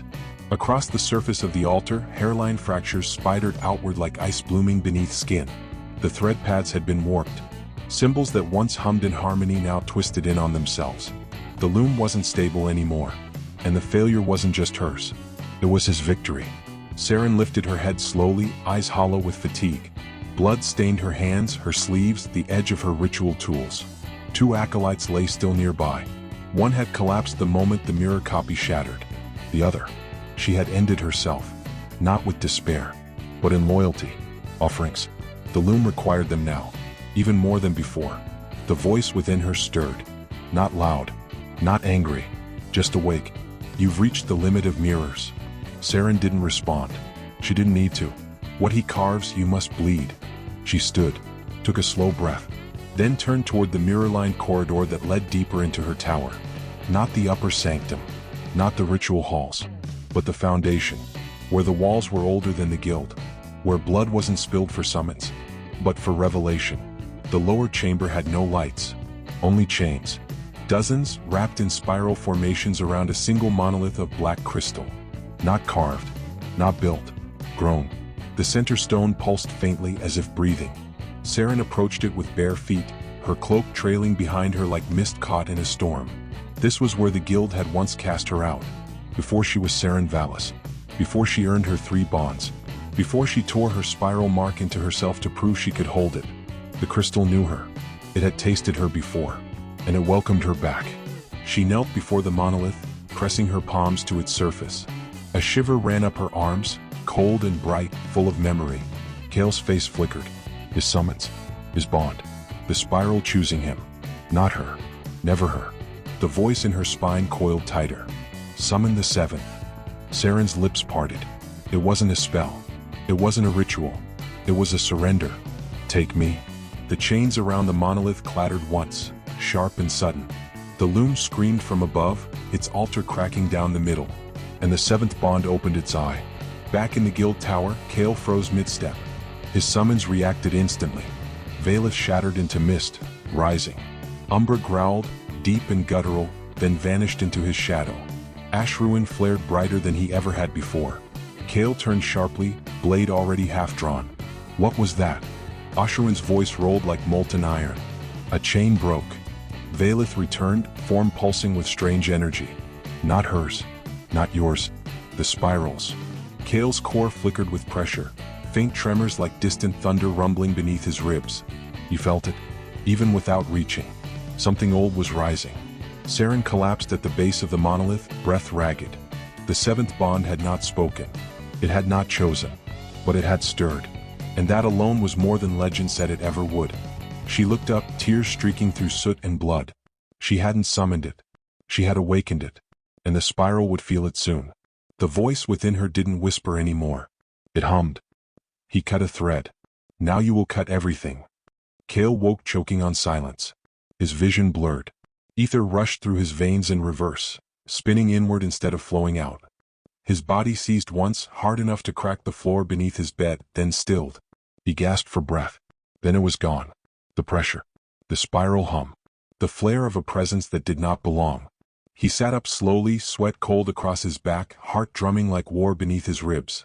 The room was still. His blade leaned against the wall untouched. The mark on his chest, the threadcutter's scar, had faded to a pale line. But inside his core, something pulsed. A 7th thread. Not fully formed. Not his. But there. He stood and reached inward, forcing his ether pathways open wider, searching for the familiar, shadow, mist, flame.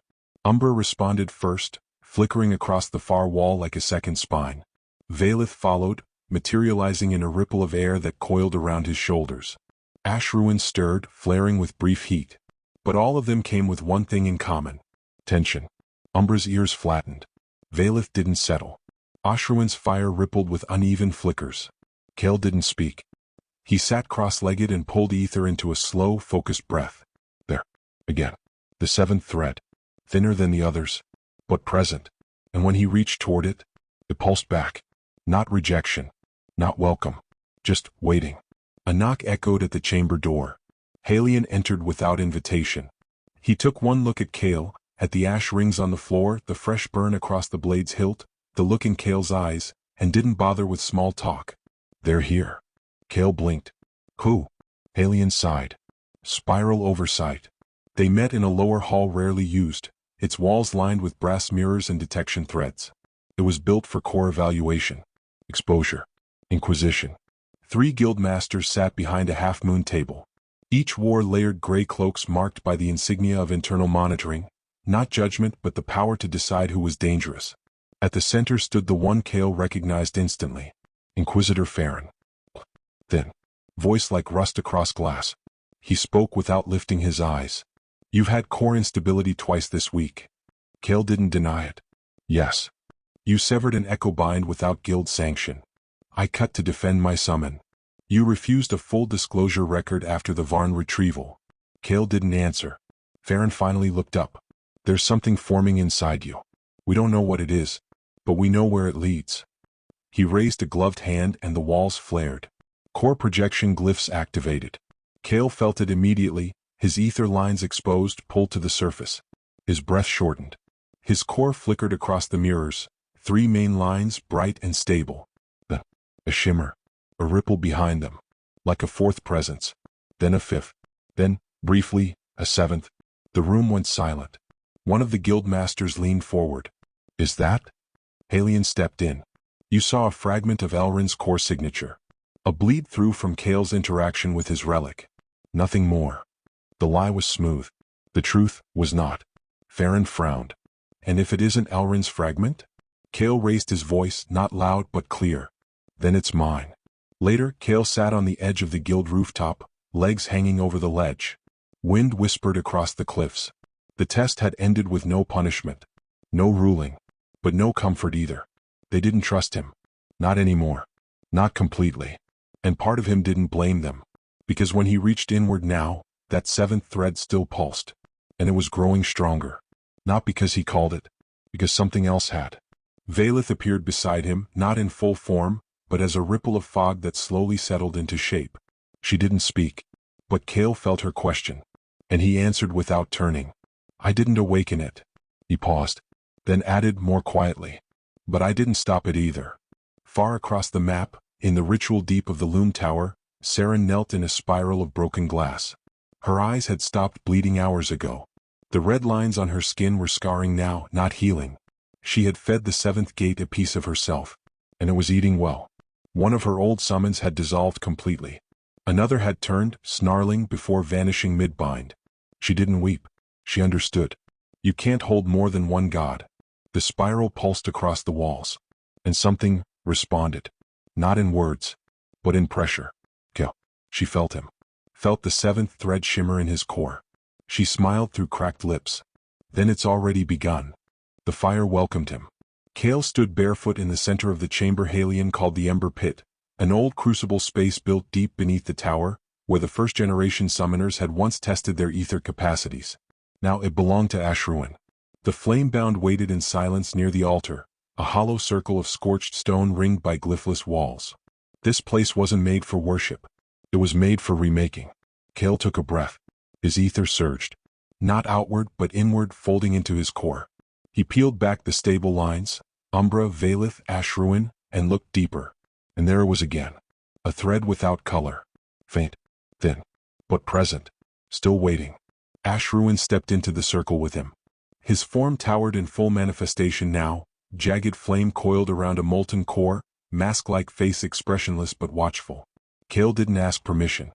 He simply said, "Burn it." Ashruin moved. The air around Kael shimmered as the summon raised both arms.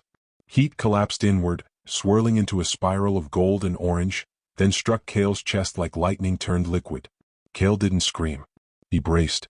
Flame scoured through his core, not hurting but hunting, purifying, searching for the foreign thread. And when it found it, the fire faltered. It didn't burn. It bent, and was absorbed. Kael's knees hit the stone hard. Ashruin's fire recoiled like a breath pulled too deep. The summon staggered back, unbalanced. His mask cracked at the edges, light bleeding through. He spoke, voice quieter than usual. "It took me." Kael looked up, eyes wild. "What do you mean?" Ashruin lowered his head. It accepted the flame. Not in defiance. In alignment. Kael sat back, breath shallow. The thread hadn't resisted. It had welcomed the attack. Not as power. As fuel. The spiral scar across his chest pulsed once, glowing with faint black light. Kael stared down at it. He wasn't in danger of descent. He wasn't being invaded. This wasn't corruption. This was a mirror. A part of him, somewhere beneath the known layers, had started to shift. And it had made room for something else. Suddenly, he wasn't in the crucible anymore. Not entirely. His core surged and projected. And Kael found himself standing on a scorched battlefield, where ash fell like snow and the sky had cracked open. No summons answered. No allies called. He stood alone. And above him, a single spiral hung in the sky. 7 rings. All of them open. At the center, a reflection. Not Saren. Not Elrin. Himself. But older. Eyes hollow. Blade burned black. Surrounded by silence. He staggered backward out of the vision. The ember pit spun around him. Ashruin's form shimmered, unstable. Not hurt, but unnerved. Kael looked at him, voice low. "That wasn't memory." Ashruin nodded. "No. That was possibility." A beat of silence.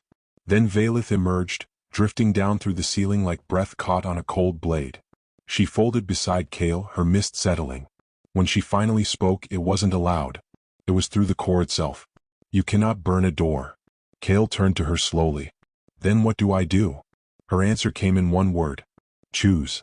Later, back in his chamber, Kael stood shirtless at the mirror, tracing the spiral scar across his chest. It didn't look different, but it felt deeper now. It throbbed in time with his ether pulse. Every time he closed his eyes, he could hear the thread humming, faintly. Not calling. Not pushing. Just present. Like it had always been there. Waiting. He clenched a fist, pressing it against the mark. "I don't care if I'm part of it. I decide what I become." The thread shimmered once in acknowledgement, then fell silent. Far away, in a storm-racked corridor of twisted bone and broken glass, Saren knelt before the seventh spiral, her skin now streaked with glimmering spiral ink. Her voice rasped like wind through cracked crystal. He tried to burn it. The spiral pulsed in answer. He fed it. Her summons stirred beside her, more smoke than voice now. "He's not rejecting you. He's reflecting you." Saren smiled, then wept, and whispered, "Then maybe I won't need to kill him. Maybe I just need to merge." Saren knelt in silence. Not prayer. Not meditation. Surrender. The floor beneath her was warm, pulsing gently beneath layers of ash and sigils. Her body ached from too many rituals, too little sleep, too much proximity to the thing she had finally drawn close. The loom. What remained of it? Its altar was fractured, the spiral channel across its surface now warped inward like the mouth of something hungry. What had once been a tool for precision summoning had become something else entirely. No longer a loom. Not quite a gate. A threshold. She had brought it this far. Bled for it. Burned away the walls between calling and becoming. Now all that remained was the final act. Merge. Two of her summons still circled her core. One was quiet, scarred by the strain of recent loops, clinging to her like a child to fire. The other resisted. Fiercely. It didn't want to break. It wanted to survive her. Saren exhaled slowly, then raised one hand, and cut it loose. The bind snapped like a taut wire struck by lightning. The room trembled. Her core thinned. The summon screamed, not in voice but in vibration, and vanished into spiral mist. Her body rocked. The pain was worse than anticipated. Not just severance, collapse. But the loom reacted at once, absorbing the lost summon's remains into itself, stabilizing the spiral for a brief, precious moment. Saren used that moment. She stepped into the altar ring, and gave the spiral her name. Her blood hit the floor in 3 drops. Each one etched a new ring into the altar. Each one brought her closer. The monolith behind her hummed, chains stirring, wall glyphs turning. And then, the spiral responded. Not with words, with movement.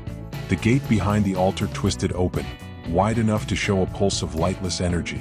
Not void, not fire, just presence. As if the spiral had turned fully inward and now stared back at her. Waiting, Saren pressed her hands into the final ring. Her summon, the one that remained, snapped inward like a cord yanked tight. It didn't resist. It begged. "Don't do this," it whispered, voice layered with fear and memory. "We are bound." She didn't reply. She only wept. And then, she merged. The loom let her in. Not into power. Not into authority. But into function. She didn't feel stronger. She felt hollowed. And within that hollow space, the spiral's ink carved itself into her ether lines. She saw Kael's core. His summons. His blade. She saw his pain. She saw her own face reflected in his. And the spiral whispered only one word. Center. Outside the tower, the world shifted. The wind changed direction. Birds fell silent. The ground beneath the loom tower cracked. Spiral lines spidering outward, unseen by most, but felt in every summoner's core across the province. Far away, guildmasters sat up from sleep, reaching for glyphs. The Inquisitor's seal glowed red. And Kael felt it immediately. His ether thread twitched. Ashruin flared. Valeth froze. Umber stepped from shadow unbidden. Kael stood without a word. The spiral had opened. Not in the sky. Not in the core realm. In her. Saren stood at the altar, breathing unevenly. Her veins glowed with spiral light, not gold, not blue, but shifting. Not even she knew what it would become. Her summon's voice faded, part of it lost inside the merge. A quiet whisper tried to surface, regret, but she drowned it. "I'm not stealing anymore. I'm not mimicking. I'm the gate now. One of her acolytes, a boy barely older than 15, entered the chamber, breathing fast. Lady Valis, the guild has detected the signature. They'll come for you. Saren looked at him and smiled softly. Let them. He swallowed. What should we do? She stepped down from the altar, body flickering faintly at the edges. You'll kneel. He hesitated. So she raised her hand. And he did. The spiral no longer slept. It had chosen no summoner. But it had been given a vessel. And it would use her well. The summons arrived before dawn. Not handwritten. Not sealed. It came as a voice, threaded through Kael's ether while he slept, carved with cold command. Report to Spiral Ring 12. Immediately. When Kael opened his eyes, Umbra was already formed at the edge of the room, low to the floor, teeth bared. Valith hovered in silence, her mist slow and tense. Ash Ruin didn't manifest, but the blade across the room hissed faintly in the air. They felt it too. This wasn't questioning. It was judgment. Spiral Ring 12 wasn't a court. It was a chamber of truths, intended only for internal inquiries where threat met uncertainty. Kael entered through a double-sealed arch, 2 guild guards escorting him in with blank expressions and hand-carved relics on their belts. Spiral breakers rarely drawn but always worn. Halion was already inside. He stood in the shadows behind the outer line, arms crossed, jaw tight. 3 figures waited at the center dais, the same tribunal from before. At their center, Inquisitor Farron. His voice was calm. Kael Ravenroot, do you know why you're here? Kael nodded. Because something stirred last night. Not something. Farron stepped forward. Someone. And the spiral resonance matches your ether pattern, at least in part. Kael narrowed his eyes. You think I opened the 7th? Farron did not blink. Or that you're becoming it. The center mirror activated. It displayed Kael's current ether signature. 3 stable threads. Clear, bright, aligned. But behind them, now unmistakable, a 4th shimmer. No color. No pulse. But there. Farron gestured toward it. That did not exist in your last scan. It appeared during a crucible surge, Kael said evenly. It hasn't interfered with my summons. It hasn't destabilized my core. You severed an echo bind. To protect Umbra. You cut through a foreign thread without permission. To survive a theft. Farron's voice sharpened. You do not get to decide the laws of the spiral. Kael stepped forward. Then who does? A silence passed. It was Halion who broke it. He hasn't descended, he said. His control is stable. His summons are unfractured. His core is whole. And yet, Farron said turning, we read a partial ether signature last night. Elrond teeth. Again. The room tensed. Kael felt it like pressure on his ribs. Elrond. The fallen prime caller. The erased name. Still bleeding through. Still echoing. One of the guild masters leaned forward. Do you claim no connection to Elrond's signature? Kael shook his head. I've read his journal. I walked his ruin. I carry none of his intent. But his mark appears in your flow. Kael answered without flinching. Then it's not his anymore. The tribunal fell silent. Farron studied him for a long moment. Then gestured toward the outer ring. Proceed with core pressure scan. A ward-laced runeplate rose from the floor. Kael stepped onto it without hesitation. He knew what this was. Not just a scan. A stress test. The room dimmed. Pressure built across his skin, like stepping into the tide of a collapsing sea. His core flickered into full view. Summon lines, ether threads, spiral echoes. Everything laid bare. At first, the scan held steady. Then, the 7th thread stirred. Kael felt it before they saw it. His vision tilted. The world narrowed. And then, the thread pulsed once. Not violently, but in response. As if answering a question he hadn't asked. On the mirror it flared. The room reacted instantly, shields raised, breakers drawn. Halion moved between Kael and the tribunal, blade half drawn. But the thread didn't spread. It didn't attack. It simply returned to silence. Kael stumbled off the plate, heart pounding. It didn't initiate, Halion snapped. It reflected the scan. Farron didn't sheath his weapon. You're not the danger. He stepped closer. But you may be the gate. No punishment was handed down. No formal charge. Only the words. Restricted summons. Monitored flow. No unsupervised descent rituals. And an escort back to his quarters. Kael didn't argue. But as the door closed behind him, he turned to the 3 presences in his room. Eshruin. Valith. Umbra. Each stood silent, waiting. He spoke quietly. I didn't ask for this. He looked down at his palm. The spiral scar had changed. It had grown darker, and around its edge, a seventh ring had begun to form. There were no alarms, no bells, no guild-wide announcements.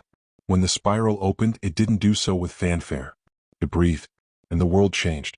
It began at the base of the loom tower, where broken sigils glowed red for a moment, then bled black. The stone beneath the foundation cracked in 7 precise lines, each one coiling outward like a blooming scar.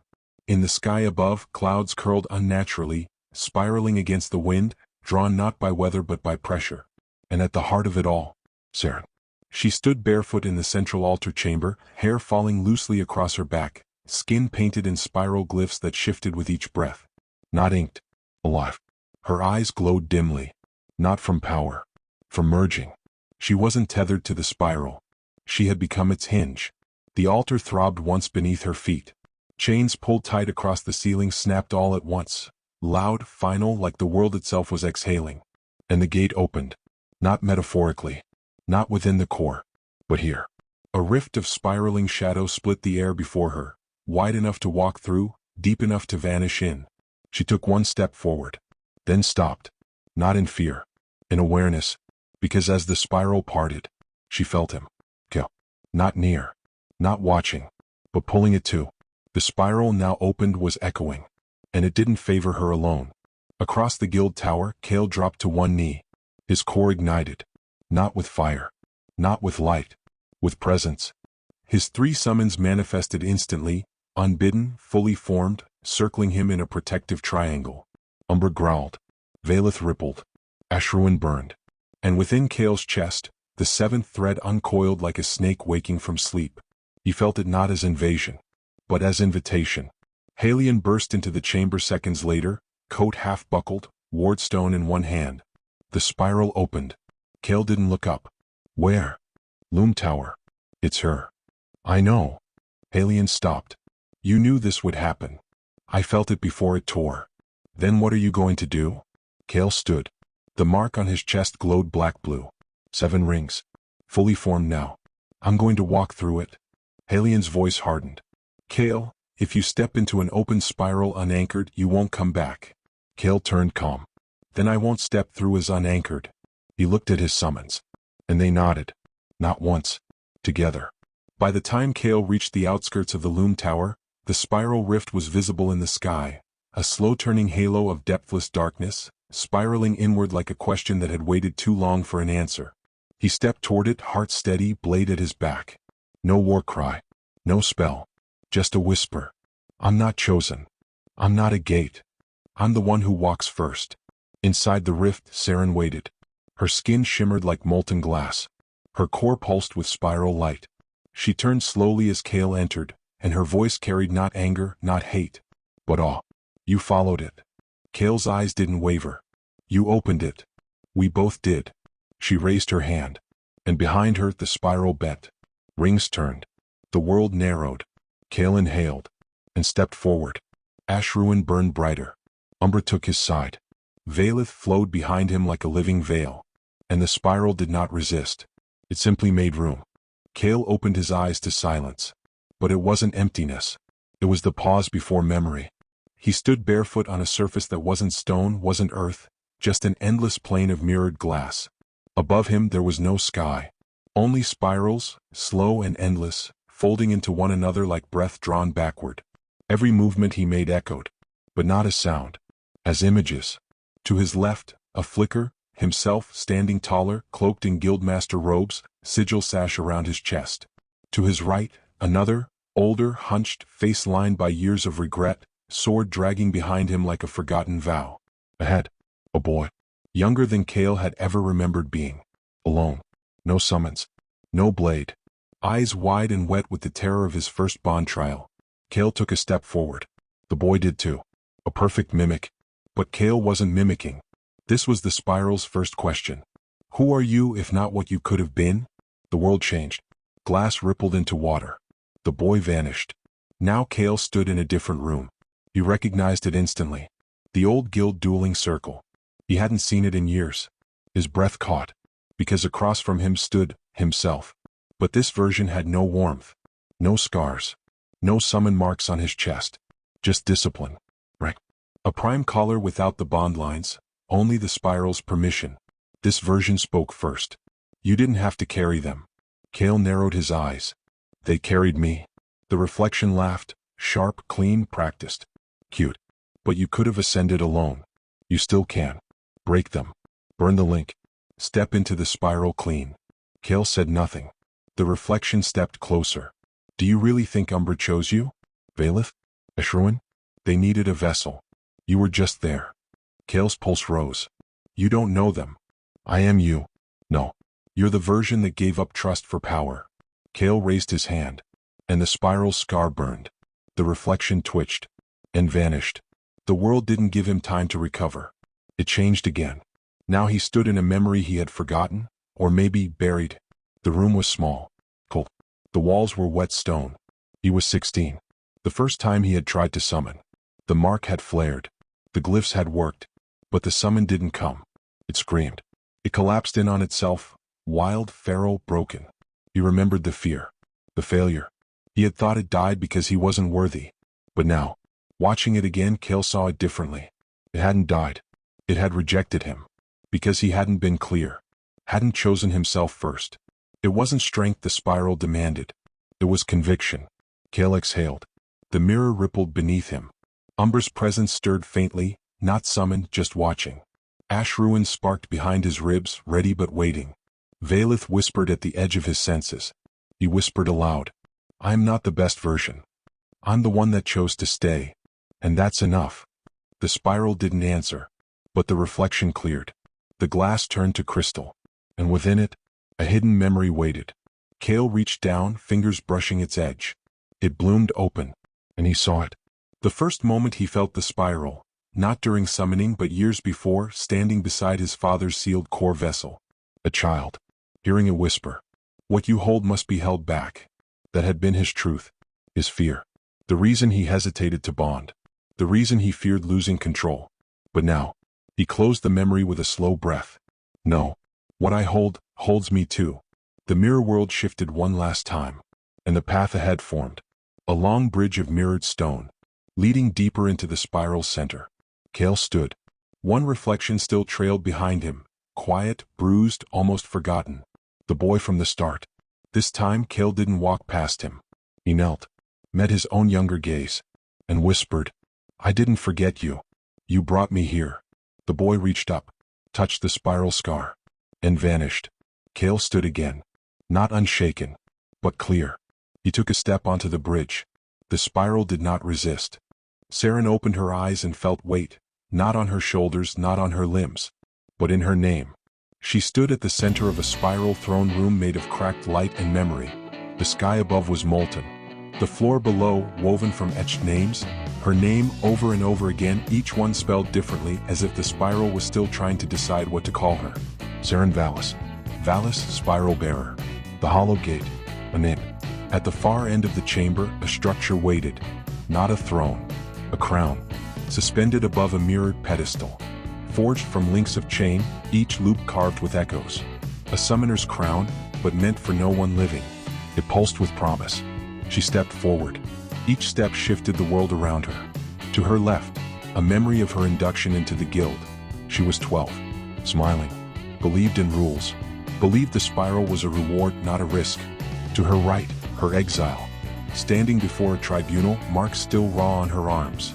She had refused to apologize for binding her third summon early. Too early. She remembered the words. You're unstable. You're gifted but wrong. You weren't meant to bear the spiral. And she remembered smiling.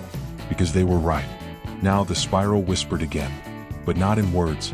It showed her a version of herself seated on the throne, crown resting neatly in place, chains descending from the sky to tether every summon in her name.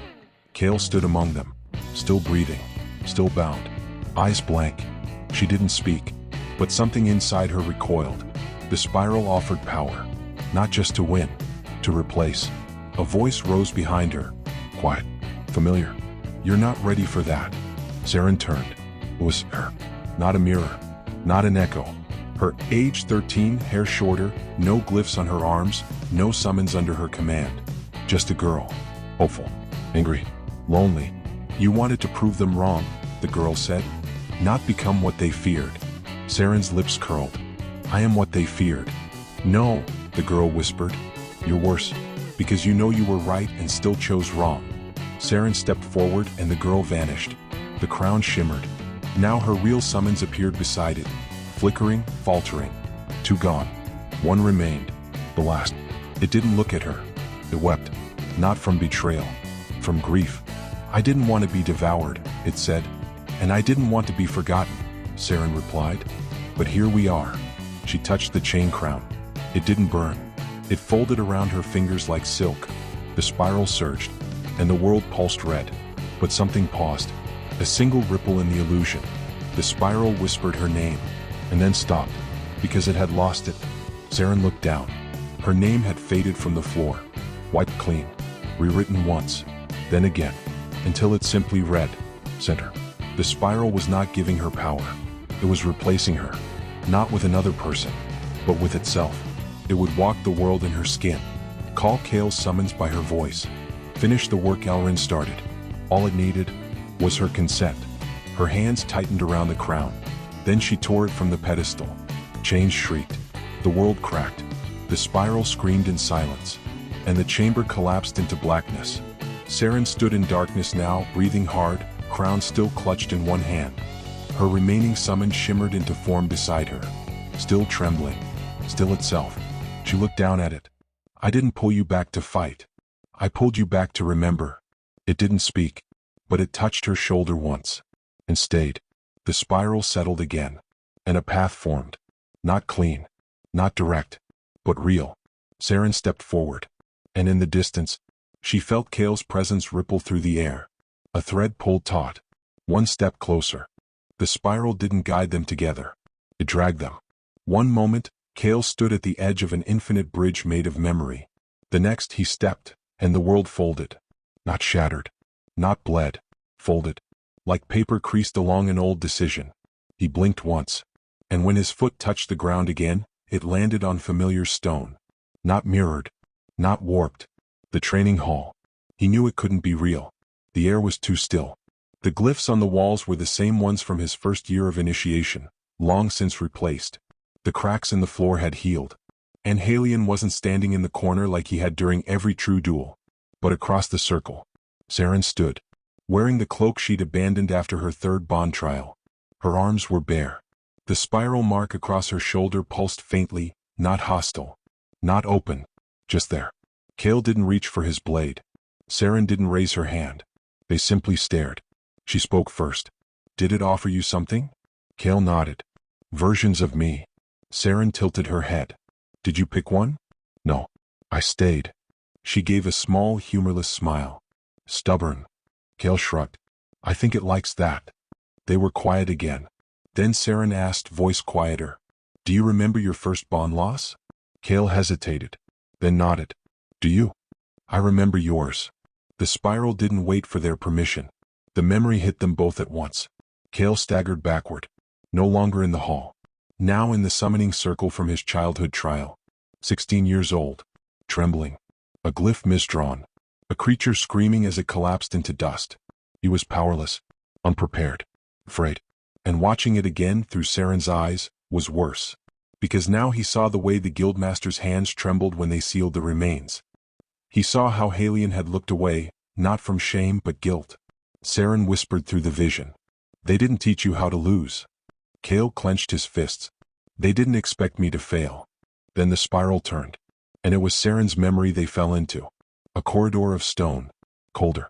Narrower. She was 14. Standing alone before the guild tribunal. One summon visible beside her, trembling from overuse. Her eyes full of fire. No one told me the cost, she had said. You didn't ask, came the response. I didn't think I had to. Kael stood at the back of the room, watching, now seeing it from her core. The silence. The expectation that she'd apologize. That she would kneel. And how she refused. How they marked her for it. Unstable. Dangerous. Potential spiral drift. Saren flinched beside him. They wrote me off the moment I wanted more than they gave. Kael said quietly, "They were afraid you might survive." The memory cracked, and the spiral gave them no time to recover. They were back in the hall, breathing hard. The training circle empty between them, but now the stones had shifted. Not cracked, spiralized. Each loop of the pattern between them etched deeper. A choice. Saren's voice trembled. "I know why it wants us here." Kael nodded. "To decide what breaks. Us. Or it." The spiral pulsed. And now, it listened. For a long moment neither spoke. Then Kael stepped forward. One pace. Two. Saren tensed. He didn't draw a weapon. Didn't raise ether. He only said, "I saw what you could have become." She looked up sharply. "What did I look like?" "Alone." That hit her harder than it should have. Saren took one step forward. Then another. "I saw what you could have become too." Kael met her eyes. "And?" "You were powerful. But small." He nodded. "Without them." She didn't need to ask who. The spiral pulsed again. The patterns beneath them glowed. Not in threat, but response. Their names began to appear, etched into the spiral rings one after another.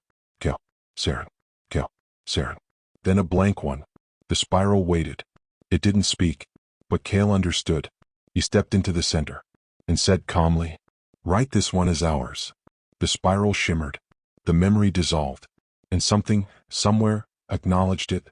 Not with a voice, but with breath. The spiral did not speak aloud. It didn't need to. Kael heard its voice as pressure, as expectation. He stood at the center of the hall now, the spiraled pattern beneath his feet fully formed. No longer looping. No longer growing. It had reached its end. 7 rings, one inside the next. And at the center, blank stone. Waiting. Not for combat. Not for obedience. For acceptance. A name.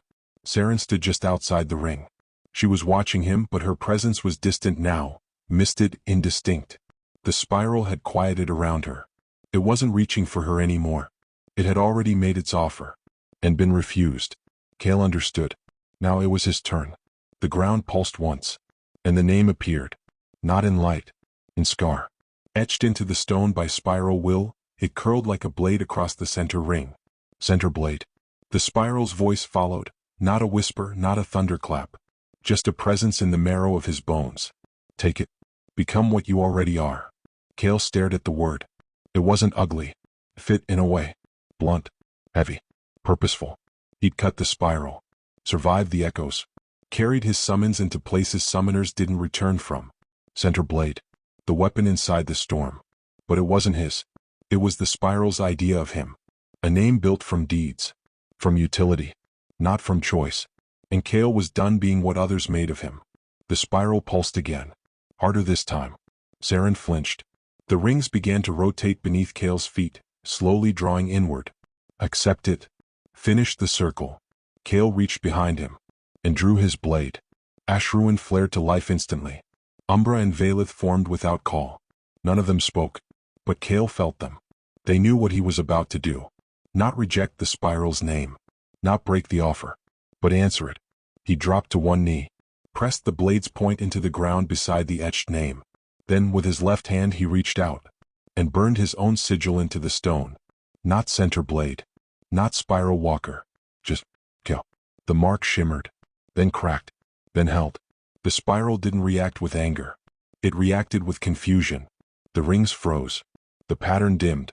The breath in Kael's core deepened, not spiral-fed, self-fed.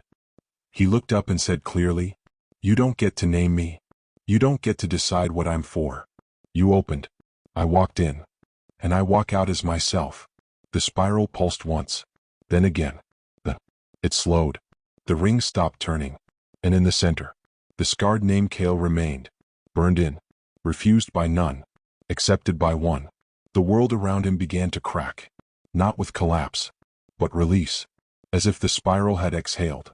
Behind him, Saren stepped forward. She didn't speak. She just knelt beside the name, pressed her hand to the outer ring, and whispered, "Good." Kael glanced sideways. "Good?" Her voice was quiet. "It'll hurt more when we leave, because names carry weight. But chosen names, earned names, those carry memory." And the spiral was a memory that did not forget. It began with a hum. Oh, ancient. Not sound. Existence. The spiral didn't collapse. It didn't vanish. It drew inward, not into itself but into them. Kael felt it first in his core. The seventh thread, once distant and watching, now spun closer. It no longer waited, no longer echoed. It reached, not to take, to join. Valeth shimmered beside him, shape unsteady as if the spiral's breath bent her edges. Umbra's body lowered into a crouch, not in submission, but in readiness. Ashruin's flame tightened, focused. None of them spoke, because all of them felt it. Fusion. Not between summons and summoner. Between possibilities. Kael stood, blade still warm from the mark he had carved. Saren stood opposite, a few steps back, the fading crown still in her hand. Her spiral ink had begun to flake from her skin, like it had been written in frost instead of fire. She was unraveling and rebuilding at the same time. Then the spiral pulsed. What? And they both changed. Kael gasped as the air left his lungs, not in pain but in rewiring. His ether lines, once steady and known, twisted inward, pulling threads from Saren's core into his own. Not stealing, not draining, sinking. Her glyph work laced through his veins like second breath. His flame wrapped around her spine like a tether. Memories not his began to flicker behind his eyes. A child's hands drawing the first glyph. A tribunal chamber. A blade pointed at the guild seal. And through it all, her name, Saren Valis. Not erased, not overwritten, just mirrored. She staggered too, clutching her ribs, her breath shaking. It's sinking us. Kael nodded. It's not choosing. No, she whispered. It's fusing. Why? Saren's voice was ragged. Because neither of us broke. The spiral began to shimmer now, around them, not in symbols but in threads. Dozens, hundreds, each one woven from shared steps, shared words, shared pain. They saw themselves reflected in each line. Not perfect, not dominant, just equal. The spiral didn't want a master, it wanted center. And now it had to. Kael's core surged again. The seventh thread twisted into a helix. One side fired, the other missed. Saren felt it too. A name formed. But this time, not from the spiral. From the balance, not as power, but as presence. And then the spiral did something no summoner had ever witnessed. It stopped. It stopped breathing. Stopped expanding. Stopped choosing. For the first time since its creation, it became still. Kael looked around. Saren stepped beside him. And the air grew quiet. Did we end it? She asked. Kael shook his head slowly. No. We let it rest. She didn't respond at first. Then softly, so what now? Kael looked to the spiral's center. No longer a storm, no longer a gate. Just a still ring. And he whispered, we breathe it out. He reached forward and placed his hand against the spiral's heart. So did Saren. The core flared. Not violently. Just enough. And the mirror world fell away. Kael landed hard, on real stone. The loom tower floor. Not mirrored. Not cracked. Oh. He gasped, the air burning his lungs. His blade clattered beside him. Umbra was there. Valeth hovered above. Ash ruins simmered from the sword hilt. And he was still himself. But deeper. Fuller. Not spiral-bound. Spiral-aware. Across the room Saren knelt. Her spiral markings were gone. But a single line remained across her collarbone, dark, faint, and shifting. Not a mark of ownership. A memory. She looked up, met his eyes, and smiled. Tired. Real. I thought I'd be erased. Kael stepped toward her. You were. And? He offered her a hand. She took it. You wrote yourself back in. The spiral no longer spoke. It no longer needed to. Because Kael and Saren had brought it out of itself. And in doing so, they'd brought each other out too. Kael and Saren stepped out of the loom tower just after dawn. The stone beneath their boots was solid. Familiar. Real. And yet, nothing felt like it had before. No wind stirred the guild banners. No summoner approached. The courtyard, usually busy with early drills and sigil practice, had fallen into unnatural stillness. They weren't met with applause. They weren't met with questions. They were met with distance. Saren walked 2 paces ahead. Her cloak, once marked with her guild rank, now bore no sigil. Her arms were bare. No seals, no glyph cuffs, only faint spirals scoring left like veins of dark ink across her collarbones. Kael followed behind her, hand resting against the blade at his back, eyes steady, heart quiet. His spiral scar no longer burned. But the weight of it hadn't lessened. It had simply gone deeper. Halion waited at the foot of the observatory stairs. He didn't speak, didn't greet them with formality or relief. He only nodded once and turned. "Come," he said. "They're waiting." They were led through a narrow hall beneath the inner tower, down into a room reserved for core readings and sealed scroll votes, places of quiet consequence, not public spectacle. The chamber was cold, circular. 6 high-backed chairs formed a ring. 4 were occupied. Guild masters. No names. No masks this time. Their faces were uncovered, but their expressions were carved from stone. One of them gestured toward the center ring. Kael and Saren stepped in without hesitation. "We sent 2 summoners into a collapsing spiral," one guildmaster began. "Neither of you were expected to return." Saren didn't blink. Kael said nothing. Another spoke. "And yet here you stand. Unfractured. Unbroken. With core flow intact." "Mostly intact," muttered a third, eyeing the faint shimmer pulsing near Kael's ether line. "That thread wasn't there before." Kael didn't argue. "It's not spiral-bound," he said. "It's core-aligned." The guild masters exchanged glances. "Explain that," said the first. Kael paused. "The spiral didn't give me anything. It reflected me." "And me," Saren added, her voice calm, quiet. "It didn't bind. It balanced." For a moment none of them moved. Then the central guild master activated a projection crystal in the table. A map unfolded in the air, layered with runic fields and ether fluctuations. Across the top, 3 new rift signatures pulsed. None near Miraseth. None near the spiral gate they had entered. All fresh. All untouched by summoner hands. "No calls," the guildmaster said. "No rituals. But spiral patterns are appearing anyway." Saren stepped closer to the map. "These aren't gates," she said. "They're echoes." Kael nodded. "The spiral didn't end with us." Halion spoke for the first time. "You brought it back." Kael looked him in the eye. "No. We just didn't leave it behind." The guild offered no official verdict. No exile. No absolution. They were simply dismissed. Halion said nothing as he escorted them back into the light. But Kael noticed the way his grip tightened around the scrolls under his arm. Outside, the courtyard had filled again.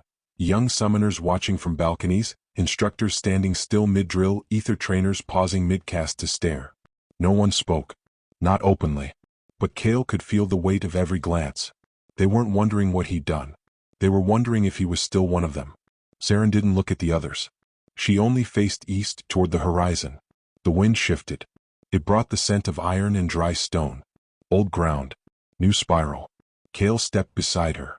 "They'll never stop watching," he said. "They shouldn't," she replied. "Because they're afraid?" "No," she said. "Because the spiral isn't choosing anymore." She looked out at the world that waited beyond the guild walls. "It's reacting." And far beyond both of them, across a dead plain no summoner had claimed, where no glyph had ever been drawn, the ground cracked. Soft. Circular. Spiral-shaped. Nothing visible moved. But something ancient breathed. And the spiral turned again. The training ground hadn't changed. Same runic pillars. Same worn dueling marks burned into the stone from years of miscast ether surges. Same central ring drawn in silver chalk. But when Kael stepped onto the terrace above it, every eye turned his way. Instructor Selen gave him a nod from below, not warm, but respectful. "Thought you might want to see this one," she called up. Kael leaned over the railing. In the summoning circle below, a boy stood shaking. 15, maybe 16. His hands hovered over the initiation glyph. Sweat dripped from his fingers, soaking the lines. His first bond attempt. Kael had seen dozens. But he'd felt this one before.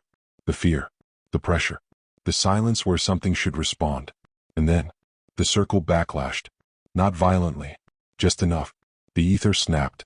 The glyph flared and cracked. The boy crumpled to the stone with a cry. Selen moved fast, cutting the surge with a ward blade and calling a healer forward. The boy sat up, eyes dazed. But what hit Kael hardest was the silence from the students watching. No pity. No mockery. Just a tight, coiled awareness. And all of it turned upward, to him. Kael met their eyes. Most dropped their gaze. But a few didn't.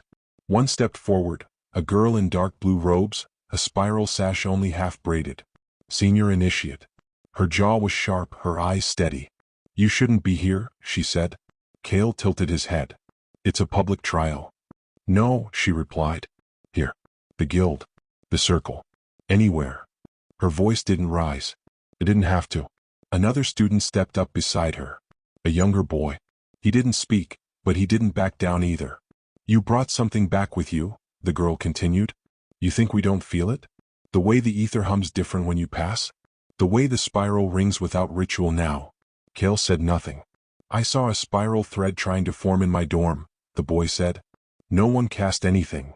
And we're supposed to believe it's coincidence? The girl snapped. You and her walk into a spiral that should have killed you, and now rifts are forming by themselves? Kael's voice was quiet. I didn't make the spiral react. The girl stepped closer. But it follows you. Kael exhaled. The boy who failed was sitting upright now, healed but shaken. He was watching too. Eyes wide. Not afraid of the spiral. Afraid of Kael. Valeth shimmered into view at Kael's shoulder, not fully formed, just a ripple of mist coiling like breath. She didn't attack. But she made her presence clear. Kael didn't stop her. Because she wasn't threatening them. She was protecting him.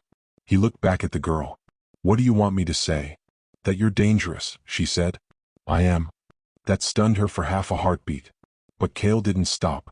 I stood in the spiral and carved my name into it. I carry something none of us were trained to hold. I'm not safe. He stepped forward. Quiet. Steady. But I haven't lost who I am. And if you think fear is the same as proof, then you're not ready for your own name yet. The girl said nothing. But her glare cracked. Just a little. She stepped back. And no one else took her place. Later, as the students dispersed, Kael stood alone in the training yard, Valeth still faint behind him, her shape fading back into mist. Selen walked up from the healer's station. She's not wrong, she said softly. The spiral does ring louder now. Like it's listening. Kael nodded. It is. Selen watched him for a moment. You don't look scared. I am, he said. Good.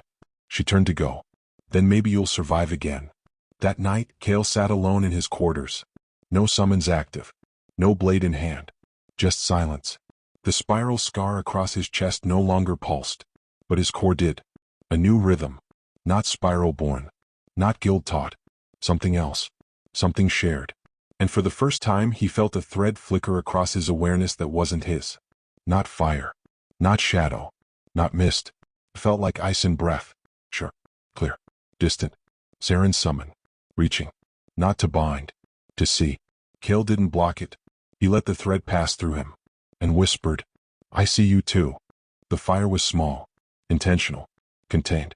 It burned in a shallow brass bowl set at the center of the ritual chamber once reserved for guild oaths and summoning trials. Tonight it belonged to her. Saren stood alone, the spiral of her bare feet matching the silent circle drawn around the flame. No one had summoned her. No judgment had been passed. But the message from the guild had been clear. Restoration is available. Full rank. A seat in the upper ring. As if returning from the spiral had earned her an invitation back into the system that had once branded her unstable. They hadn't changed the laws.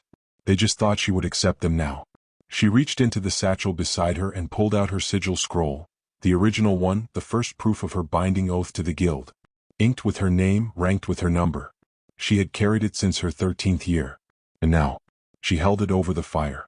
The parchment caught quickly. It curled at the edges, blackening in tight spirals, smoke rising in silent streams. She didn't blink. Didn't look away. Not even when the name burned away last. Saren Valis. And just like that, the guild no longer held her. Behind her, soft footsteps echoed. Kael entered quietly, stopping just inside the doorway. He said nothing. She didn't turn. He didn't expect her to. I thought you might try to negotiate, he said after a moment. I thought they might try to understand, she replied. Kael nodded. They don't know how. They never did. She pulled something else from her bag. A small chain-wrapped relic, her last bound summon. Not destroyed. Just dismissed. Its sigil stone still hummed with faint core light. She held it in her hands for a long breath. Then laid it gently beside the ashes of her scroll.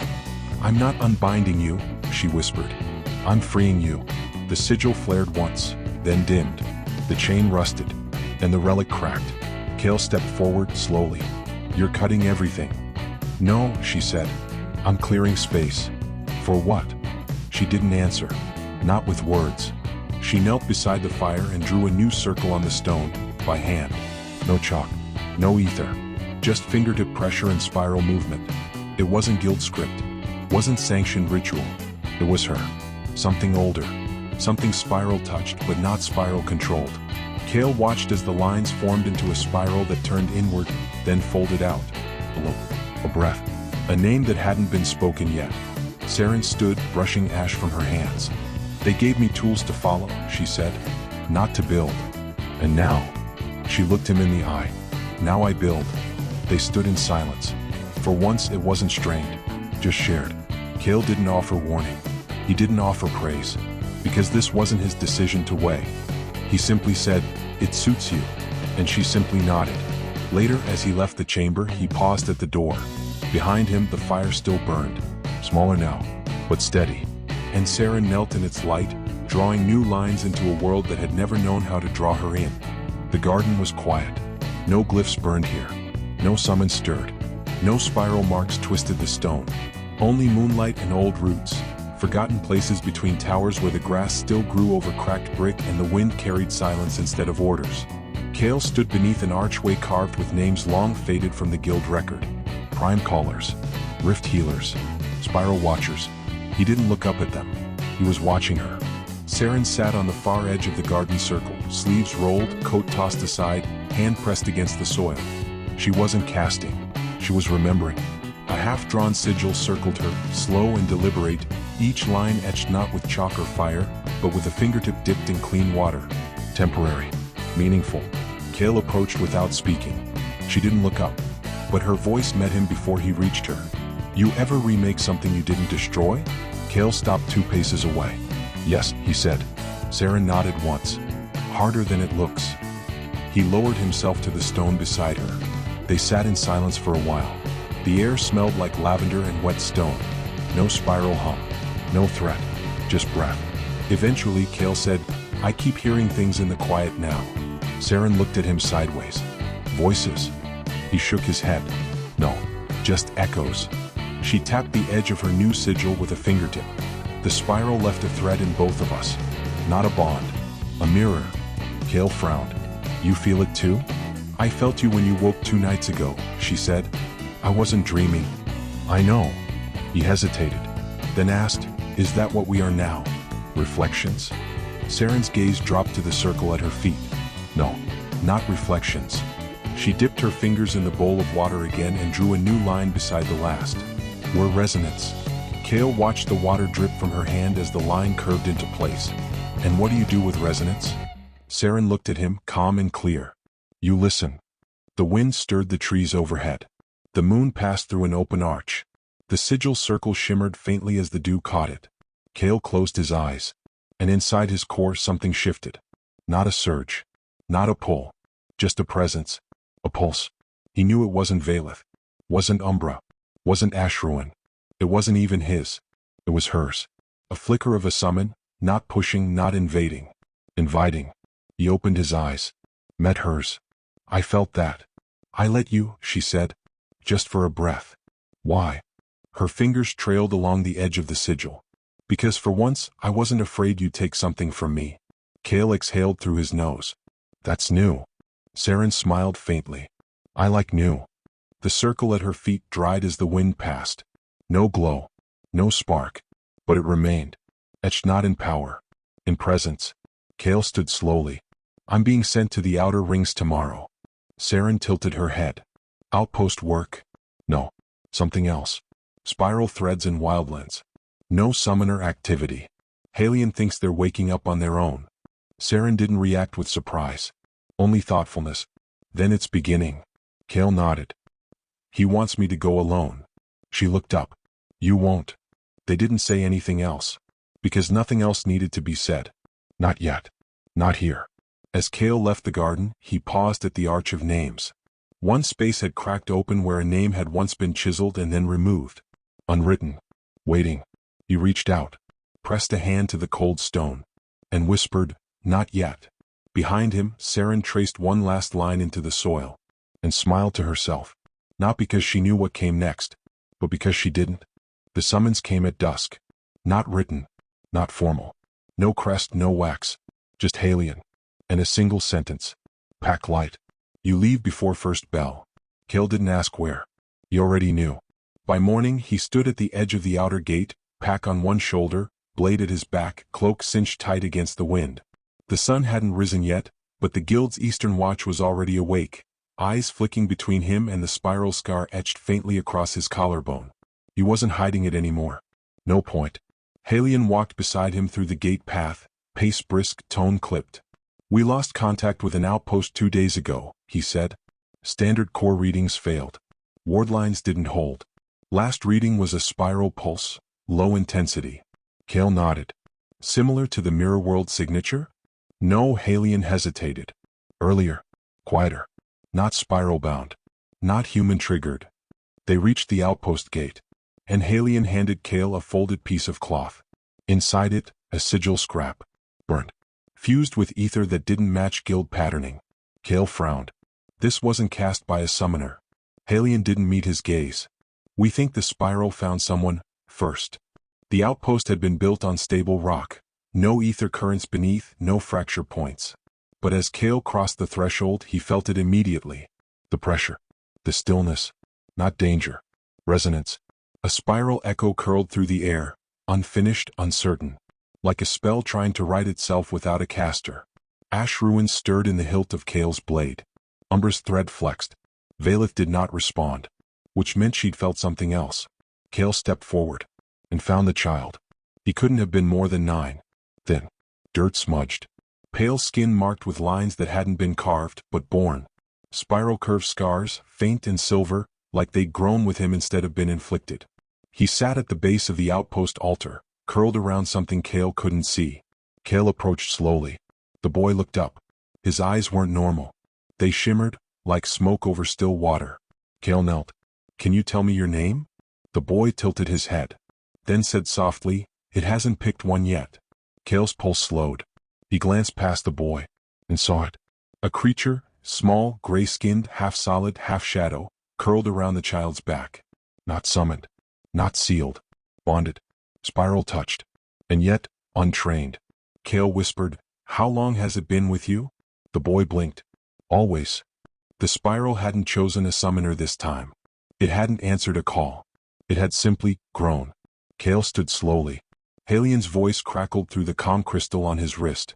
"Status." Kael stared at the child. Then answered, "Not a threat."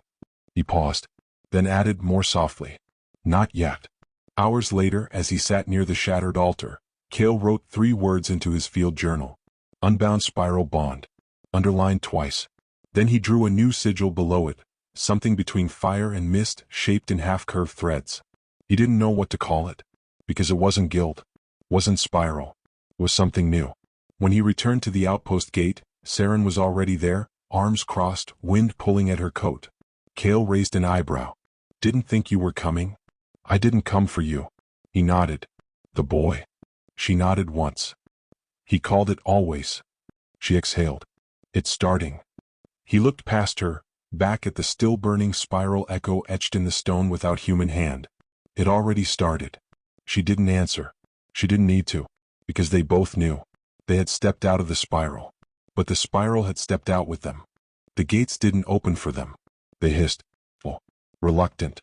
Ward glyphs flaring a sickly orange as Kael and Saren stepped through with the boy between them. He held Saren's hand. His fingers were small, cold. His summon, the small shadow-curved thing coiled around his back, didn't flinch at the wards. But it watched. Every guard on the guild wall tracked them as they walked. None spoke. But more than one had a spiral breaker clasped behind their cloak. Halion met them at the threshold of the western hall, arms folded, face grim. Kael didn't wait. Who leaked the report? Halion's jaw tightened. Doesn't matter. The council's called emergency protocol. They're classifying the boy's bond as spiral-bound, dangerous until proven otherwise. Saren's voice came low. They want the summon extracted. For study, Halion confirmed, which means separated. And if it resists? Kael's pulse spiked. It will. They led the boy through the outer wing, away from the main summoning halls, toward a sealed vault Kael had never been inside. Saren walked close, her eyes scanning every mark on the walls. None of the usual sigils pulsed in welcome. Only lockdown glyphs. Containment rooms. She whispered, "This isn't a healer wing." Halion didn't deny it. Inside, the council waited. 3 guild masters. Not masked. Not calm. One of them stepped forward. Her robe shimmered faintly, laced with spiral-threaded armor. Kael Ravenroot, she said, ignoring Saren completely. You were warned not to bring the boy into public zones. I brought him in alive, Kael replied. You're welcome. The guild master didn't flinch. Then kindly step aside. We'll contain the summon and extract the binding trace. It isn't a trace, Saren said. It's fused. Another guild master spoke. Then it's a hazard. We've already logged the reading. Spiral curvature in the creature's core pattern, independent of any summoning channel. That makes it unstable by guild definition. And if we remove it? Kael asked. The first guildmaster's voice was clinical. Then the child will survive. Kael's eyes narrowed. What does that mean? It means, she said, we're choosing one over the other. Silence followed. Then Kael stepped forward. He pulled a scroll from his side pack, old, leather-bound, sealed with red wax. The room shifted as he broke it. Prime Collar Code, Elrin Protocol, Fragment 12, Kael said, voice sharp. Invoked in defense of bonded minors. The guildmasters recoiled. That's invalid, one said. That clause was buried. It was lost, Kael corrected. Not removed. And this one's mine.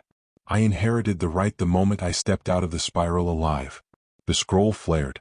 The glyph in the center of the room locked into place. No extraction. No caging. No separation. For now. The guild backed down. But not in surrender. Only in calculation. You've made your position clear, the lead said. But you haven't answered the question. Kael turned. Which question? She nodded toward the boy. That thing bonded to him without ritual. Without call. Without permission. She looked Kael dead in the eyes. So what is it? Kael looked at the boy. At the way his summon curled tighter, not in fear, but in recognition. At the scar blooming faintly on the child's chest. A spiral, incomplete. And Kael answered. It's not a summon. He didn't explain further. Didn't need to. Because behind him, Saren said it for him. It's a pattern. They left without applause. Without sanction. Without certainty. Just silence. And that same spiral pressure they'd felt since returning. Only now. It wasn't behind them. It was spreading.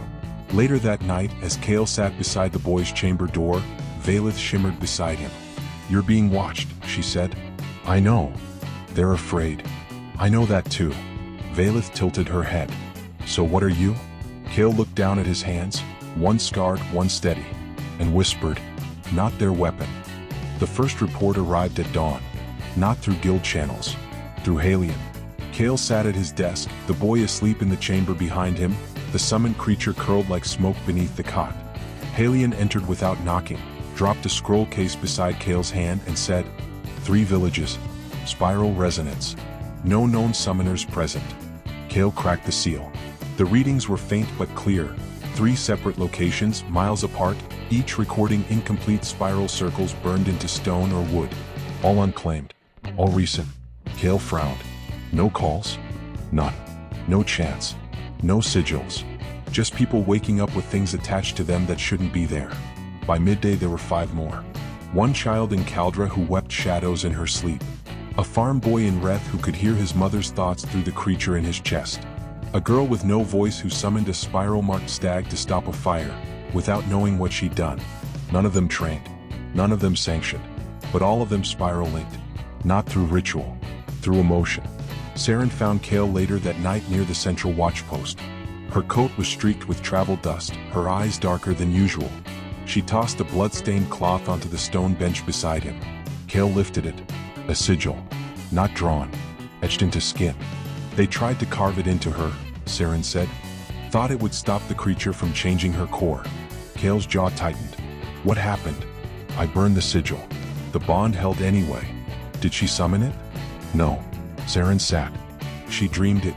The silence between them wasn't cold. It was recognition. The spiral wasn't selecting. It was reflecting. It wasn't calling. It was answering. You think it's random? Kael asked. Saren shook her head. Too consistent. The bonds form under the same conditions. Trauma, loss, near-death experiences. Not strength, Kael murmured. Need. Saren nodded. An emotion strong enough to echo. Kael leaned back against the wall. This changes everything. No, Saren said. It replaces everything. Later, Kael sat in the garden again, the same spot where Saren had drawn her new sigil. It was faded now, nearly gone, but the shape lingered in the grass. He reached inward. His summons stirred. Umbra first, then Ashruin, and finally Valeth. They didn't speak, but they felt it too. A new rhythm in the air.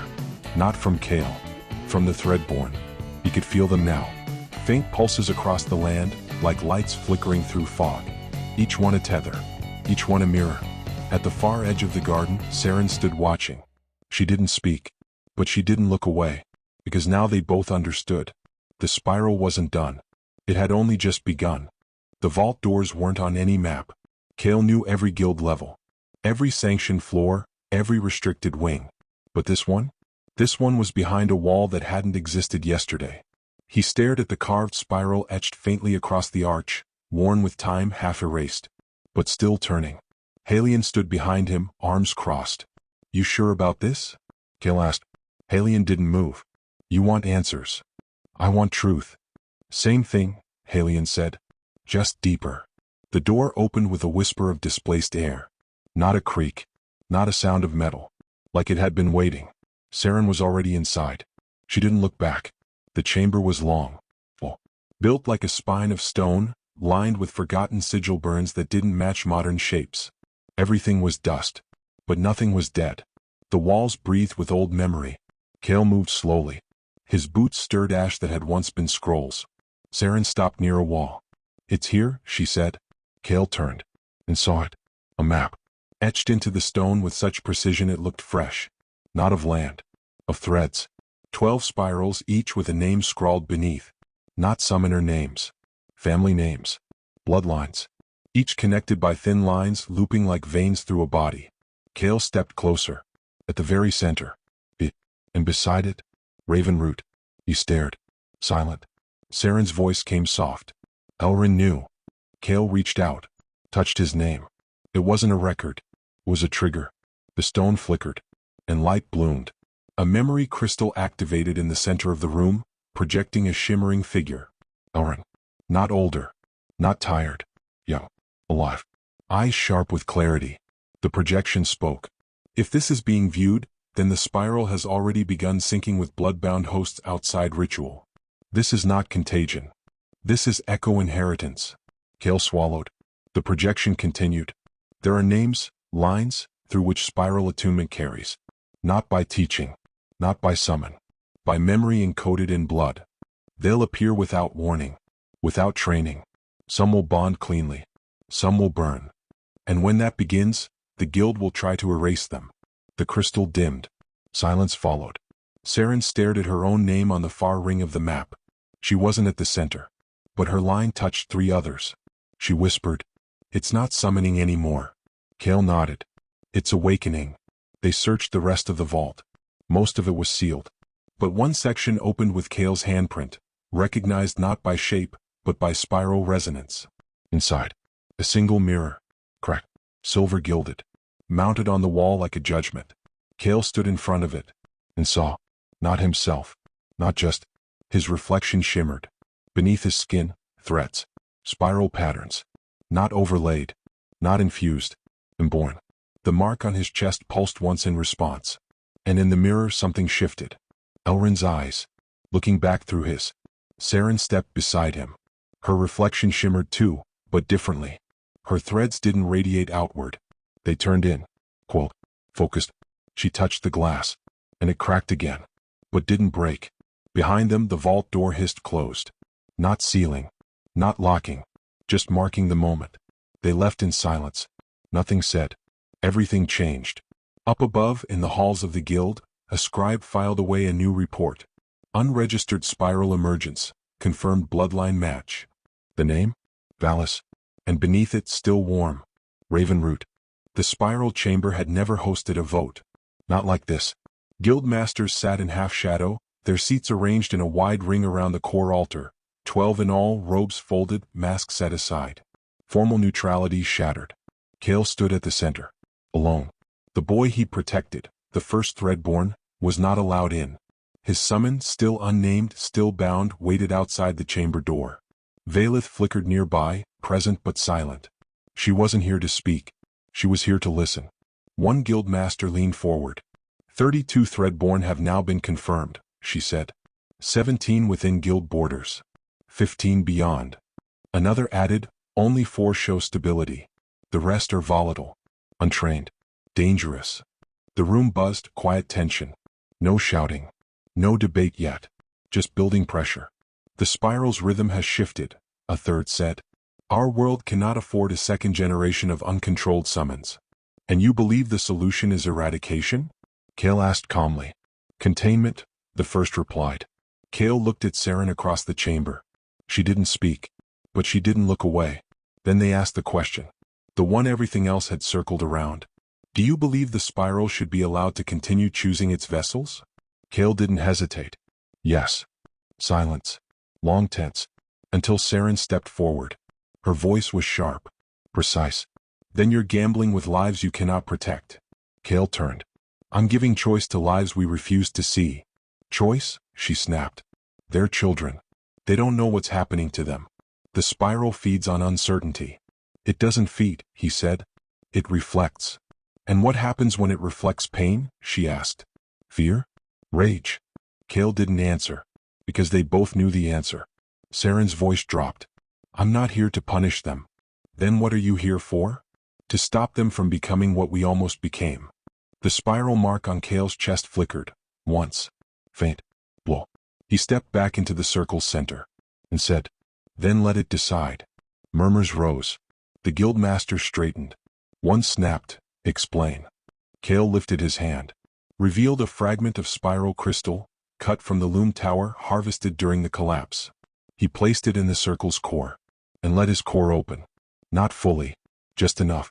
A single ether thread unspooled from his palm, connected not to his summons, not to his power, but to the threadborn boy outside the chamber. Across the door the summons stirred. And answered. The crystal lit. A pulse. A beat. Not chaotic. Not violent. Rhythmic. Like a slow, steady breath. One by one the guild sigils around the room dimmed. Not by sabotage. By recognition. The spiral wasn't reacting to power. It was reacting to presence.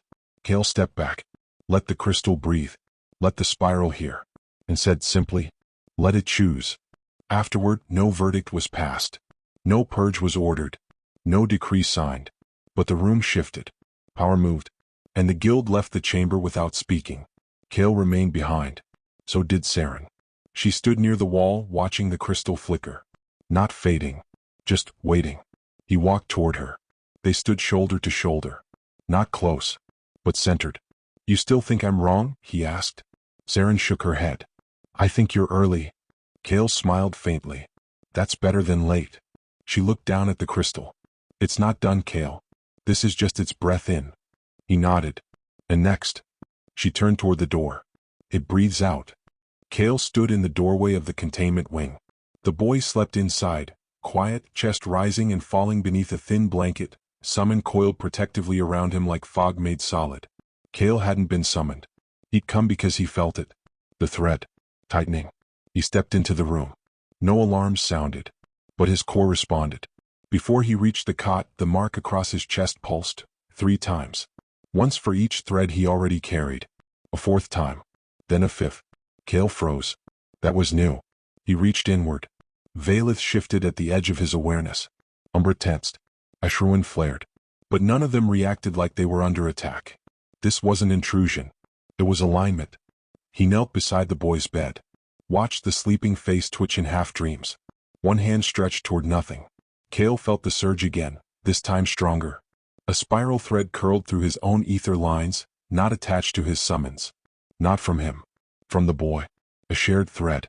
Faint. Pulsing. Growing. Kael placed his hand on the edge of the cot. And in that moment he saw. Not with his eyes. Through his core. A web. Lights across the map. Some dim, some blazing bright.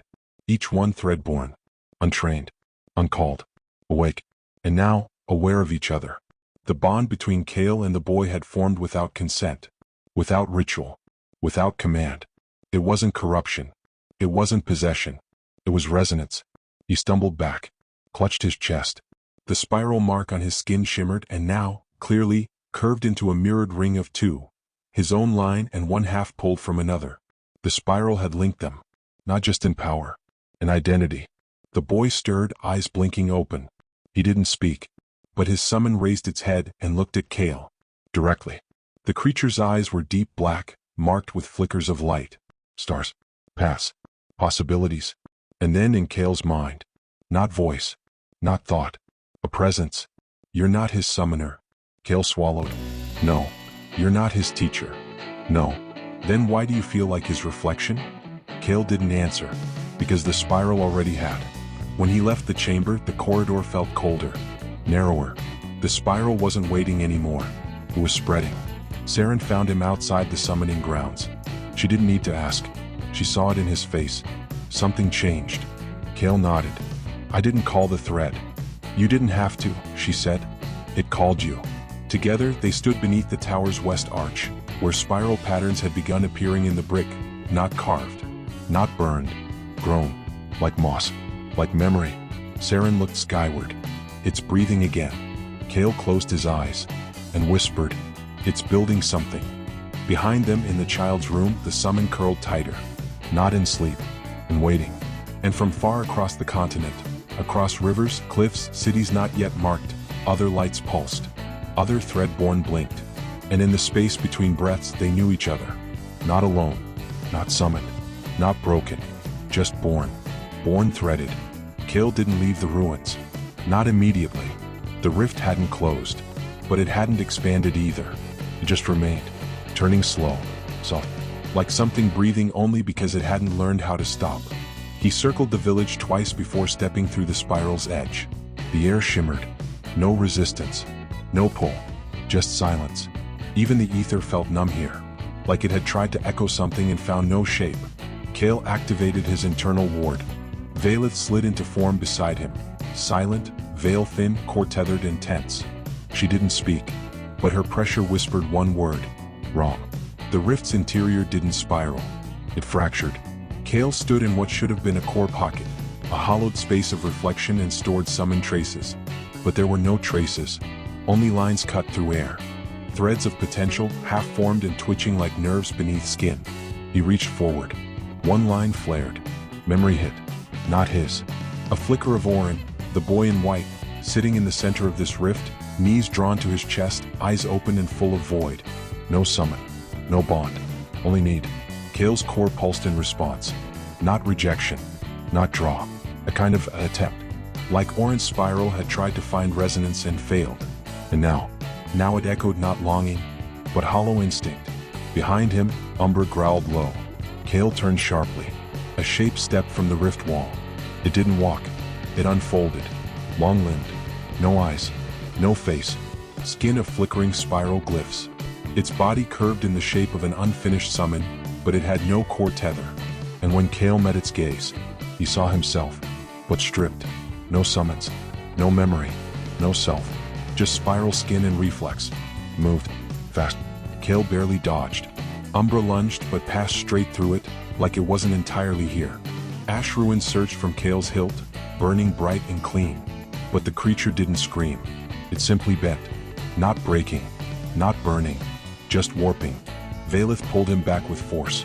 Kael stumbled outside the rift boundary, breath ragged, ether lines fraying at the edges. The creature didn't follow. It stood still at the center of the rift. Then, without sound, it mirrored his stance. Hand on hilt. Head tilted. Waiting. Kael backed away slowly. The spiral lines in his chest pulsed faintly, not drawn by the creature but trying to understand it. Trying to decide if it was a bond. Or a body. Later, outside the village, Kael recorded the details. Spiral rift, active. Threadborn presence, unconfirmed post-merge. Summon status, unstable. Formless. Danger level, undefined. But he didn't write the most important part. He didn't write, "It looked like me." He returned to the guild as the sun broke over the horizon. Saren met him at the inner gate. She didn't speak at first, but her eyes narrowed. "You saw it." Kael nodded. "It wasn't a summon," he said. Saren didn't flinch. "Then what was it?" He looked down at his hand. At the way his core mark had twisted slightly, no longer spiraling smooth but branching, like a root, or a crack. He met her gaze, and said softly, I think it was what happens when the spiral breathes into nothing. Kael stood in the high chamber for the second time that month. Same cold stone. Same lowered lights. Same guild masters seated around the core seal. But this time? No masks. No pretense. Only weapons tucked under their robes. Not for battle. For fear. He placed the report on the table. 3 pages. Spiral structure incomplete. Threadborn not recovered. Summon fractured. Reflected host image. No signs of traditional memory link. He didn't read it aloud. They already had. They weren't gathered to hear facts. They were here to deliver policy. The head guild master leaned forward. You are aware of what this means? Kael nodded once. I'm aware the spiral has produced at least one echo without memory or will. An echo that attacked, she clarified. Kael's voice stayed calm.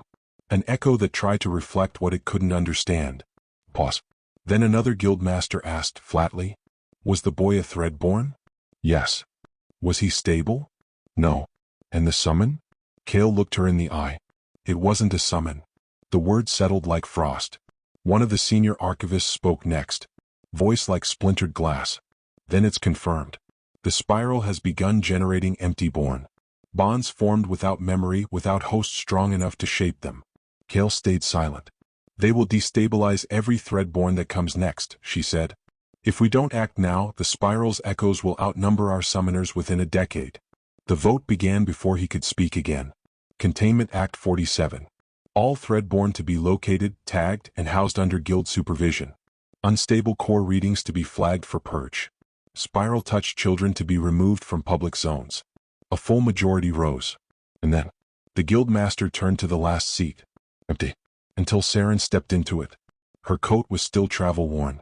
Her spiral scar visible across her shoulder. She didn't sit. The guildmaster spoke to her directly. We're prepared to issue command authority. Over what? The containment effort. Kael's jaw tensed. You're giving her control of the purge? No, the guildmaster said. We're giving her the chance to prevent it. Saren looked at Kael. Her face gave away nothing. I won't kill children, she said. Then shape the ones who survive, the guildmaster replied. Make them tools before they become weapons. Saren didn't answer. Not with words. She simply turned, stepped down from the platform and walked past Kael. Slow. Like someone walking away from the edge of a cliff. But still close enough to hear the sea. Outside they met again. Kael didn't speak. She did. You were right, Saren said. About one thing. Kael tilted his head. Only one. She looked up at the sky, pale with winter light. They're not afraid of the spiral. They're afraid of what it makes us see in ourselves. Kael leaned against the wall. They want you to lead the culling. No, Saren said. They want me to dress it up as mercy. He looked at her. Will you do it? I haven't decided. Pause. Then. Would you stop me if I did? Kael didn't answer immediately. But when he did, his voice was soft. I'd ask you to remember who we saw in that mirror. Saren nodded once. I do. Later that night, as the sky turned dark, Kael stood alone in the old spiral garden. Valeth shimmered behind him. Umbra crouched in the shadows. Ash ruin coiled in the hilt. And yet, he felt alone. Because the spiral had made its next move. And it had done so through absence. Empty-born. Not monsters. Not failed bonds. Just spiral breath that never found a name. Kael reached into his pack. Pulled out Orin's white cloak. Laid it on the stone floor. And whispered, I'll carry yours until someone can finish the circle. They met in the side chamber of the East Tower. Not planned. Not summoned. Just pulled there, by pressure, by silence, by the spiral thread between them growing too tight to ignore. Saren stood at the far end of the stone corridor, arms folded, coat half unbuttoned. Her eyes were sharp but tired. She hadn't slept. Kael stood near the archway. The scar across his collarbone burned faintly, an ache not of pain but of friction. You turned in the report, Saren said. You walked out of the vote. Would you rather I stayed and obeyed? I'd rather you chose. That landed. Not as accusation. As challenge. Saren stepped closer, boots clicking soft against ancient stone. They offered me the lead because they don't understand me. Kael nodded. And they fear what you'll become if they don't give you a place. Saren's voice dropped. What if they're right to fear it? Kael didn't flinch. Then become something they can't control. But can you? The air shifted. Not from tone. From tension, Kael's ether line flared. So did hers. Neither summoned. Neither gestured. Neither spoke command. But across the corridor, Umbra emerged in a low crouch, eyes glowing, teeth bared. At Saren's back, her spiral summon flared into half-form, mist and motion and bone, not fully stable. They growled at the same time. Not in hate. In reaction. Saren's eyes narrowed. Pull him back. He moved on his own. You flared. So did you. The corridor dimmed. Ash ruin lit behind Kael's shoulder, heat rising, slow but climbing. His mask half-formed, pulsing once in warning. Vaelith whispered between the walls. The spiral in Kael's chest twisted. Kael clenched his fists. This isn't us. Saren's voice trembled, not in weakness. In restraint. No. It's what's between us. Their resonance had deepened. Not through bonding. Through shared presence. Each time they aligned, the spiral responded. And now, their disagreement had become energy. Kael took a step back. Stand down. Umbra snarled, but obeyed. Saren exhaled. Her summon receded into mist, but didn't vanish. Its core still glowed. Waiting. They stood alone again. But not untouched. The thread between their cores buzzed, taut, reactive, aware. Saren looked at him. Really looked. Not with judgment. With recognition. You're not wrong, Kael. I know. But neither am I. I know that too. She turned to leave. Stopped. And said without facing him. If the spiral forces us to choose between the Threadborn and the world. She paused. And for the first time in days her voice sounded small. What side are you on? Kael didn't answer. Because the spiral didn't give him one. Gave him both. By the time Kael reached the city, the smoke was already fading. But the spiral hadn't. He felt it in the brick. In the soot. In the still warm air like breath held just under the surface of the world. People didn't scream anymore. They just stared. Because nothing moved now. And nothing burned. But everything that had once been alive in this square was gone. Saren stepped beside him, pulling the edge of her cloak over her mouth. She didn't speak. She didn't need to. Kael moved forward, boots scuffing blackened stone. The entire block had been turned to fused glass. Shimmering spiral curves warped through everything. Not cut. Not carved.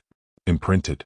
Vaelith appeared without sound, drifting low across the surface of the plaza. She didn't hum. Didn't ripple. Even she felt it. The spiral hadn't opened. It had breathed out. And someone had let it in. Kael reached the crater at the center. It wasn't large, 3 meters wide, maybe. A perfect spiral, shallow, the edges still warm. But what struck him wasn't the heat. It was the silence. Not absence. Stillness. As if something had stood there. And decided not to leave a shadow. A small sigil stone lay at the edge of the blast. Still intact. Faintly glowing. Kael knelt beside it. And heard. Inheritance. A voice. Not human. Not summon. Something in between. He flinched. Saren stepped up behind him. What did it say? Kael's voice was dry. A name.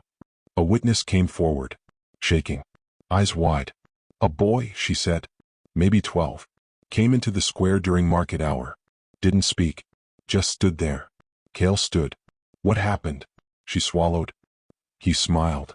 That word carried more fear than any explosion. Then the spiral happened. Later, Kael examined the lines left in the city's ether. They didn't match Threadborn's signature. Didn't match summon bond. They weren't cast. They weren't called.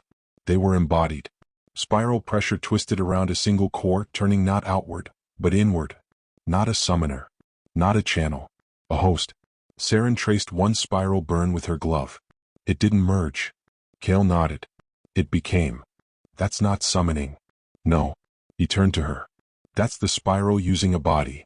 They stood in the fading light, the sun brushing across rooftops now hollow of sound.